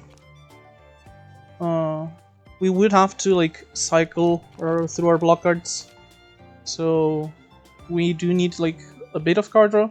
But like once we have enough energy from full moon, like once this is giving us basically infinite energy, we also have ways to turn our red and green into any color off of the Rainbow Danmaku, into blue from Pumping Ice. So yeah, if we do get infinite mana somehow with this, we have ways to transform it, so that's completely fine. Okay, so Yeah, we go ahead, pick up the instant freeze. Like the frozen matrix is like not really even an option, and we have things that cover the role that Raging Waves would. So yeah, let's go ahead and pick up the extra turn. We do the exchange in order to be able to go to Act 4. For reference, like the thing I mentioned here about extra turns being great, the extra turn thing is one of the reasons why I think black is the best secondary color for Cirno, and it's not even close. If you manage to get Sentry's Doppelganger on her, teammate builds just go completely off the rail. Sentry's Doppelganger's like already a pretty high power card. Basically, at the end of all your natural turns, you get an extra turn where you can only play one card. But you don't lose your defensive measures, like you don't lose your barrier, you don't play block. You lose one grace because you know you've passed the turn, but you know. And the idea being like you're getting an extra turn, keeping your defense, and you get to play an extra card, which is already insanely good on pretty much every character. But also, if you have teammates, it works like a double activation. So yeah. And then if you do mental injection on top of that, like you're just getting 4 activations of teammates for each turn your opponents are taking. Like you have one Luna, she just blocks for 24, stuff like that. So yeah. But red has been pretty good as well, so no complaints there. So as for our path, we do want to go to a shop. I think we want to go now, because if we go like in here and we spend a lot of money, we're not really going to have any money for the Act 4 shop. If we go here, we have that we can spend and still accumulate some money for the Act 4, and we do have Gap into Elite here, so one shouldn't be an issue with an event in case we only want to do one combat. So yeah, I do want to do a shop if I can, and I'd rather go to the Elite one since I feel like we're strong enough to take on the Elites. Sadly, I don't remember which Elite we fought here yesterday. Again, for me it's been like quite a few hours already, but I don't think we're gonna have any issues with any of them. Like Doremi shouldn't be an issue because we spend like 2 turns setting up at most, so on the 3rd turn we'd be able to just burst down the barrier with Luna and stuff like that. And yeah, I don't think I'm worried about any of them. So let's go ahead and start with this path here, and get to the shop, get to the Elite.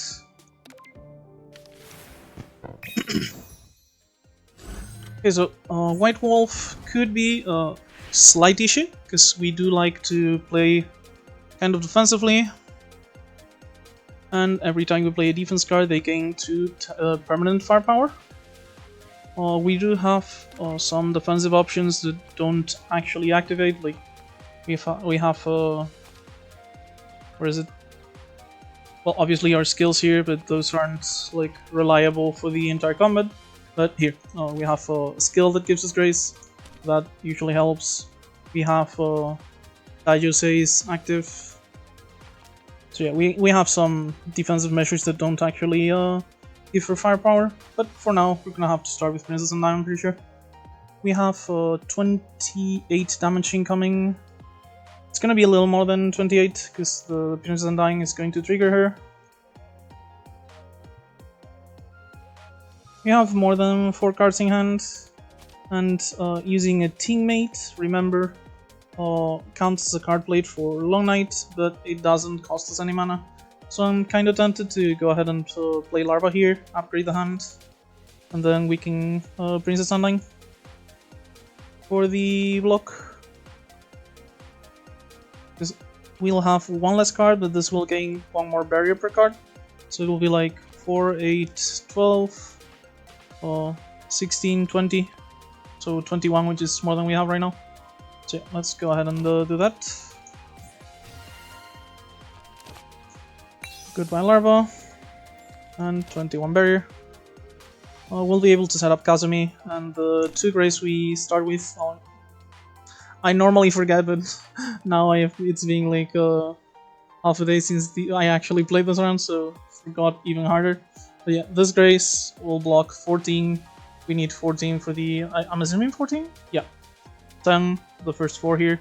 And then we are only taking like 14 from the second attack on the red one and the 10 on the blue. So we'll have plenty of defense. And we can use the splash to start attacking with Kazumi.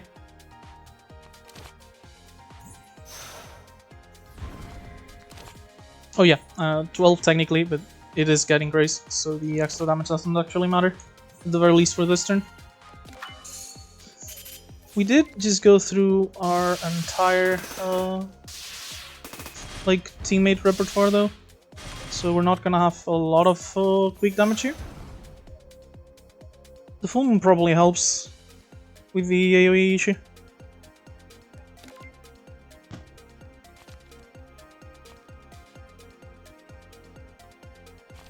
We have a lot of blue cards that we might want to use, so yeah, let's start with just like, since we have a lot of blue cards, I'd rather just save up my blue mana if I can. Go ahead and full moon here. I don't really have, like, if I find the watermelon knife, I'll just put it to the bottom, I think. And if I put something to the bottom and they draw the knife, I'll just be slightly sad, but... Okay, no, I kind of wanted to have the option of doing like in-play signs and bonds, but we are not really going to need to do that. Like in-play sight, 1 grace for the wolf, and then block for the red orb is like way more than enough already. We're almost like fully blocked, in fact. So yeah, let's go ahead and spend the green, turn it into blue. Nothing ice. We don't need the ice block right now, I think. Is retaining the hand worth it? I mean, the in-play sign could just be full block for next turn. We'd have 2 mana left over. Feels kinda wasteful. I'm going to put it on the bottom. And yeah, we get very nice, which is much better now. And yeah, I'm not gonna use the Kazumi yet. It would kill the blue yin yang orb with third attack, and then the red one with the knives, but I'm in no rush, I think. We're doing fine mostly. Yeah, 2 grace for 2 attacks, completely fine. Let's get moving on. We are getting debuff though, but yeah, we get vulnerable, but we get prayer from the Kinkakuya. And since we're vulnerable, this hits kinda hard. However, we do have the option of just going instant freeze here. What blue cards do we have here? If I can use the Ice Wing here and hit like Crystal Shield maybe, or I guess one of the frozen specimens is also fine. The fight isn't going to be that long. We get to do Ice Barrier into instant freeze, or even just Watermelon Knife into freeze. And I think that gets us very close to finishing the fight. And then next turn, we can very likely, like, let's say we get the Crystal Shield, we have 6 cards, we either get the Ice Block or the Intellect, and the Intellect draws us the Ice Block. So yeah, I think I'll go ahead and Ice Wing here, so I can do Watermelon into instant freeze. Yeah, we just get one of the frozen specimens. We're not gonna use it. Just go ahead and try to end this fight quickly.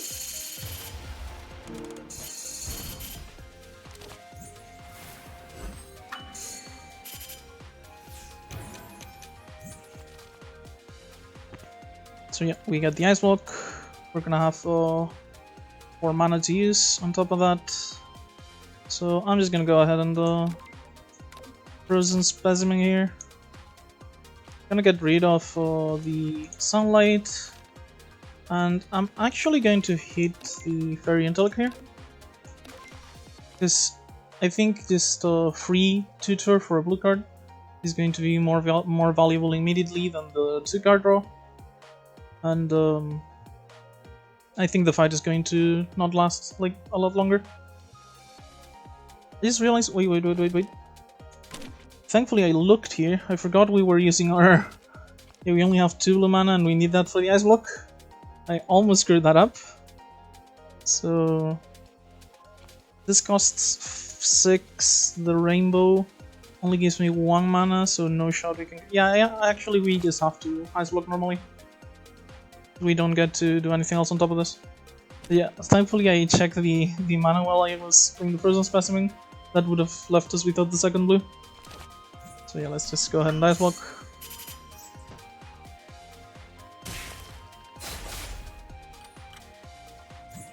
So this turn, I think we can just finish this. This is free, so we can do this into rainbow, into the Kazumi plus knives with the temporary firepower.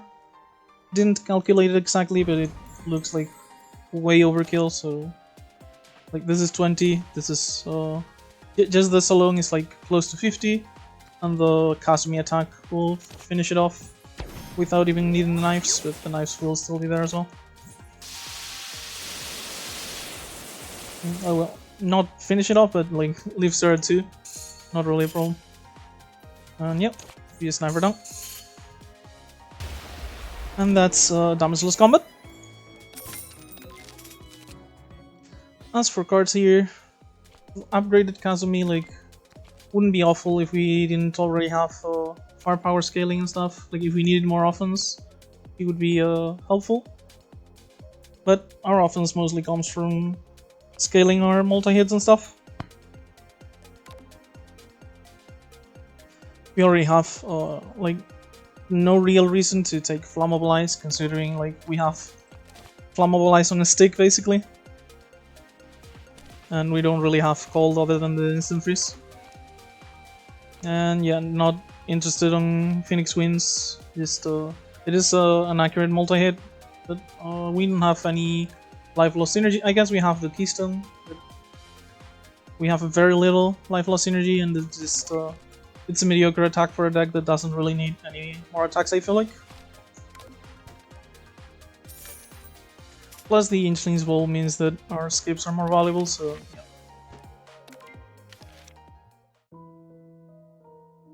Okay, so Lily here. We have enough HP that I don't feel like we need the heal. Lily of the Valley isn't like amazing, but it does enable the Rainbow Danmaku a lot earlier if we get them together. I'm just gonna go ahead and pick it.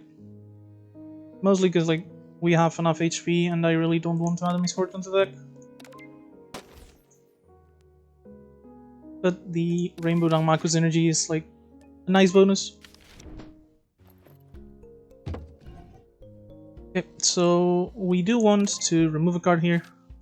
But I'm actually like not as interested on that as I am on possibly looking to fix like a few issues on the deck, which is mostly like lack of card draw right now. And maybe I want to upgrade the knife, honestly, the watermelon knife, rather than remove. For cards, we're not like really excited about any of these.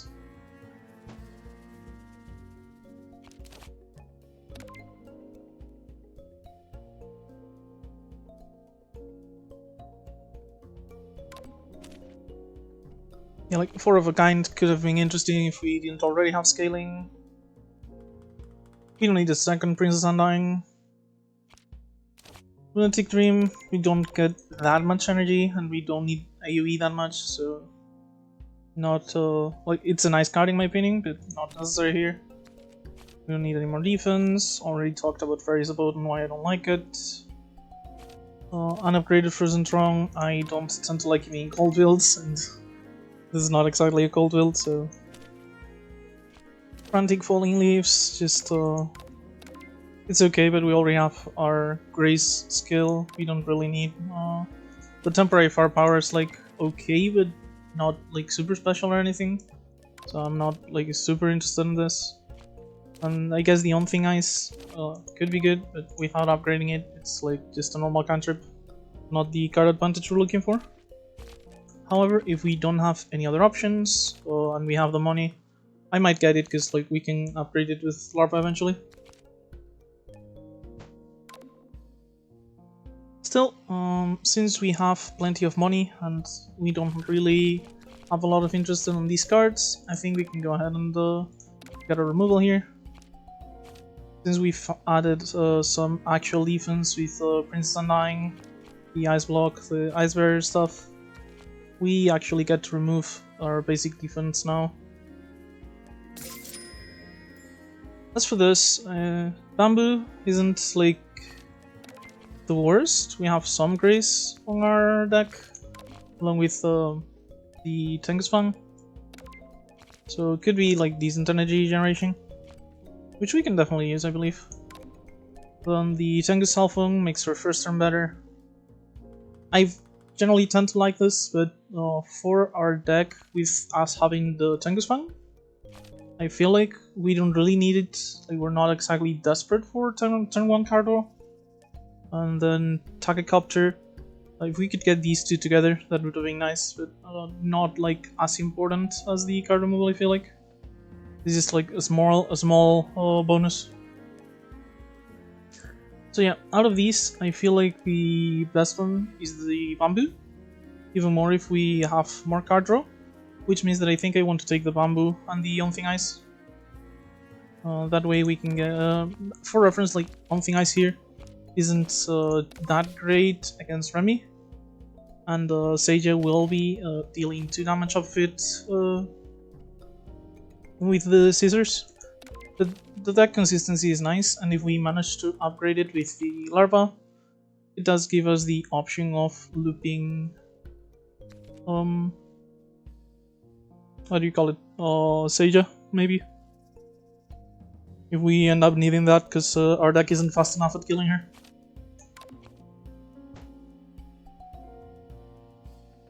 If I remember correctly, we checked our...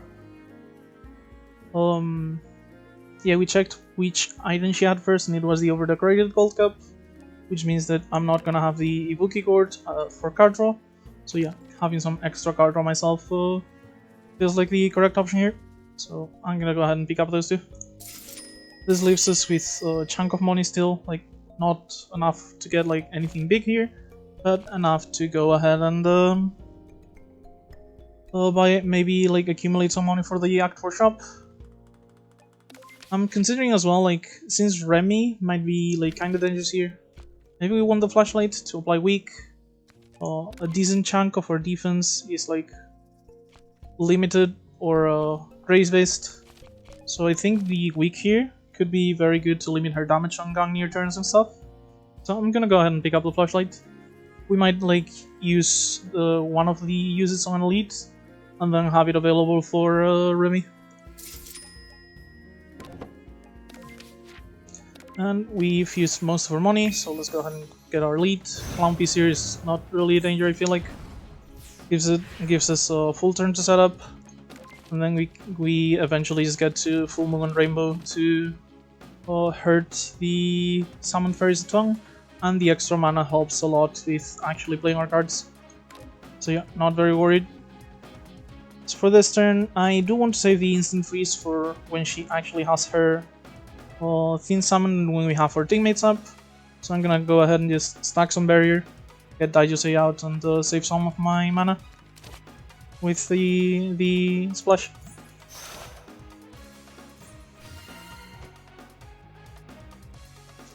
Considering using the Tipsy just for mana efficiency here.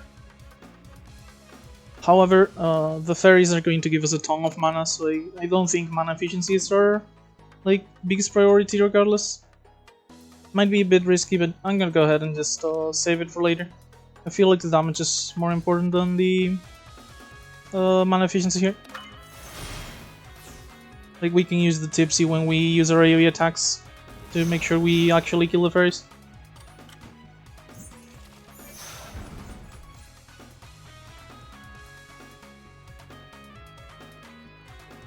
Okay, so Grace is not going to be amazing because she's multi-attacking here, and she's the first one, I'm assuming? Yeah. So 2 Grace will be a 18 block for the fairy, so we need to block for 28 plus 24, so 52 here.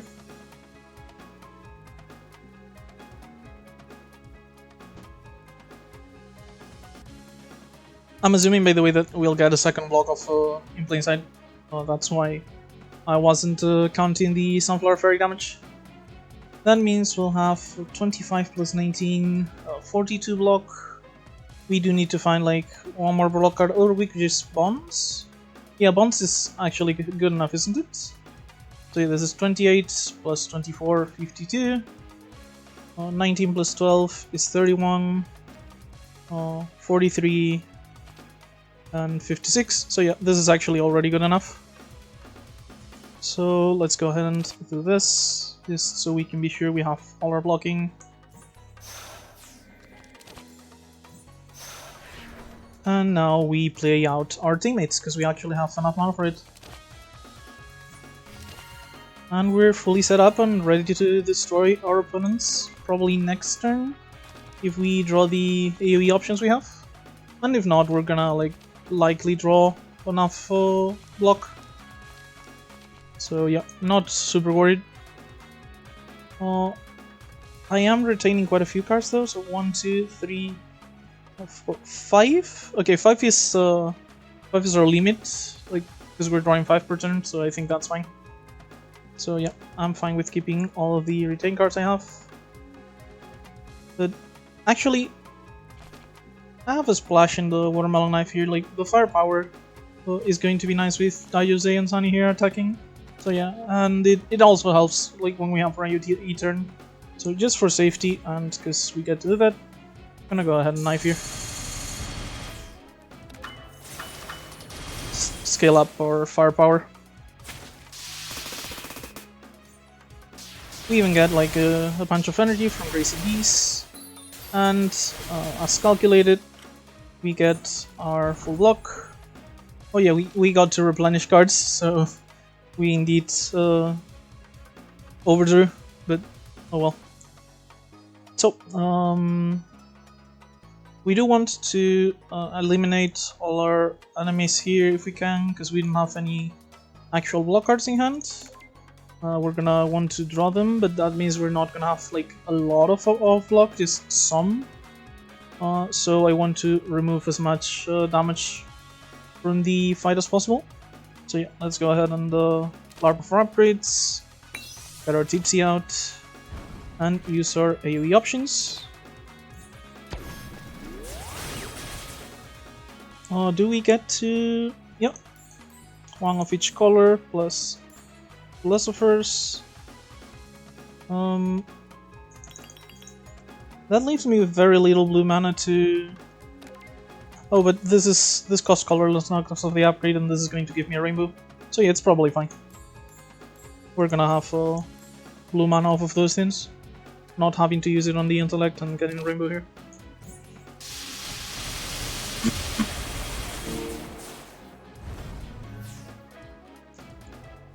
So yeah, very intellect. Hopefully draw some block. We draw a cantrip. So the Ice Wings actually help like find everything we want here. So I do want to have some Ice Wings. If we remove the Lunacy, I can make sure I draw like at least one block card no matter what, pretty much. I guess maybe also either Kazumi or Frozen Specimen. Yeah, it's a shame for the long term, but just so we can guarantee that we get some block, I am going to go ahead and excel the Kazumi here, and then we'll use our rainbow for blue mana and on Thing Ice to find our block cards. So yeah, go ahead and remove.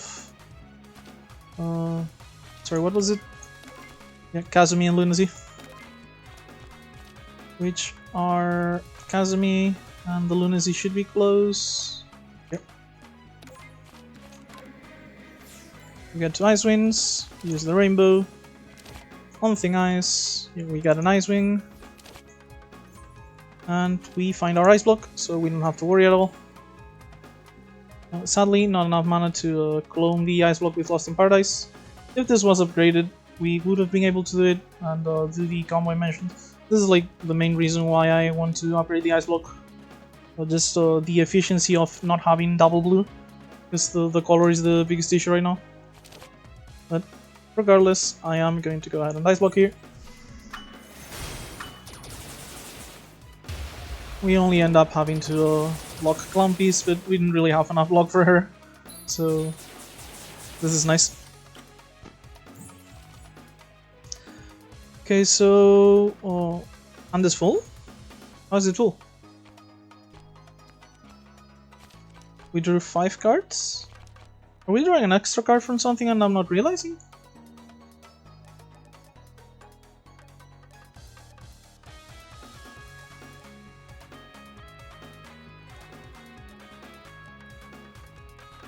Like, we had these 5 cards and we drew these 5? So does it just say it's full because it's actually full and not because we missed a card or something? Okay, I'm actually kind of confused here. If you know what, none of these have replenished, right? No?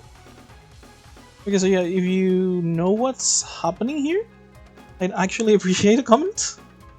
Legitimately not trying to find comments here. I'm actually kind of confused.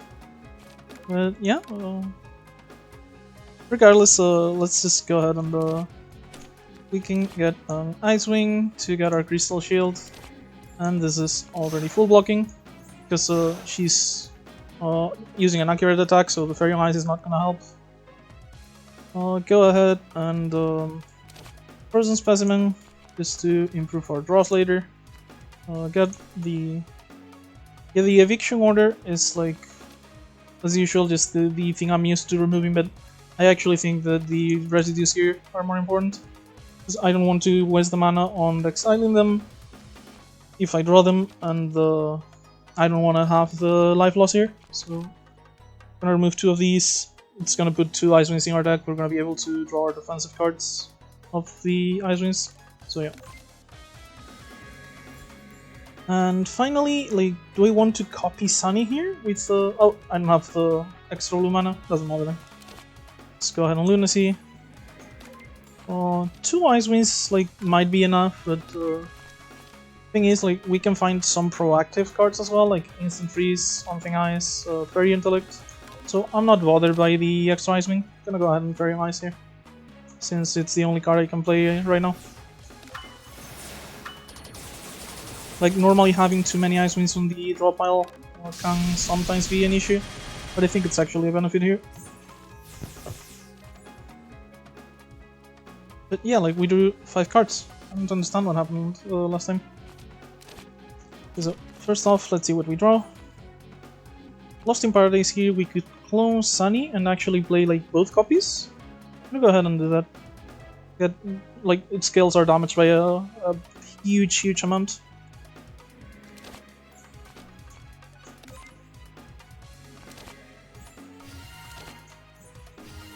That means I'm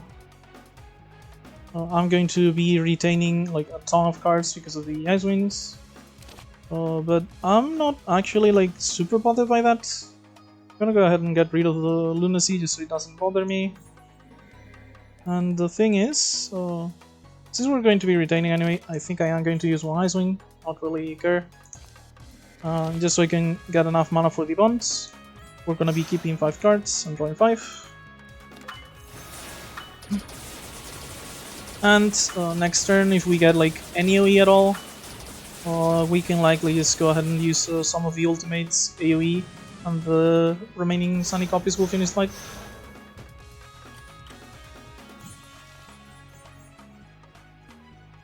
Yeah, this time the message didn't pop up, so I'm kind of confused. But oh well.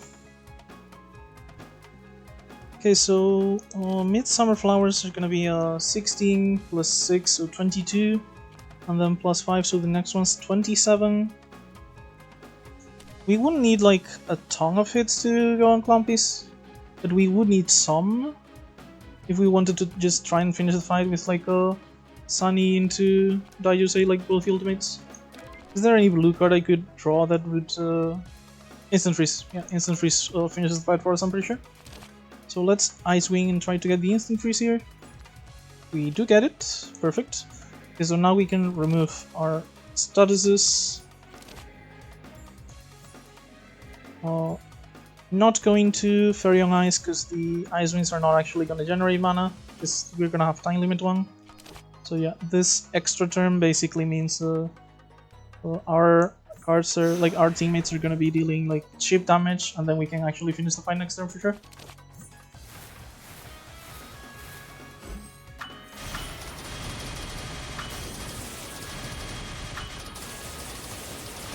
Yeah, this is what I mean. None of the attacks went on Clampies.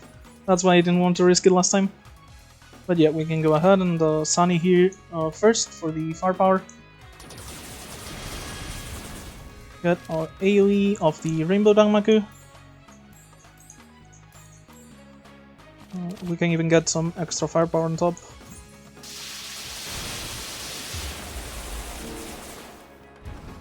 Play Daiju's ultimate for the Midsummer Flowers, and this is already good enough to finish the fight. But if it wasn't, we'd have like 6 attacks here with 12 firepower, so not really worried.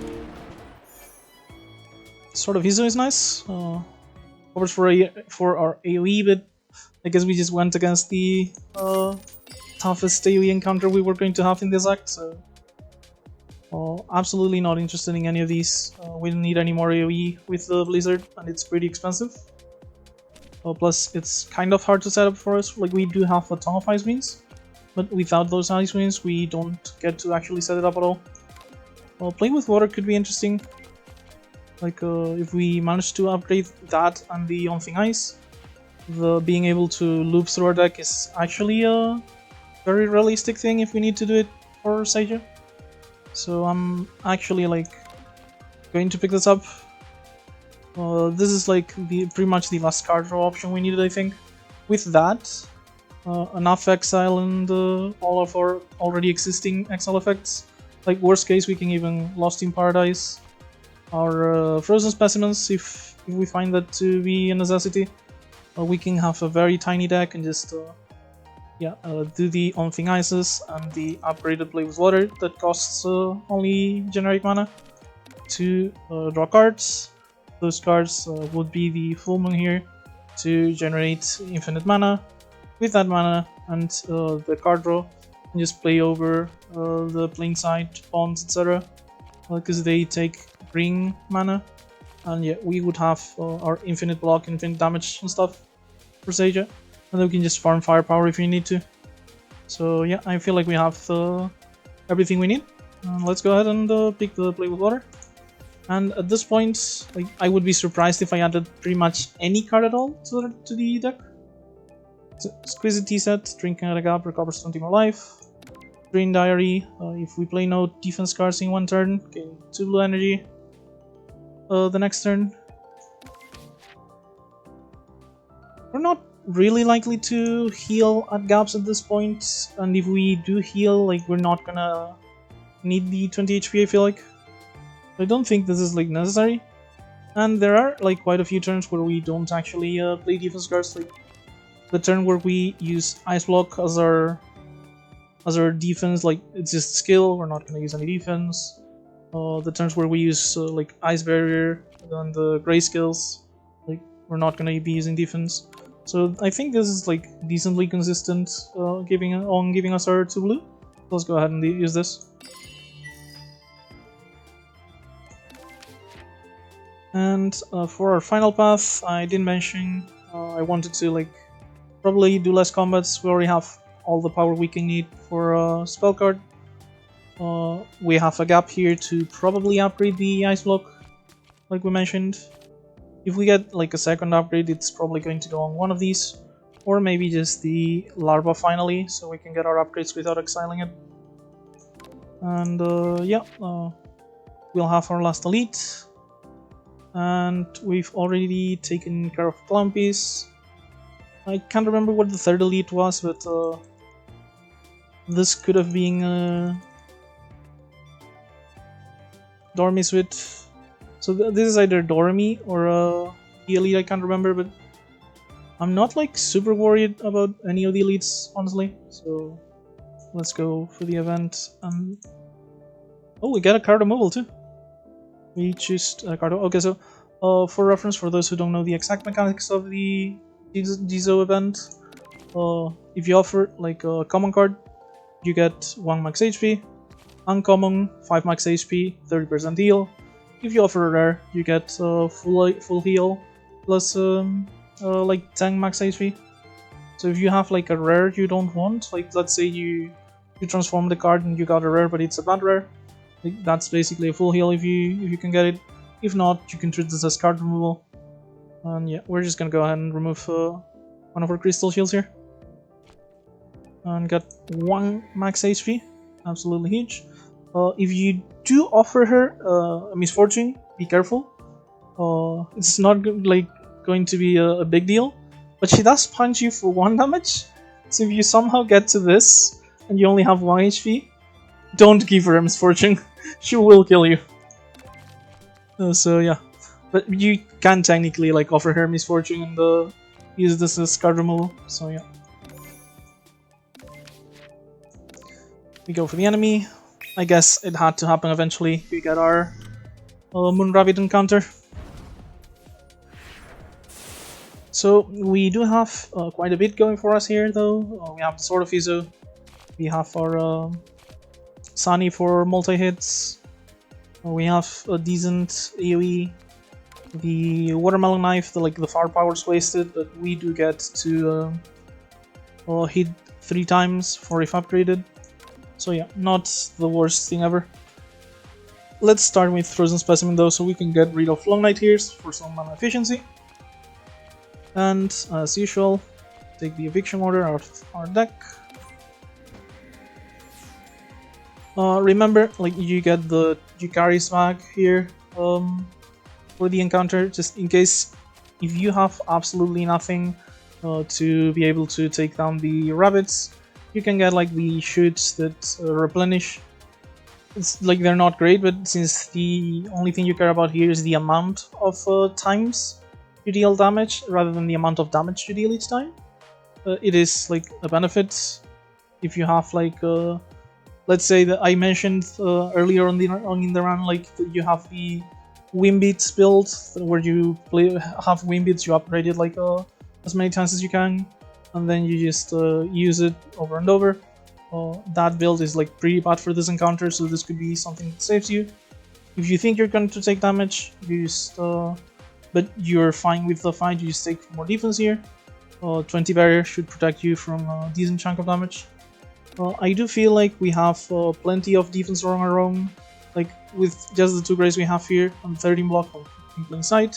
We're not going to be taking damage this turn, and I do like to heal up, so I'm going to go ahead and gain 10 life here. Then I'm going to Unthing Ice just to see what we have available. Putting the Lily of the Valley on the bottom is like the same as not doing it, because this is going to replenish. And if we draw a decent card, I might use the energy just to use my entire hand. So let's go ahead and pick this up. And we also get the Unthing Ice that replenishes as well. So let's use this too. We get an Ice Wing, and the thing about the Ice Wing here is we get to go up to 7 mana, so we can Princess Undying into In Plain Sight and keep the splash. And I think that's actually pretty valuable. We get to keep the barrier, take 0 damage from this, and be ready for future turns. So, or we could just leave it there, retain that instead of the splash. Yeah, I'm gonna retain the Ice Queen instead of the splash. So use the splash for the In Plain Sight here. It's like not as mana efficient because I'm technically wasting 1 mana, but I think like the Ice Wind drawing as a card on top of generating energy is actually more valuable later, because we can make sure that we draw our defensive cards as usual. So yeah, let's go ahead and In Plain Sight, and we'll be taking 1 barrier damage here, 0 actual damage. And yeah, let's go ahead. Also for reference, like the Lily of the Valley you generally get pretty late, and it only has 3 uses, so like if we don't use it here, like we have 0 reason not to use it on both Elite, Boss, and Seiya, because those are going to be the only 3 fights left. Like I didn't use it here because it wasn't necessary, but it really wouldn't have been a big deal, because again, like we have 4 combats left, including this one, in the entire run, so yeah. Okay, so Fairy on Ice into Ice Barrier here is good enough for full block. We grace both of the small attacks. Ice Barrier blocks the big one. We do need like one more blue for that though, so let's go ahead and Ice Wing.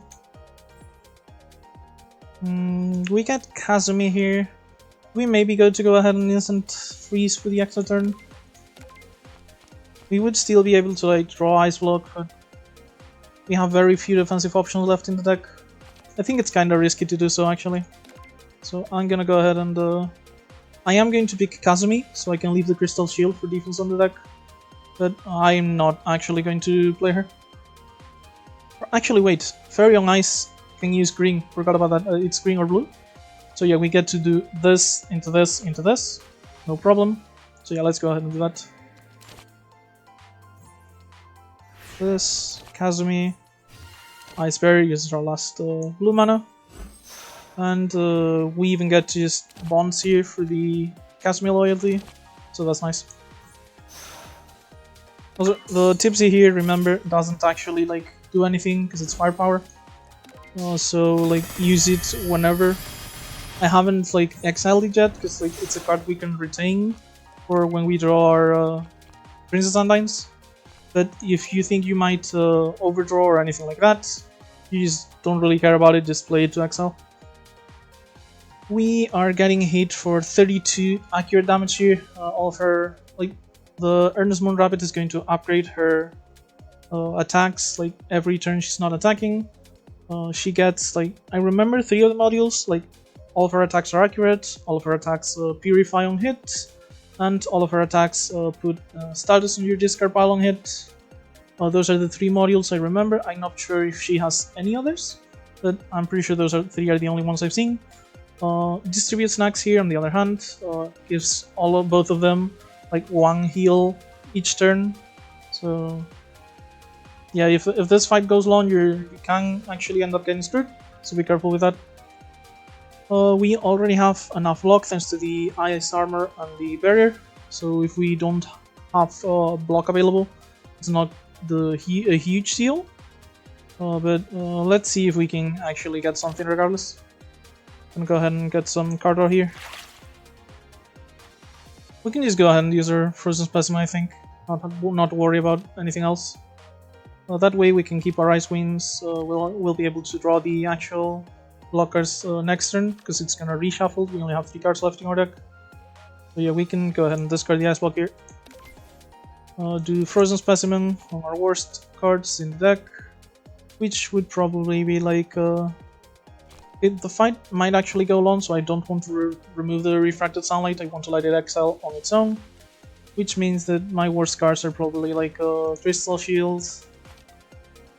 And yeah, like I do like having the option to AoE and gain Firepower and Spirit, but I think the Rainbow Danmaku is the other one. However, are we gonna use it this turn specifically? We have 8 mana. This costs 3 practically, so it would be like 2, 2, and 1 for 5. So yeah, we can actually use it now for 1 damage on each of them. Play out the Rainbow, play out our summons, our teammates, and Frozen Specimen, removing the Crystal Shield and the Danmaku we just used. Well, basically I wanted to wait until I used it, so it would be removed from the discard pile rather than our hand. And yeah, that is about it. We go to 4 cards on our draw pile, so we're still going to shuffle. Let's make sure we're not retaining too much, however. 1, 2, 3, 4, 5, 6.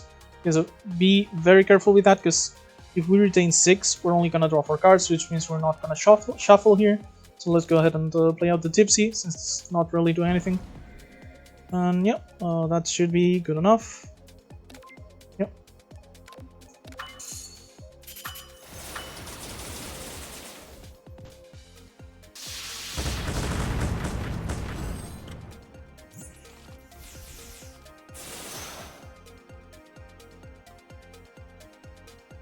Okay, so with all of our blue mana here, and the amount of damage we get from teammates and the Ice Wings we have, I actually think I would be happy to look for our Ice Block and do the Lost in Paradise Ice Block, and have a way to just basically become a statue for a few turns. We're already doing like 1, 2, 3, 4 5 damage instances per turn, just off of that, so like off of the teammates. Plus anything extra we can get, I think we'll be fine if we don't really like draw a ton of cards, because we're going to be retaining a bunch of ice blocks under our teammates. So yeah, I'm gonna go ahead and try to combo the ice blocks.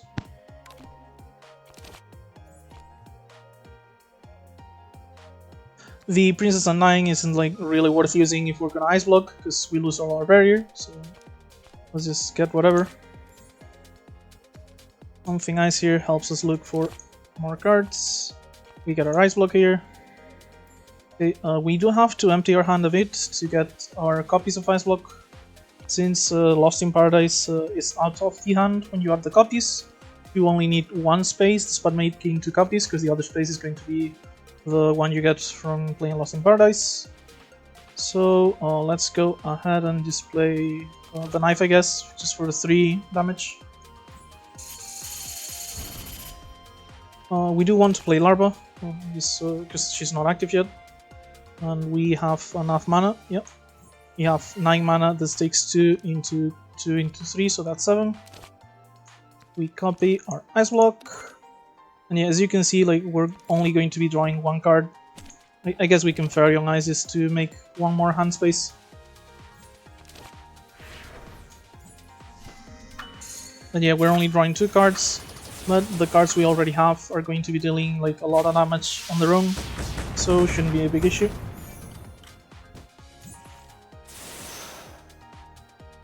Yeah, just keep doing our thing here. Do these because it's AoE. Gonna Thing Ice just to see if we can draw like any other damage cards or something.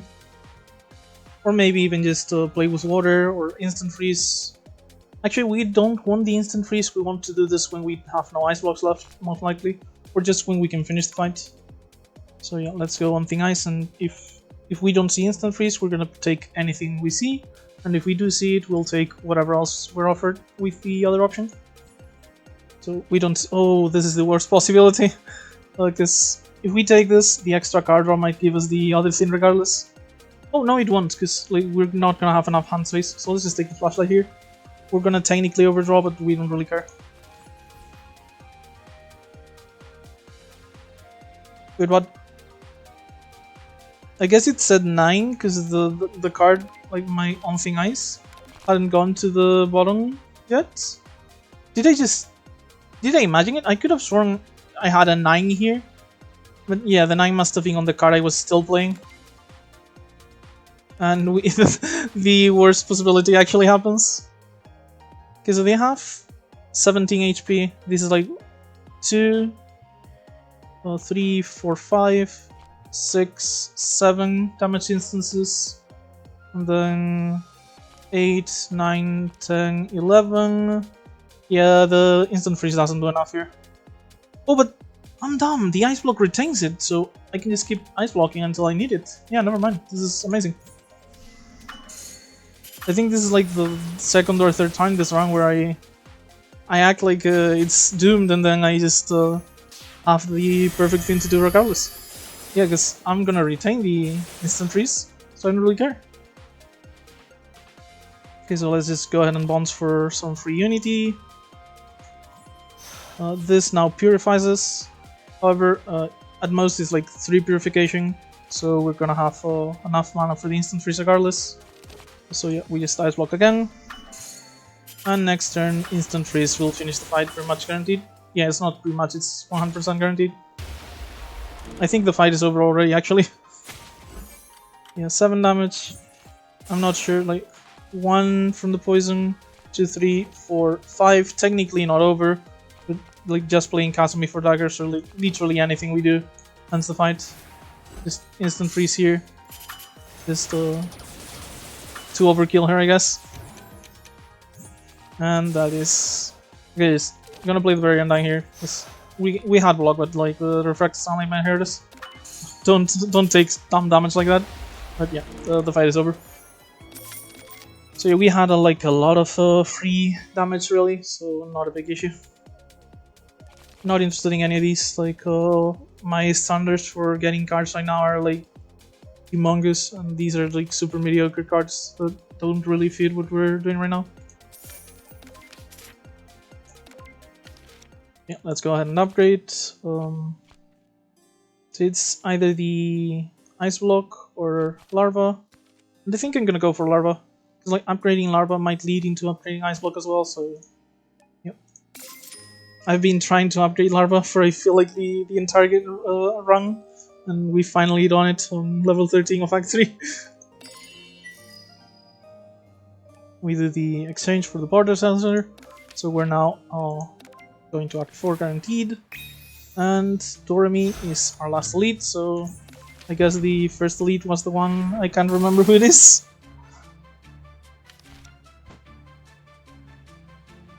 Okay, so against Doremi we can easily just start setting up. We're not in a rush, so I don't think we need to Frozen Specimen the Long Night. The 3 mana isn't going to be a huge deal. So this costs us 3 into 3 into 2, so that's our... Again, I say this costs us 3 because we're gonna pay 5 for it and it gives us 2 back. But yeah, I don't think we need to rush or anything, so I think that's gonna be our play for now. Just start scaling the full moon, get Kazumi up, and Frozen Specimen, Eviction Order, and the fight might actually go long against Stormy, so not gonna do the Sunlight. Let's go ahead and pick off the Crystal Shield here.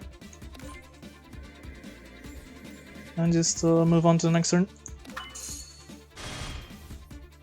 Because ideally, you wake her up on the second turn, use the first one for free setup, wake her on the second.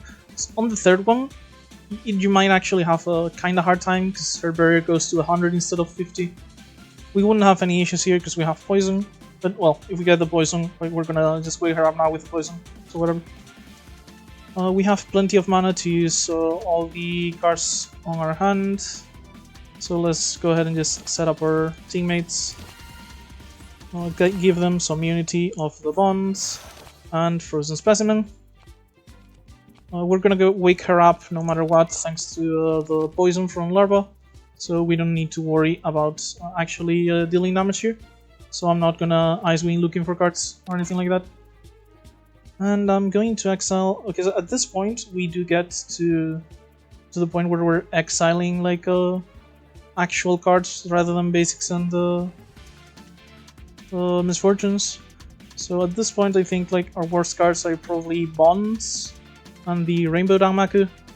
The Rainbow Danmaku wasn't like the worst option when we picked it up, but we very shortly after picked up the Watermelon Knife, which fulfills the role we were looking for on the Rainbow anyway. So that's why I think this is the worst card most likely.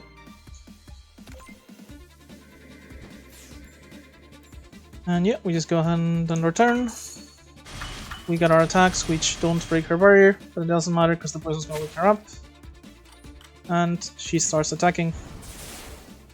So, if we look for blue cards here, we could get like, so for reference, using Leap, Lost in Paradise, I'm gonna call it Leap now for reference. If you use Leap here on the Ice Block, we might actually have slight trouble, because if she gets to her the end of her countdown, it's as if she got to do the full sleep. So yeah, be careful. You don't actually want to stall that much against Doremi if you can help it. So yeah, don't go for full stall. I think what we want to do here is look for the leap regardless, but just so we can copy the instant freeze and go copy instant freeze, Watermelon Knife, and instant freeze here. Maybe Daijose instead. We'll see what we end up drawing. Yeah, Ice Wing. Gonna leave the Ice Block for later. Having the option is still nice, even if I don't want to use it immediately. Ice Wing here.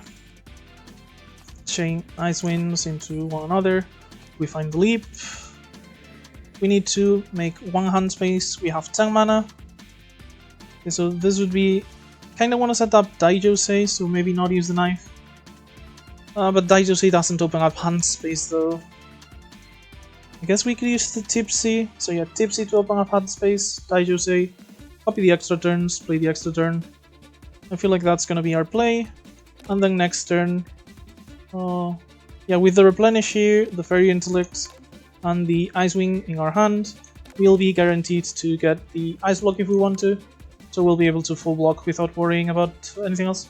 So yeah, let's go ahead and do Tipsy. Daijose. Copy instant freeze off of Leap. And we'll have 2 extra turns we can use later. Just gonna use the copies, I guess. I don't think there's any difference right now. Like, once the copies are there, I don't think there's any difference between the copies or the original. But I'm just gonna go ahead and use the copies for the extra turn. Get rid of most of our hand. Actually, not most of our hand, like half of it. But yeah, we draw.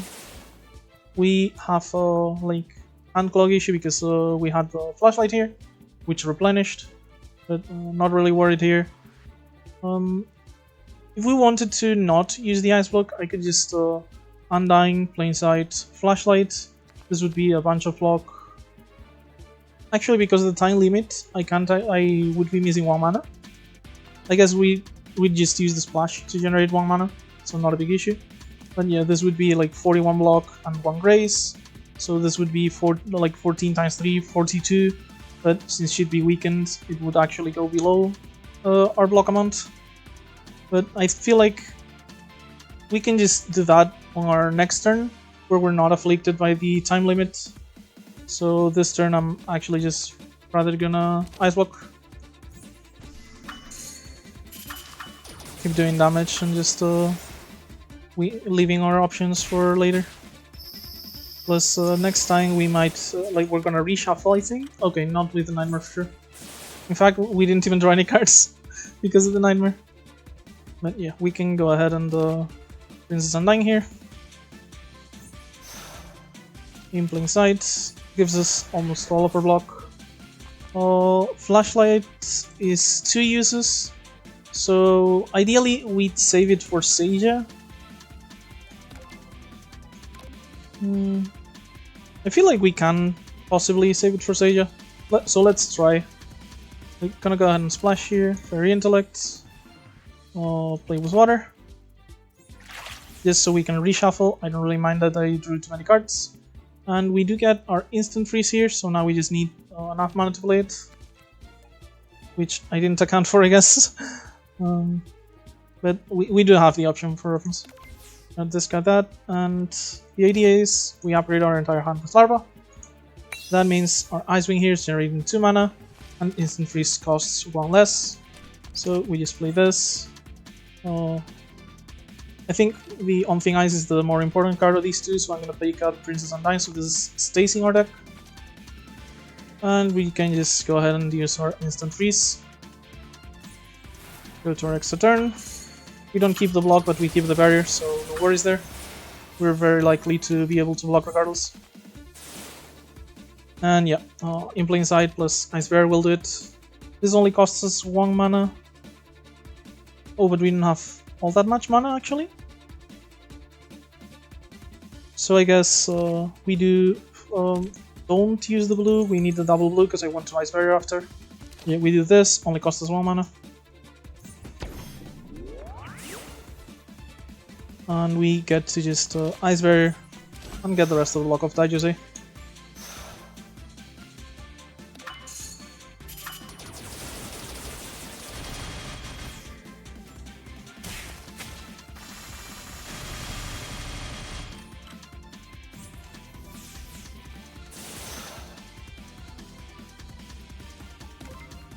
We still have wait, I could have sworn we still had 1 more turn?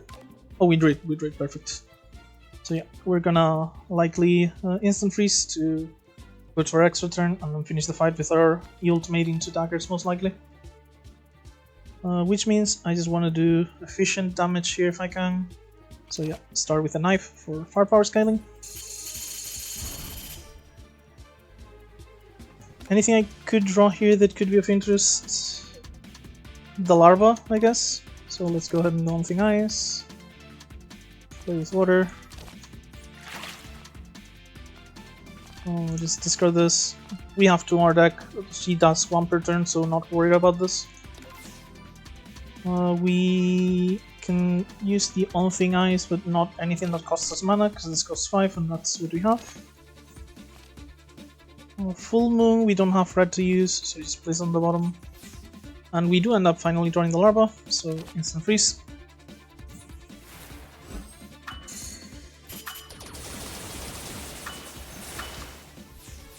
And at this point, I'm pretty sure our ultimates just finished this, but let's calculate just in case.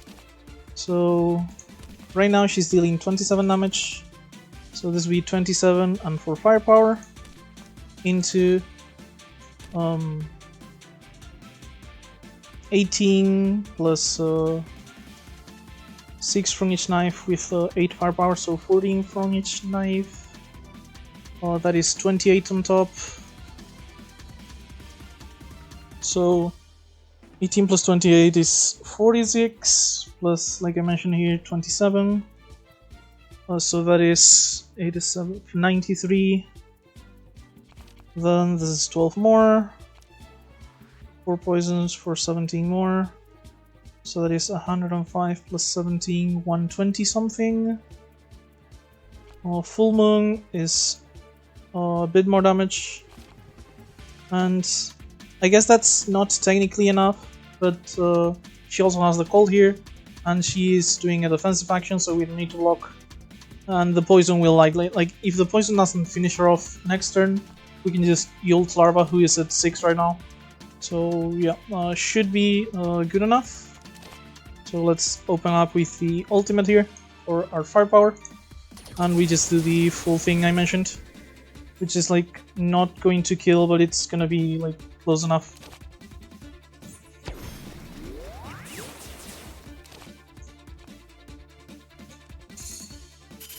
And I guess we can just throw the knives for the extra damage that is likely to finish it. So yeah, if they exiled, they deal less damage, but if we just throw them, we don't have to worry. Let's just on-thing eyes this to see if we find play with water. I'll leave the card on the deck. We draw a Nightmare. This is fine. Just end turn, and next turn she is dead if she's not already. Yeah, she survives off like 8 HP. The poison is already enough on its own. But even if it wasn't, we just heal Larva, and she's dead.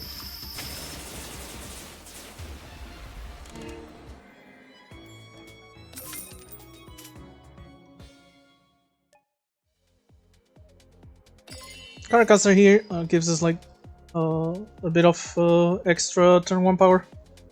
Generally don't need it because we have the Tengu Spam, but it's always nice. And it is a free upgrade, so if it hits something relevant, we might be very happy about that. As for cards, kinda tempted to pick up the Larva that's already pre-upgraded. Makes it easier to maybe stack Poison on Sage if we need to. Although if that's our offense, we're kinda gonna have issues regardless. But it would actually like help a lot with getting a bunch of upgrades.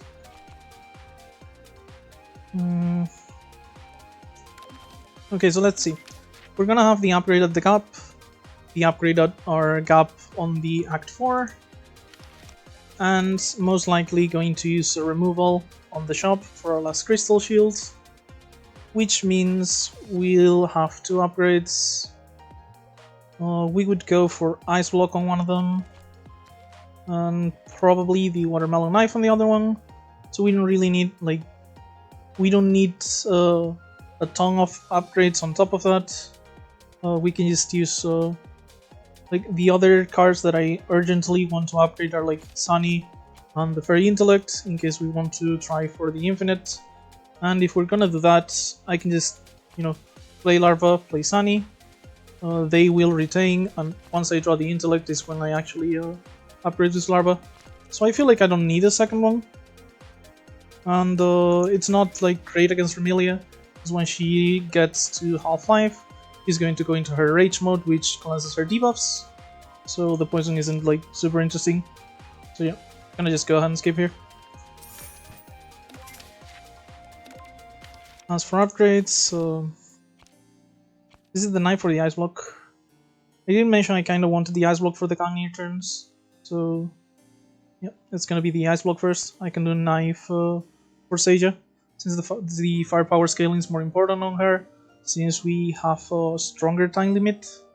We're not as limited on the amount of cards we can play each turn, because the hard limit of Alter Fate on Remy is like a lot more limiting than the 2 damage per card on Seija. But the time limit that Seija puts on you is much stronger than whatever scaling Remelia has. So yeah, it's Ice Block here, Watermelon Knife next cap, and we just try our hardest to finish this. So, Remy on Lunatic, you can only play 5 cards per turn against her. We might have small issues on our, maybe not. I'm going to speak as if I hadn't looked at my hand yet, and then I'll explain why it's not true anymore. But yeah, we technically might have small issues on our early turns, since those are the ones where we're mostly playing setup, and if we spend our card plays setting up, we don't really have anything like a lot of card plays to actually defend ourselves and stuff like that. However, we just get the Ice Block Lost in Paradise combo pretty much immediately, and as you can see, she opens up with Vampire Claw, but she follows up with her spell card on the turn 2. So we're gonna be able to block the first Gangnir with copied Ice Block. So yeah, having these two immediately just pretty much removes every issue we might have had with this.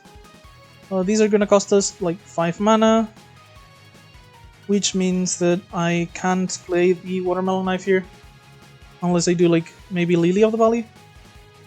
Is it worth? Yeah, I have two. Yeah, I have literally 2 fights left. I'm not gonna be the Lily of the Valley is still gonna be on my decking if I play it every time I see it now. So yeah, let's just go ahead and Lily for the extra mana.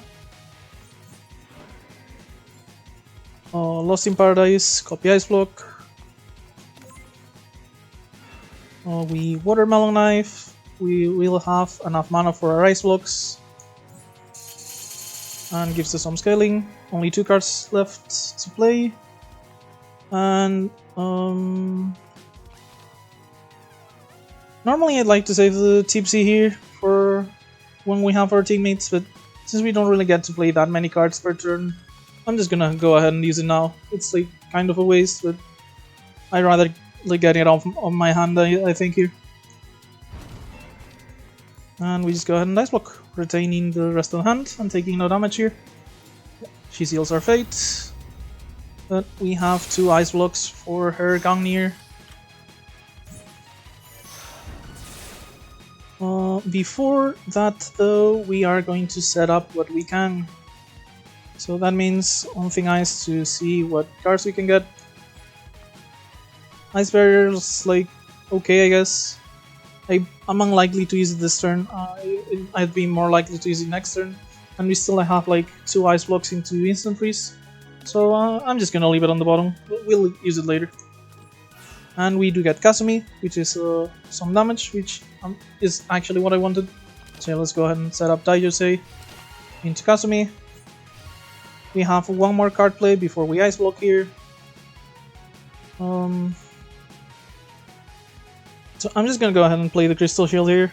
Not because I actually care about what I get. In fact, the block is going to go away because of the Ice Block, but rather to open up some hand space so we can draw some cards, because the Ice Block makes us retain the entire thing.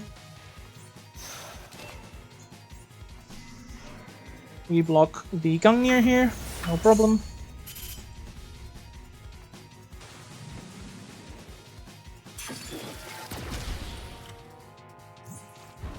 She's gonna do her defensive spell card. She cleanses, gains, and if I remember correctly, Grace and Firepower. But yeah, let's go ahead and Larva here. We don't really need to use our last Ice Block. We can leave it on the deck in case we find a better use for it later.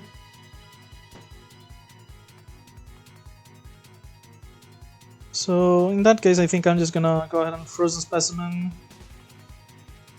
And I guess there's not much else we can do, most likely. Yeah, maybe just Frozen Specimen into Fairy on Ice, so I can have some Ice Winds for card selection next turn. Yeah. The fight might be long, so not interested in removing the refracted sunlight. So eviction order. Probably the crystal shield here. Is it still on our drop pile? It's not. Is there something here I'd be fine with removing instead? Maybe the bonds, but I think it's fine to just leave some defense on our deck. Make sure we can actually block if we don't get our ice blocks and stuff. So yeah, let's go ahead and remove the crystal shield.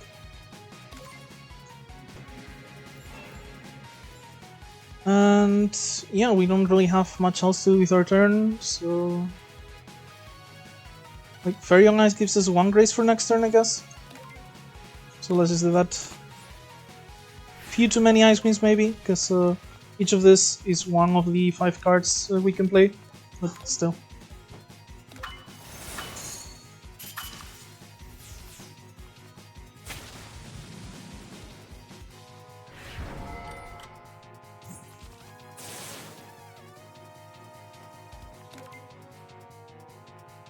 Kinda wanna look for Ice Barrier and Princess Undying here, I think.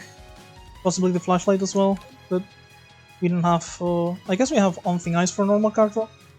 But that means the Ice Wing... I can't play both Ice Wings, because if each of these gets me a card I want to play, this is 3 card plays, so I wouldn't be able to play all 3 cards I get. So it's likely to be like Ice Wing, On Thing Ice, and Sunny. Or maybe just bonds.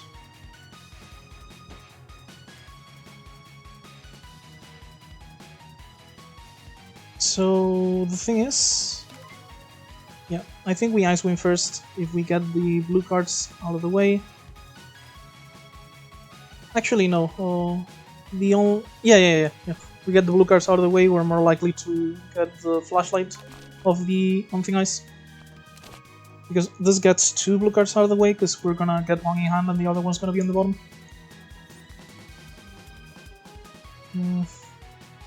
I guess we'll just take another Ice Wing, because I don't want to use Frozen Specimen this turn. One Thing Ice. This isn't our Flashlight. And neither is this, but at least we found Princess Undying. So we have 3 card plays left. 15 plus 8 is 23, 1 grace is like 12 less. We'd be taking 11 damage, which isn't big. So I think we just do Undying into Bonds into Sunny. Because we do need to like at least start setting up our damage.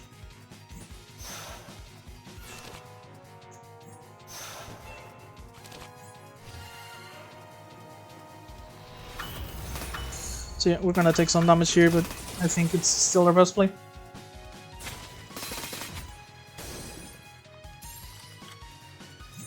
Damage, bunch of vulnerable, and we already had 1 frail. However, we do get to weaken her here. Get the Ice Barrier. Okay, so that means we have to block for 15 more. None of these are block. But neither's any of these really, other than like maybe Daijusei. So our options are basically Ice Wing to get the Specimen, then Intellect to draw 2 and like hope the first card we draw after the reshuffle is good, or just Larva for the upgrades and Daijusei for some block. Daijusei should be enough block too, like 18, we do have Frail, but we have 1 Spirit, so I think we can get the 15 we need, or at least be very close. Okay, let's go ahead and do that. We upgrade off of Larva. Yeah, 14 is like very close. It's not gonna be full block, but I think it's fine.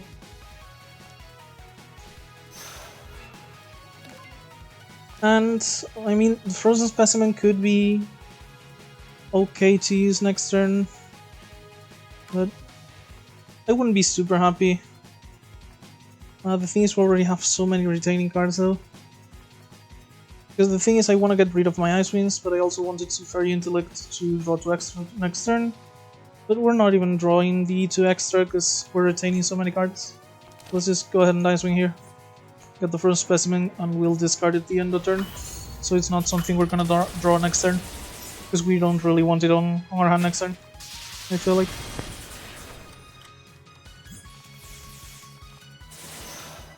Okay, so we have a Gangnir incoming next turn. We still have 1 ice blocking in our deck, so I feel like Fairy on Ice for 2 Grace into in play side for the rest of the block would be fine here. We'll have some Ice Wings available to look for our Ice block next turn. And we can use the rest of our card plays for damage. So yeah, let's go ahead and Fairy on Ice. In play side. Full Moon. Get rid of one of the Graces.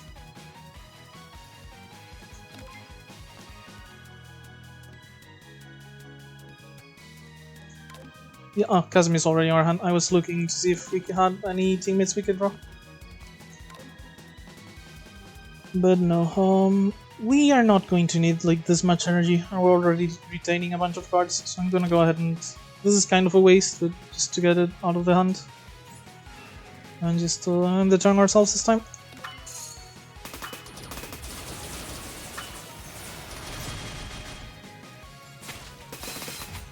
Our Grace blocks most of that. We get a bunch of energy from Gracing, but we're unlikely to be able to use it regardless.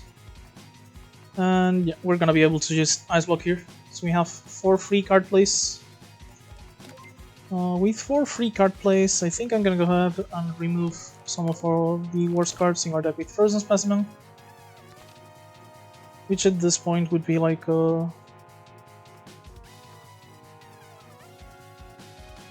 probably like Bonds and maybe the Full Moon, because even if we have a ton of mana, we're not really able to use it very efficiently. We don't have any X cost cards and we only get to play 5 cards per turn.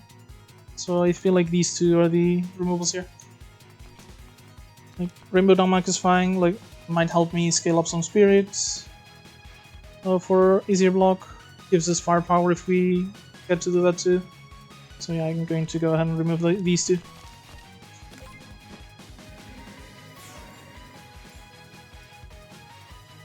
I think my main goal now is like getting the Ice Winds out of the deck, because at this point they're really kind of bad because they're card plays that don't do much. So I'm going to go ahead and just use these. We already found our Ice Block, which is going to retain our instant freeze. So we don't really need the tutors at this point anymore. One more card play and then we Ice Block.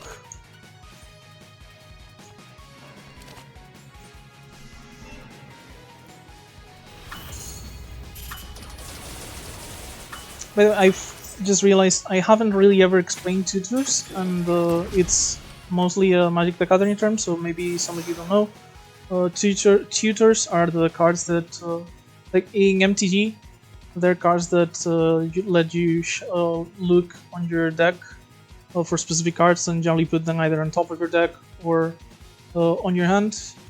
So the name kind of stuck for cards that let you search specific cards. So yeah, Icewing is not like strictly a tutor, but since we can use it to look for specific cards in that it looks only at blue cards, that's why I call it tutoring. Like I just realized I never really explained that term, and it's not a Touhou LBOL term, so just in case. But yeah, she is going to use King of Midnight here. If we do like a little bit more damage, she's going to actually go into the Rage mode. So I think I'm actually going to try and trigger it. We can go ahead and Watermelon Knife into instant freeze here. Possibly use the Ice Wings to get rid of them. Have I used... Yeah, I already had the splash from the Princess Knight here. So if I did this and this, I would be spending 7 mana. I'd have 2 left. So the Ice Wing here doesn't give me enough to instant freeze. Unless I like upgrade with Larva. Is it worth it? It might be worth it. So it would be like upgrade, Undying, Ice Wing. So that's 3, 4, 5. Yeah, that's 5 card plays. lets me do most of what I want to do here. And it upgrades the watermelon knife for stronger scaling. So yeah, let's go ahead and do this. Upgrade everything.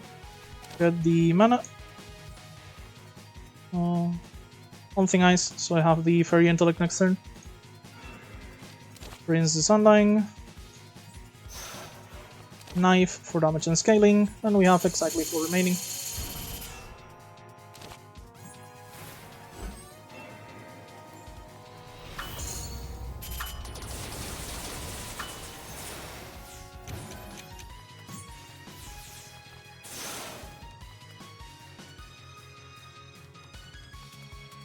And yep, she's going to use the Scarlet Devil, if it reaches her Rage mode, and cleanse herself.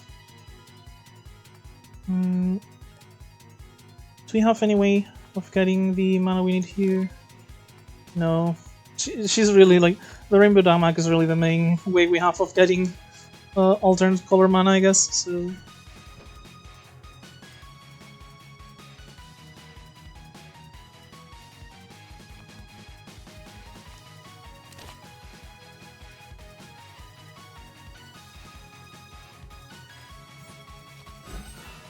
Very intellect here to find the watermelon. Yeah, this is kind of gonna be the... Oh, I spent my red because I didn't realize. Fuck. Yeah, I spent the red on the fairy intellect accidentally.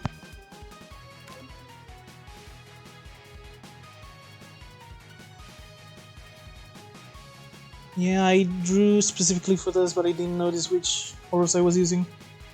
So I guess I'll just set up some barrier with freezes.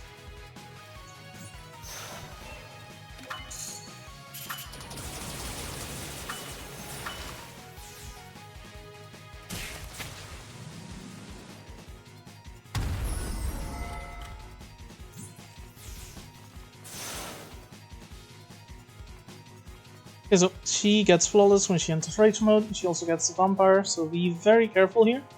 Once she enters Rage mode, if you can't finish her off quickly, and you can't block her effectively, Vampire is going to start like healing her up for things life equal to unblock damage dealt.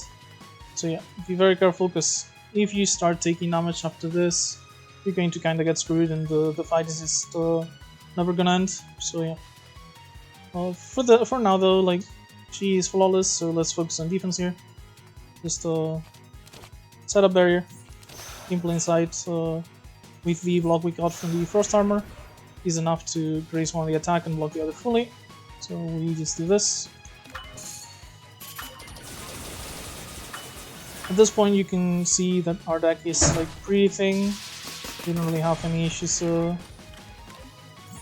finding all our good cards.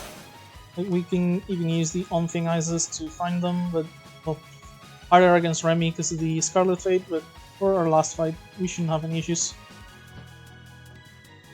So 60 damage.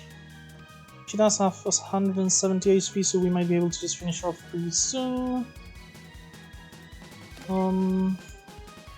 Watermelon Knife is accurate, so it would get rid of the grace and deal quite a bit of damage. Okay, I'm gonna go ahead and try to find that card. Not with our red mana though. Be careful, don't want that to happen again. The Fairy Intellect is very likely to find it. In fact, it is guaranteed. And I guess it wasn't guaranteed because we had too full of a hand, but didn't matter thankfully. Yeah, Watermelon Knife here, this gets us insanely close to finishing her off. And now, like, this is 45, 65, 80 something. Yeah, we can just go ahead and like use our ultimates and just finish the fight like this. Sunny for the firepower on Kazumi and knives. Activate Kazumi for the knives. And our turn ends. The knives and the Daiosi just finish it off. And onwards we go to Act 4. As for this, Harvest Fruit Basket is like, I already don't like this early on, and the later you get it, the worse it gets. On his egg dish, at the start of Blaze turn, gain temporary firepower equals the number of attack cards played last turn this combat. Not like super interesting. We already have actual firepower scaling, we don't need a temporary one. And then we have blank card here, which is also like not super interesting because we have literally one card reward and I guess one shop for the extra colors. However, if that one card reward has like doppelgangers that I mentioned earlier, or like any other huge cards, that would be amazing. And the Philosopher's Mana is the best of the three options. So yeah, this is like just outright awful. This isn't worth it, which means that this is good just by virtue of having the Philosopher's Mana. And then the extra options, like for card rewards, are like, you know, whatever, just an extra. Basically just a chance we can get the Center's Doppelgangers here. Because we're gonna be offered 3 rares. And sadly no, but we have at the very least one good card here. Because we don't need like the insane amount of energy that Tail of the Pump Cutter gives us. The 4 firepower and spirit wouldn't be bad on Takumi Nakata, but they're also like not super necessary. We already have firepower and spirit scaling, so not super interested. Best friend, I guess this one's like kind of okay if we want to use early ultimates, but the only early ultimate I could be interested in is like Sunny's, because it gives us firepower, but Sunny is also like our best user of firepower, so I don't really want to get rid of her, like playing her ultimates. So yeah, that's about it. These 3 options just aren't interesting at all, so we just get the Cold Logistics Exchange, which is, I guess, a true tutor. You're just going to your drop pile and pick any card you want. Kinda funny after I just mentioned the tutor thing. So yeah, pick up Cold Logistics here, go to the shop.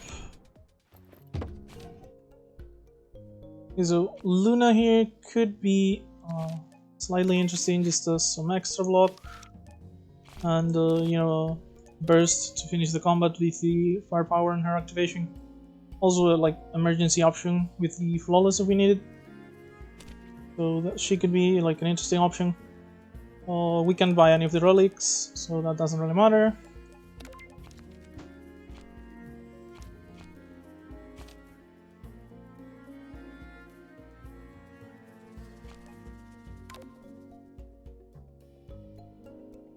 We are very likely to be copying either Sunny here or what was it? The Frozen Specimens to try and set up the Infinite. The first item she has, we already know, is the Gold Cup, so we're going to be losing our exhibits here. How relevant is that? Like, Green Diary is like technically relevant, but not like important. Yeah, there's some that are relevant, but not important, so I'm going to just focus on the important ones here. It's like the Sword of Use is obviously relevant, but not important. It's just tiny amount of damage.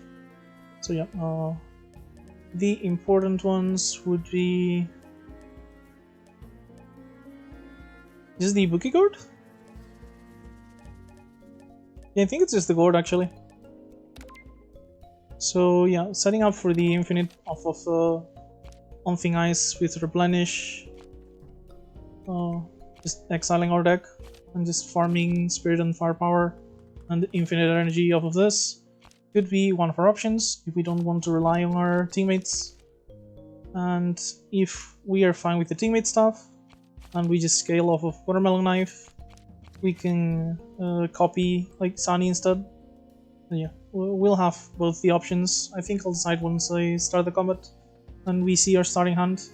Like if our starting hand is like a Sunny, Larva, and some other stuff that lets us easily set up turn 1, we shouldn't have any issues setting up and beating up Sage and normally.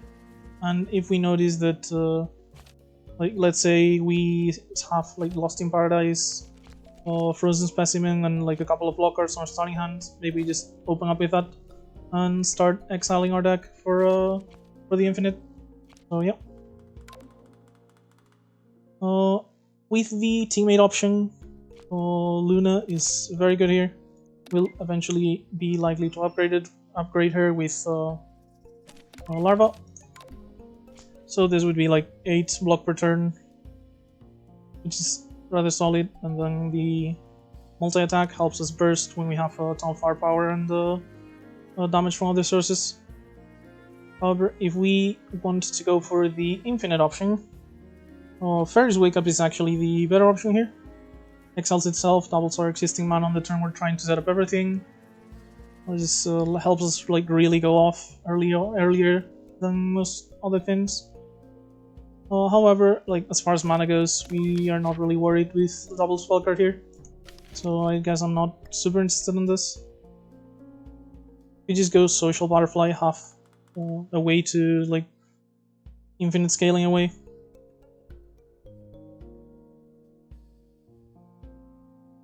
Honestly, I'm tempted to just go ahead and pick up these 2 tools. Have the disposable amulet, and in case she tries to do the one that gives us a vulnerable frail or weakened as a second item, or just maybe first aid kit. Sadly, these don't work for the one that prevents us from drawing or makes us take damage, because it's a buff on Sage and not a debuff on us.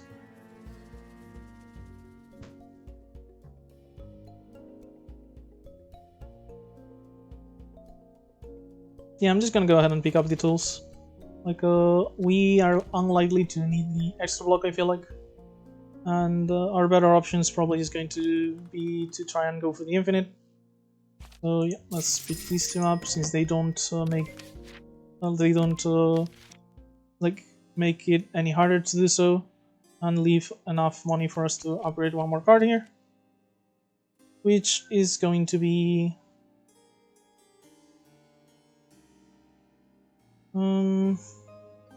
I kind of wanted the knife, but like maybe the on like if we're going to try to do the infinite on this combat, the on thing ice is better. Just so we have the earlier card draw first. Maybe cold logistics, so we can like do cold logistics, search up like leap plus the exile cards.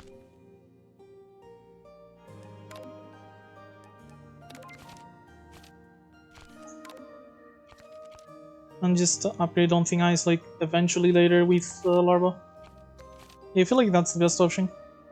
That way, if I get like cold logistics on starting hand, the infinite just gets like super easy, I feel like. Let's go ahead and upgrade this.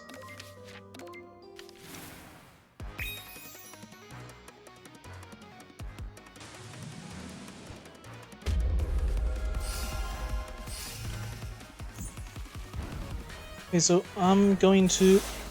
do I have any card draw? No, but I have ways to use my mana, thanks to the Rainbow Danmaku, and eventually just getting an extra turn. Which means I want to open up with my spell card here, just for the extra energy. We go ahead and open up with Rainbow Danmaku for the extra firepower. We don't really have like any way to remove the Long Night, so let's just go with our standard option.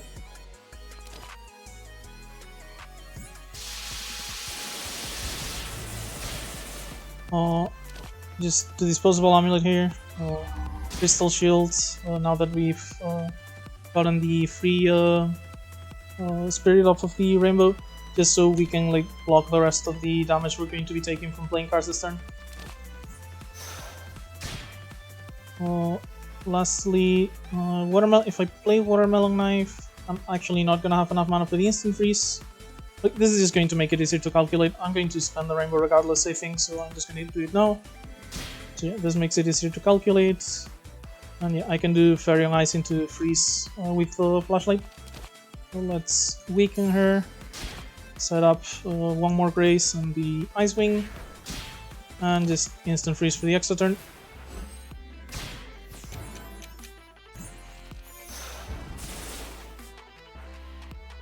And we still get basically no defensive measures here, but we do get like our Frozen Specimen and maybe Play with Water. Sadly, this is like a bad turn for them because of the time limit, So maybe it's just like set up Sunny and yeah, full moon for like 30 mana, have 5 left, and then just Sunny into Specimen, I think. Keep the Ice Wing next to, like, we take a bit of damage this turn.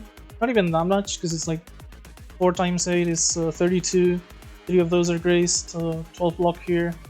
So that is going to be like 8 damage, I believe. So you can just set up mostly without taking too much damage. Oh, and I guess we'll be taking like 6 damage from playing 3 cards, but whatever. Yeah, Frozen Specimen. As usual, Eviction Order, Crystal Shield. And set up Sunny. Take like some damage, but like not really a huge amount.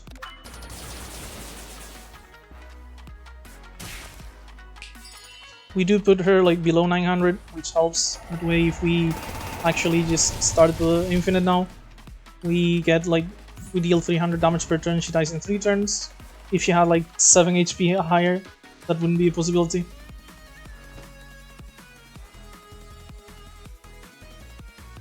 Still don't really have defensive cards other than I guess the Princess Undying here.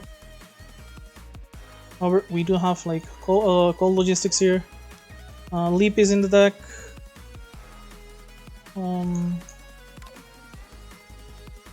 And Frozen Specimen is in hand, so we can go ahead and set that up. Which means I'm just going to open up with Princess Undying. Now that we have a full hand. Just so the barrier stops the Caesar damage. Play out the splash. Ice Wing here. Just I want to exile my teammates now, so let's just go ahead and do these. I can just. This is going to exile. I guess I'll keep the first aid kit just in case. Maybe. I'm not gonna use it immediately at least. Yeah, let's exile Daijusei by blocking. Cold Chain, getting Leap plus I guess Larva, since we're gonna have to use her to upgrade twice before she exiles. And we go ahead and Leap on... Wait, do we have enough hand space? We do. Leap on Frozen Specimen. Larva. If we Ice Block here, we just retain our entire hand, and Larva goes up by 1, which means we can just play her out next turn, and as soon as we draw her again, we can just play her out again to instantly exile her. So yeah, I'm gonna go ahead and do this. It means like she's gonna have an extra turn with the second object, because we're not spell carding and going off this turn, but I feel like this is the safest play. So yeah, let's go ahead and do this.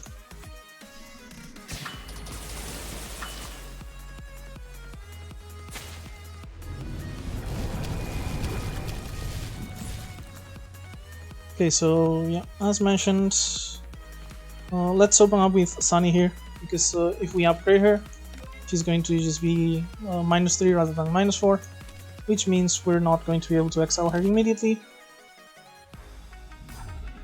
Then we upgrade off of Larva.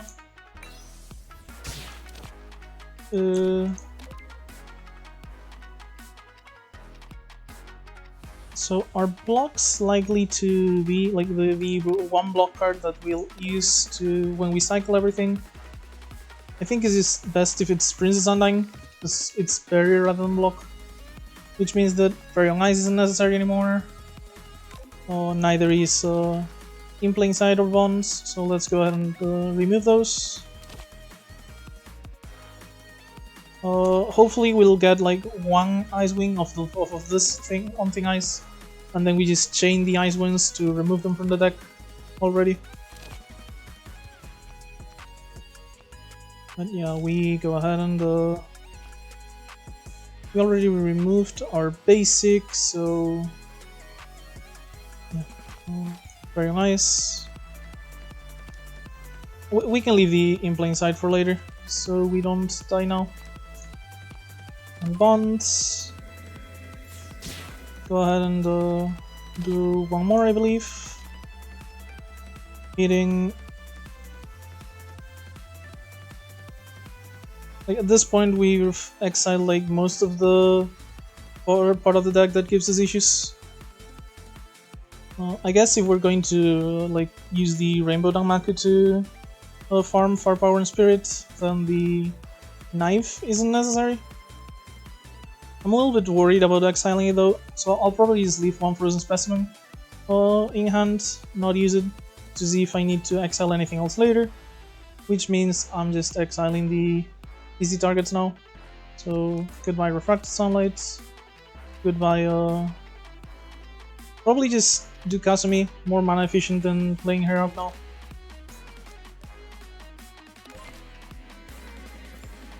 And on Thing Ice, hoping for an Ice Wing, so we can just start chaining them and removing them from the deck. We'll be taking like a bit of damage, but should be fine. I guess Fairy Intellect here for more card draw. Gonna go ahead and in-play side here, just so I stop taking scissor damage. And then just remove the Ice Wings from my deck. And play the Ice Barrier. Yeah, gonna give it one more turn just in case this is the this applies the debuff to us.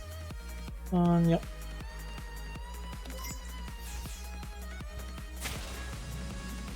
And she gets the teapot, indeed, yeah. So, well, she gets the amulet now rather than anything else, so I guess the first aid kit doesn't really matter. But yeah, do we get to just do our thing now? Close, very close. So we already have some luck. So let's look for our... Let's remove the cards that we don't need by exiling them here. Like Tipsy, Lily of the Valley, First Aid Kit. Now we draw. We find our larva, who we're going to need to use to upgrade the cards we want to like recast constantly before we actually exile her. So discard the knife. These are already so yeah, it's just what we have in hand. I want to upgrade the Fairy Intellect and the On-Thing Ice here, so we can just go ahead and use her. And now we should be able, if I calculated everything correctly, to go infinite. So let's start with just getting some Spirit and Firepower. Draw some cards. And this gives us mana, and it will eventually give us infinite mana.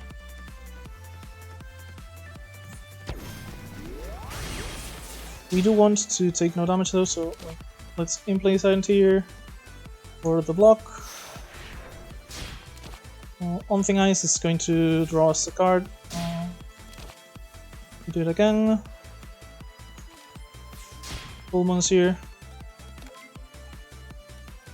Okay, so actually, I always need, to jumpstart the combo, I do need enough mana to play the Full Moon, so I shouldn't go below this amount of mana ever.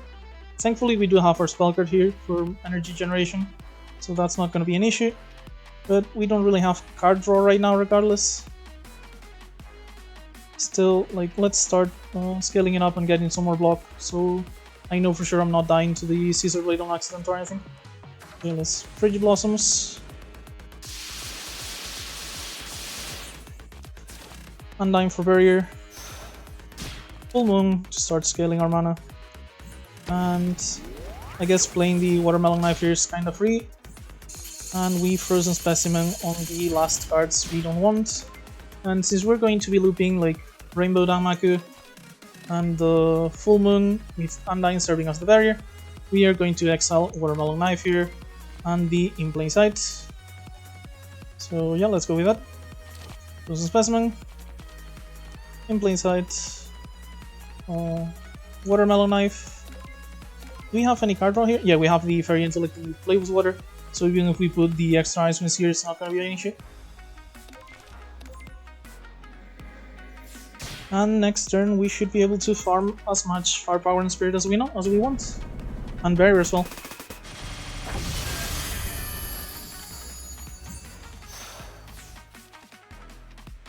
So yeah, this is going to eventually give us infinite energy. Yeah, in fact it's already doing it. One thing ice, cross the rainbow, I mean the full moon. We use it. One thing ice, cross the full moon, and we can just go ahead and fairy intellect here, which gets us the on thing ices back, and that's about it. Just Princess Undying whenever we need barrier, and we just farm infinite mana off of this.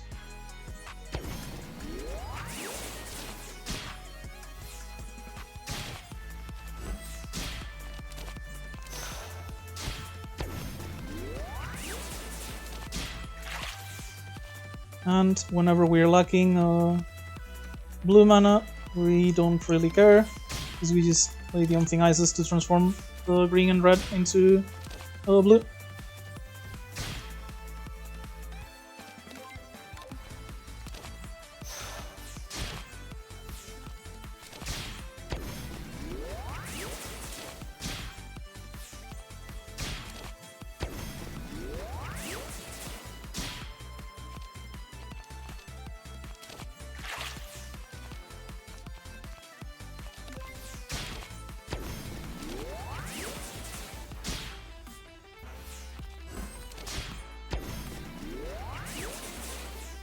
And yeah, at this point we've gone completely infinite, so no more commentary now. Let's just turbo mode and execute it.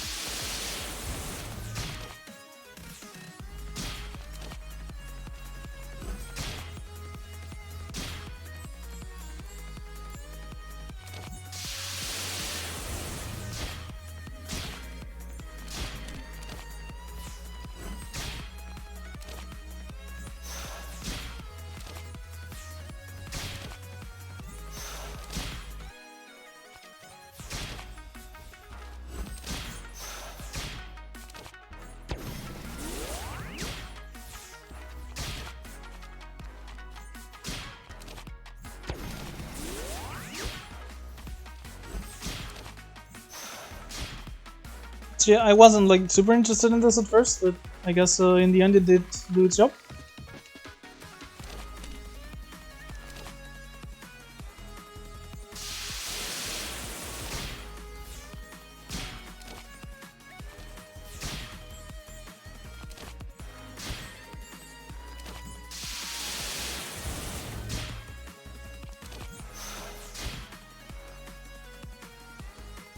Yeah, I feel like 17 and 13, like we've definitely scaled up enough.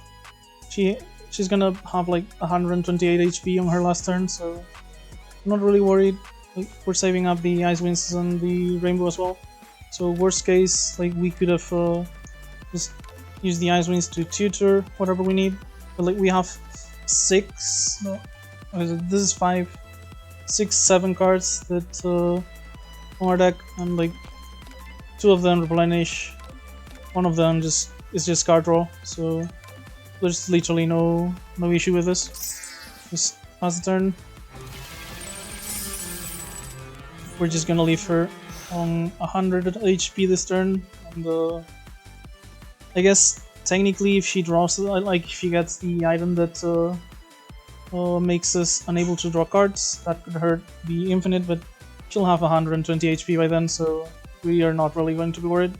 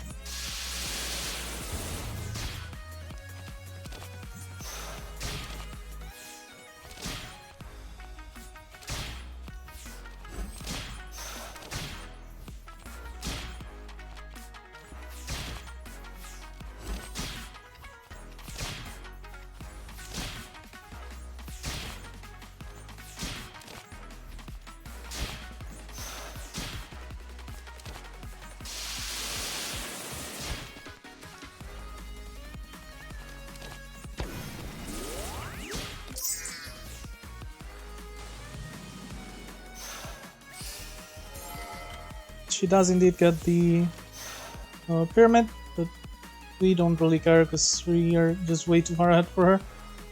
Just go ahead and kill her with like a few of these.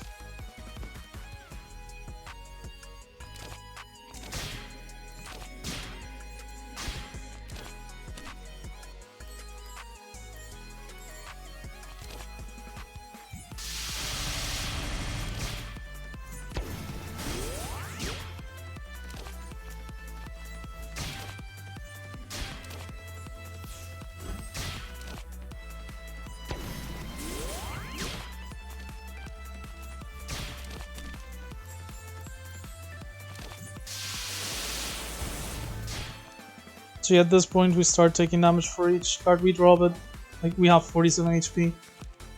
We might be taking like 4 damage for each attack that takes like half of our HP. So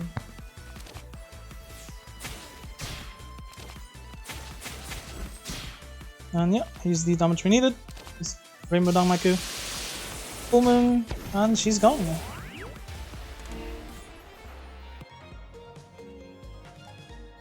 So yeah, this is pretty much why I like wanted to. Why I thought also would be interesting. We were kind of lucky; we were able to showcase what I wanted pretty much immediately. Just Stone of Aja on the swap into like Sunny on our first card reward, and she carried us like pretty far. We ended up depending less on her eventually, and we ended up finishing the combat with like an infinite on Sage. But you can see why the boss swap can be really good. Do remember, like, there's always the chance that we just get like whatever mediocre boss swap relic and stuff. But no, it's nice to have this available. I thought it was a pretty interesting option for Cirno specifically, and there's always like it's like kind of high risk, high reward, but because some of the low rolls can just be absolutely awful. Like let's say you get like you boss swap into the blue relic, like the blue exhibit that makes it so your abilities discount your other cards. Like you have to build around to that you can like pick cards around because you know that you have that available, but you haven't really changed your card pool, and you've made your exhibit worse until you can actually pick the cards that benefit off of it, stuff like that. So yeah, so there's like a few risky options, but I think that Cirno is the best user for them. In fact, let's do a quick analysis before the end of the video.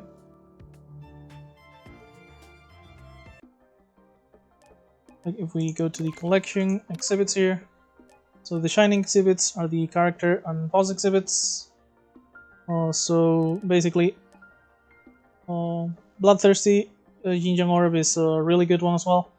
It does give you like the Reimu cards, but you're gonna have like only 2 of Reimu's colors.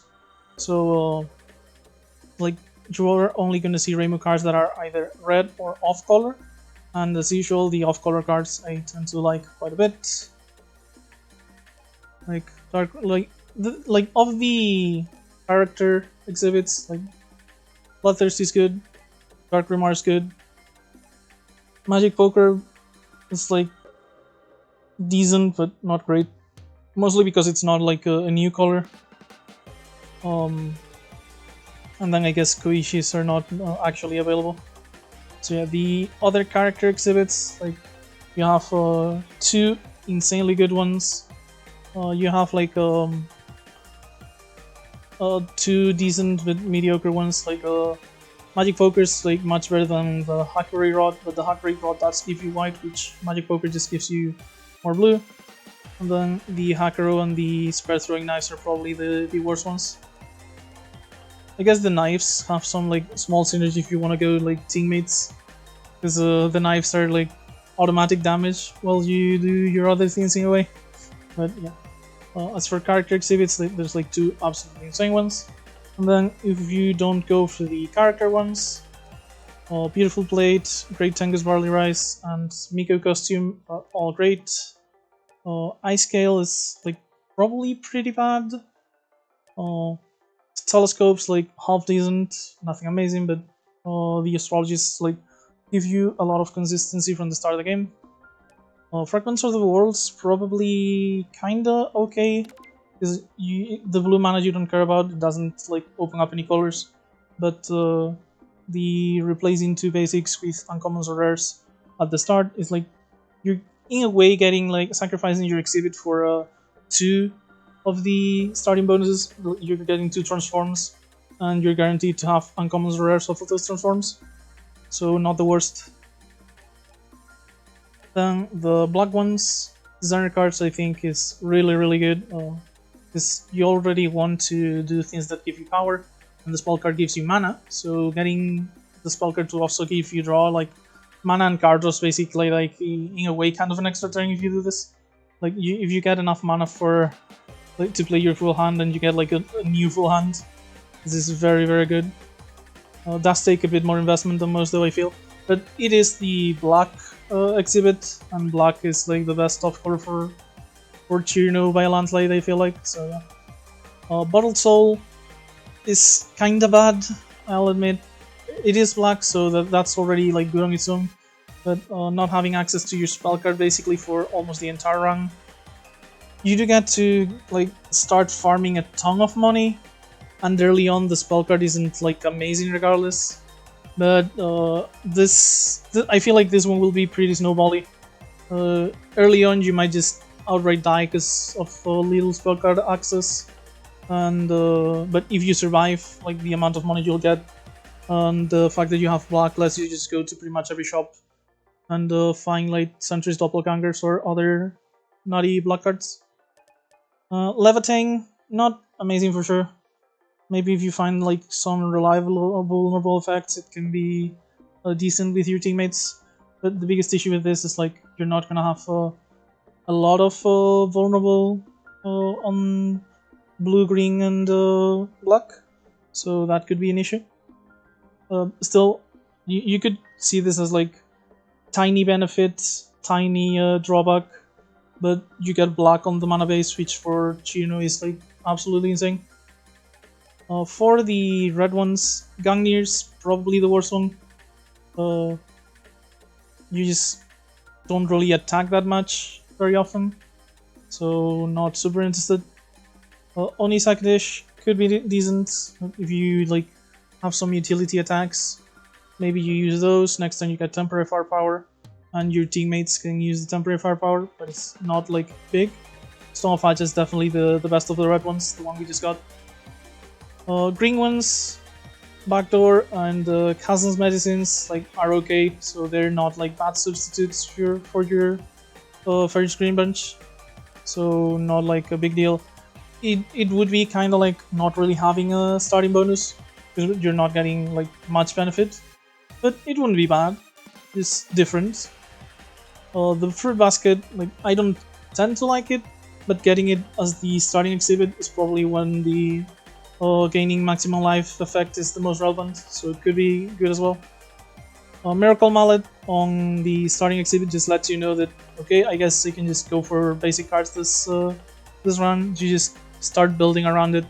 Like getting it off of a boss swap makes it much easier to build around early on, like from the start, and it also like makes your deck actually kind of strong early game, because it's when you're using your basic cards the most regardless, so actually not a bad one. Toolbox, not amazing, but after your first two combats you start getting tools. Those could just help you snowball the Act 1, use the tools on the elites to farm exhibits, stuff like that, so not amazing but could be good. Old Lunatic, this one's pretty good if you manage to get the like flower stuff, or like we have here Cirno green cards. Like Wrath of Nature, you already start with Daijosei. There's like the defensive one somewhere.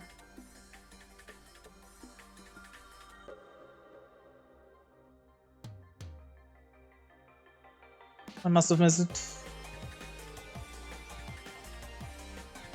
It's not a neutral, is it?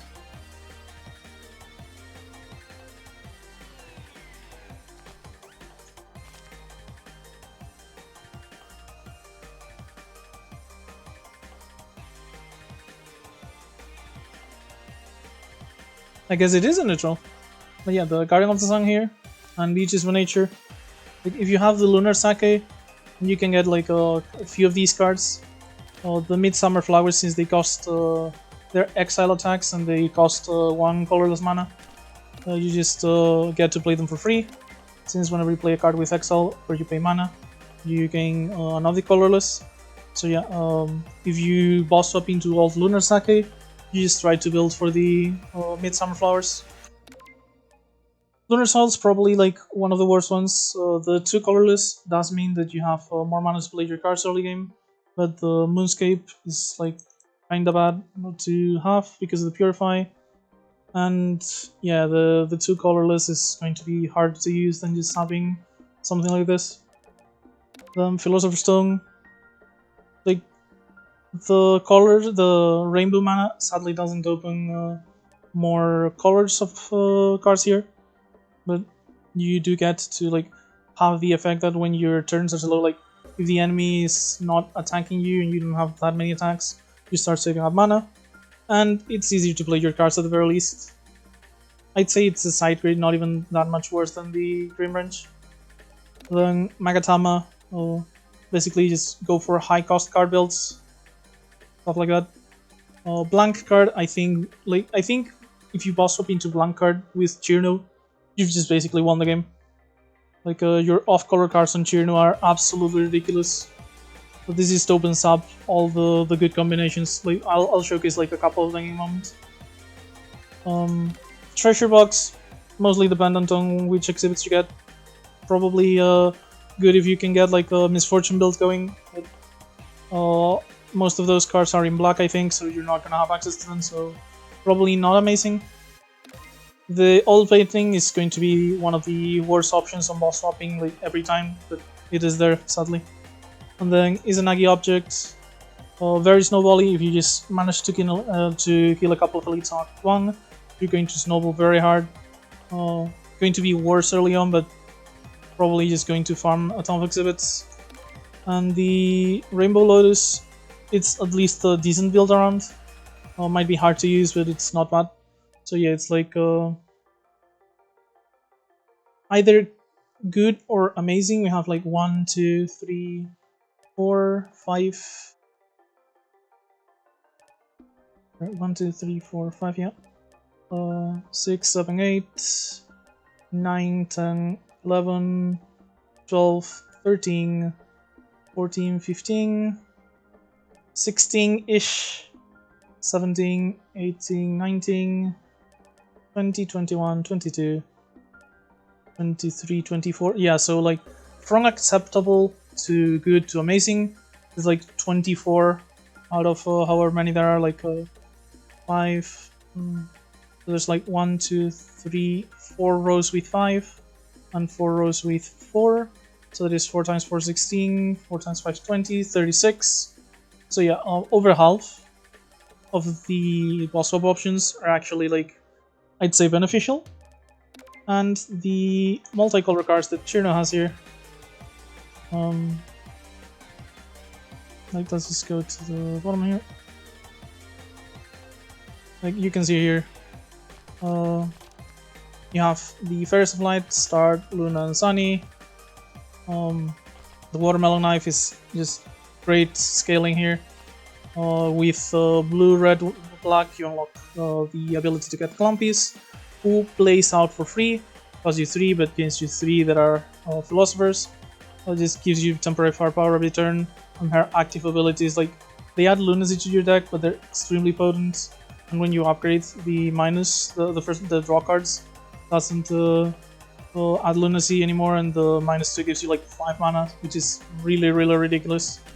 You have Bring Overclock here, which is basically like infinite galore. Just 1 energy, 1 red, gain 5 energy, draw a card, costs 0 if you upgrade it. Just absolutely ridiculous, makes it really easy to go infinite. Very Mischief, you just get all 3 pairs of lights. Just only one of them goes to your hand. You do lose 3 life, but this is like 1 card, 3 life for 2 mana. You get all 3 fairies of light eventually. That is really good. And if you just upgrade it, you get Clumpies as a bonus. So yeah. You get to choose which one you add to the hand, I think, too. I'm not actually sure about this. It's been a long time since I last played the card. But regardless, it's like an amazing card anyway. Dumpster diving is not like... I haven't really played with it enough to know that it's amazing. But like, you're basically getting a choice of tools every time. It exiles, so it's not like occupying a lot of space in your deck. It's kind of great, I think. Pure White Wall is probably like the worst one for Cirno, but you know, could go for like maybe some sort of hybrid cold build, because it is like when you upgrade it, it's 2 mana to apply cold, and then just do it every turn. So at the very least, this is 9 damage every turn. If you have cold synergies, that's even better. So like let's say that you get like 1 or 2 Letties, and then you just happen to find Fantasia on the rare boss rewards, and you just have basically Infinite Frost. And yeah, Mist Lake. It just gives you a lot of access to a lot of consistent access to teammate cards. So you have a big mana sink that's gonna keep giving you different teammates. And if you go to the neutrals for like the multicolors, well, maybe not even specific ones. Like if you go for neutrals, they're more multicolor. Like some highlights here, just all your cards that cost more than 1 go to 1. This lets you like set up really hard if you have card draw and maybe a bit of early energy. If you get like an early trick of Wicked Hermit, you just upgrade your entire deck.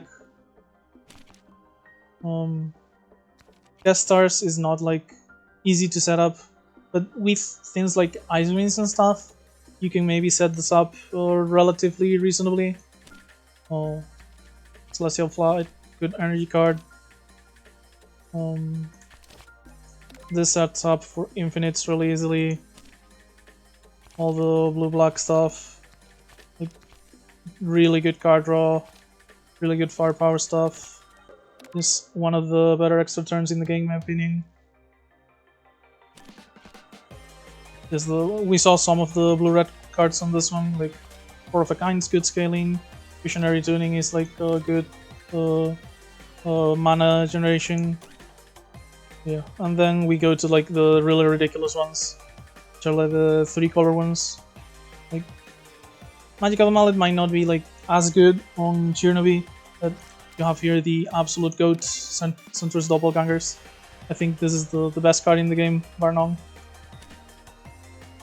You have access to Yukari, so it gives you firepower thanks to like by playing defense cards, which like you get like one of these, one of Sunny, and you just start accumulating firepower every turn, which gives Sunny the damage she needs to abuse her triple attack, and the rest of your deck can just be basically defense, and that's good enough. And if you end up playing Harry Ultimate, like you're going to get like your 3-color neutral cards every turn, and they cost 0, so completely ridiculous, honestly. Yeah, Fires of Hokai is also like a really good, insane long-turn card. So yeah, you can see that the tricolor cards are just kind of ridiculous. So yeah, that is kind of why I wanted to at least showcase one boss swap.